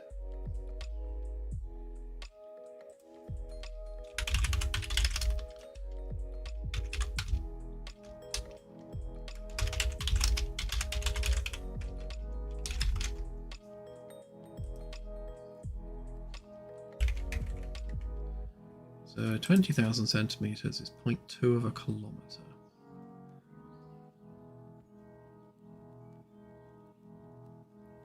Okay.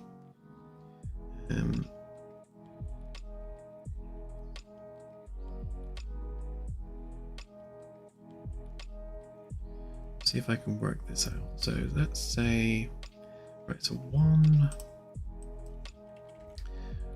light year is, sorry, no, half a light year.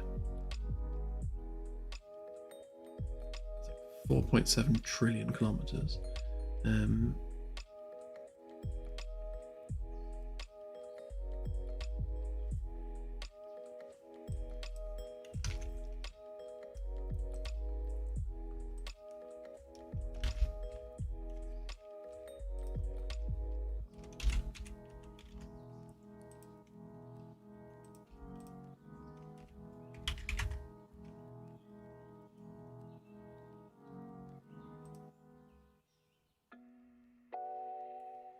Right, so I'd have to make that mesh. Wow, huge.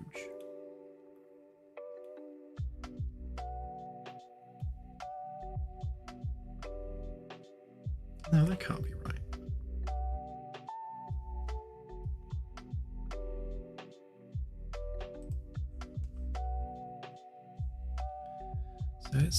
So it's 20,000 units wide. Right, so that's definitely 0.2 of a kilometer. 1, 2, 3. So if we divide that by 10,000, I think. No, 100,000. Yeah, it's 100,000. So that's 0.2. So if we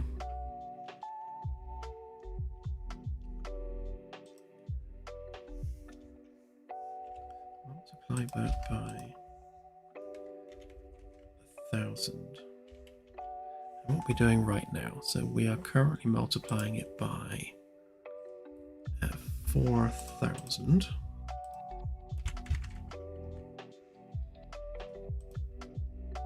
Which is 800 kilometers. No, it's way bigger than that though.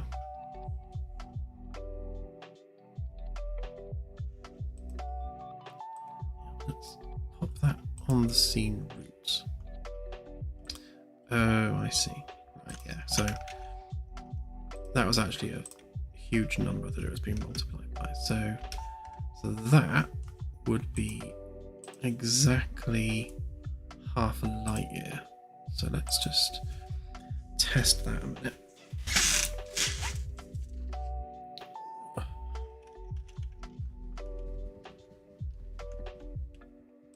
So if we go straight, and we are still there, so that's handy.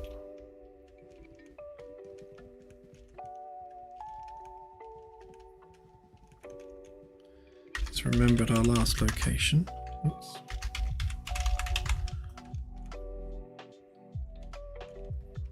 So we need that very nice white dwarf. One.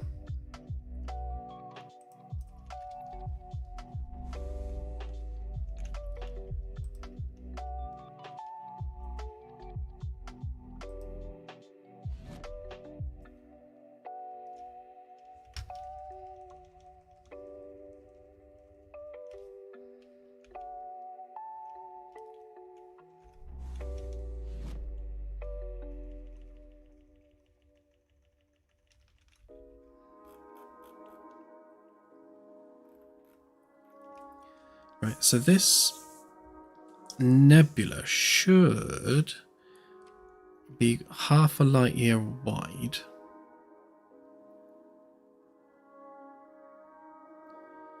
So as we zoom out of the system,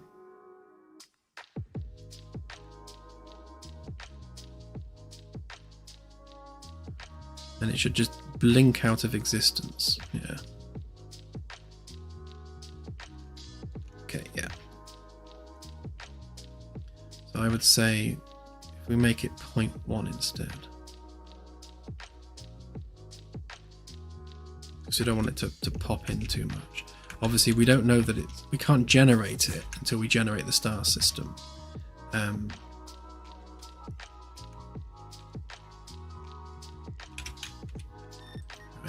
okay, so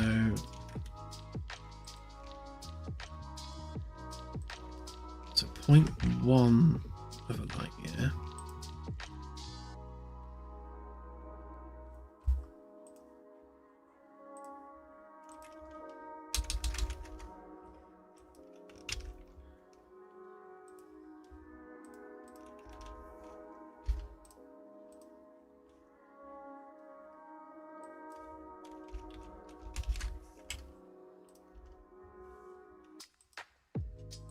That would be a scale of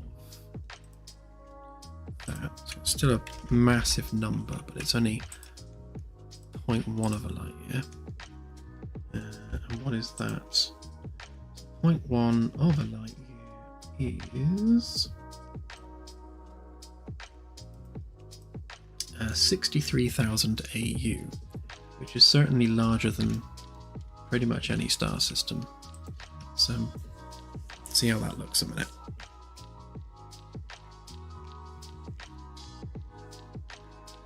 Yeah, don't worry, we can solve that.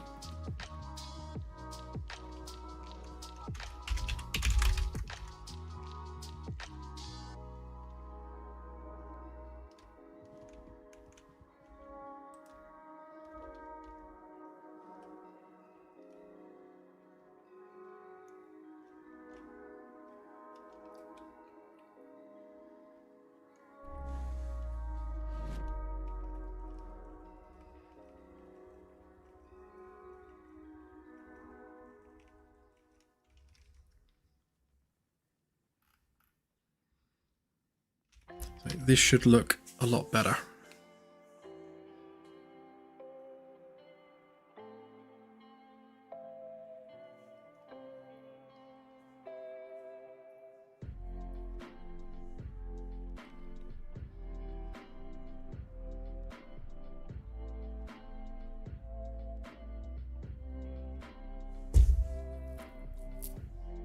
Better-ish. Yeah.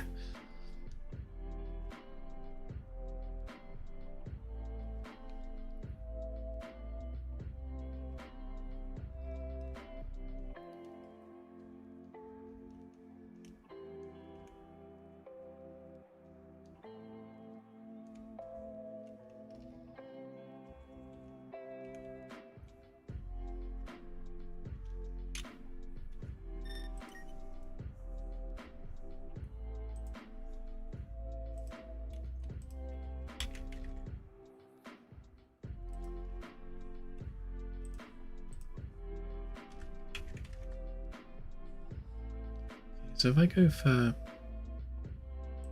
600 AU,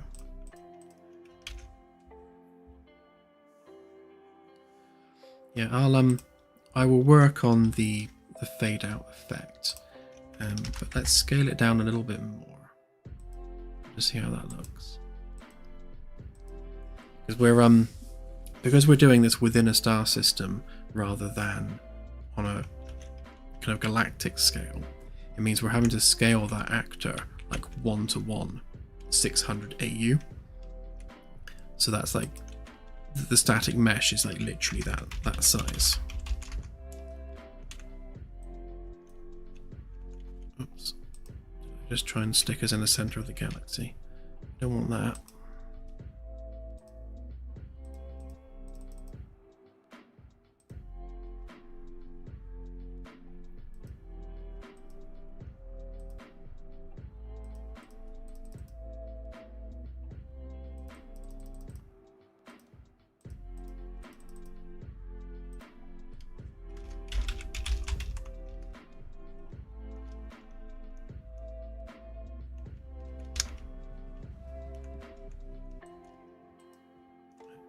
Find that white dwarf again in a minute. There it is.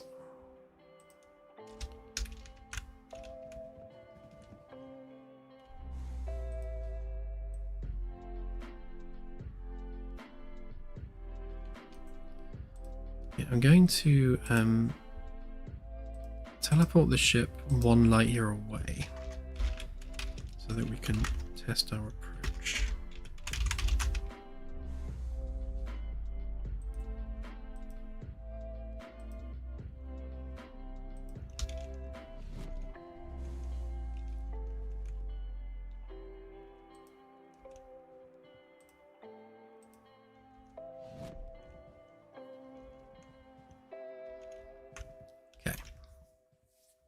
Oh, that's good. I forgot to test that, but yeah, it does say white dwarf, so that's good. Yeah, let's check the external camera for this. See how that pops in or not, as the case may be.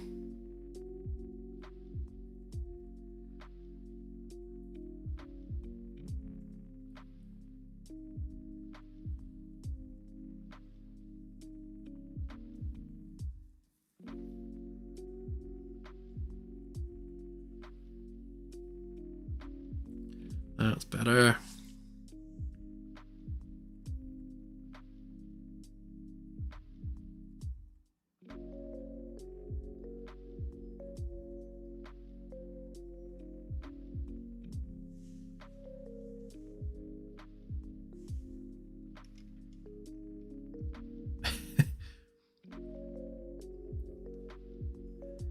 The ship does not like trying to get to a star this close.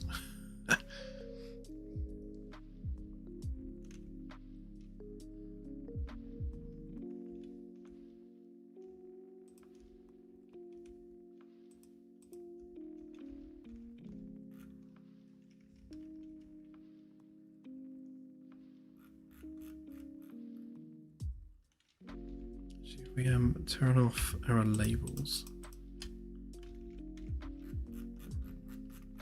See what it looks like as we depart.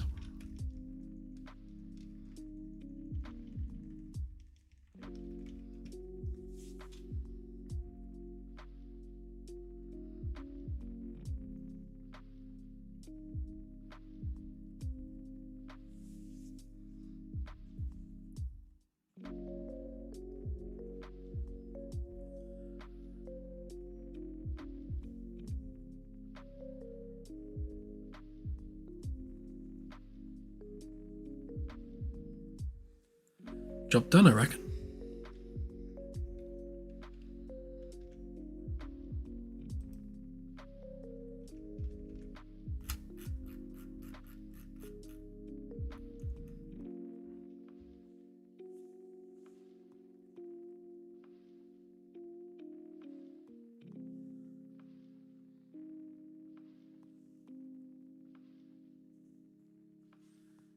Well, it would appear we now have white dwarfs in the game, so huzzah!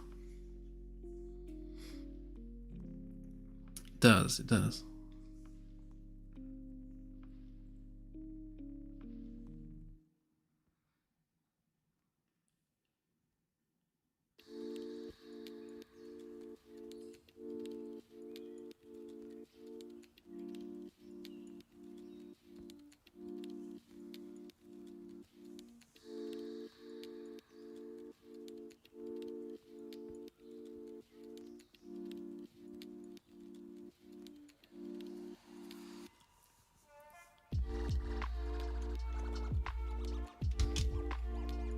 What a lovely little white dwarf.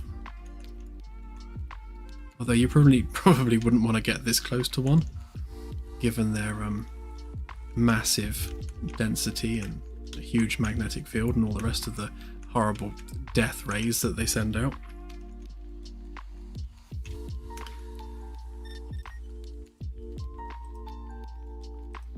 I'm going to extend that fade a little bit longer, but yeah. Okay, so there we go. I shall leave it there. I need to do a couple more bits and pieces just to smooth everything off. But I shall put a build out tonight, so you guys who have access to dev builds can go and poke around the White Dwarfs. They're not like fully implemented yet. I think there's still a few bits and pieces that we need to tweak and polish on them. But I'd say for a version 1 of White Dwarfs, we're certainly getting there. Okay, well, normally I would like wave and say goodbye and stuff, but thanks to my deceased webcam, I no longer can. So I shall simply wish you adieu, and I shall see you on Sunday stream. Bye for now.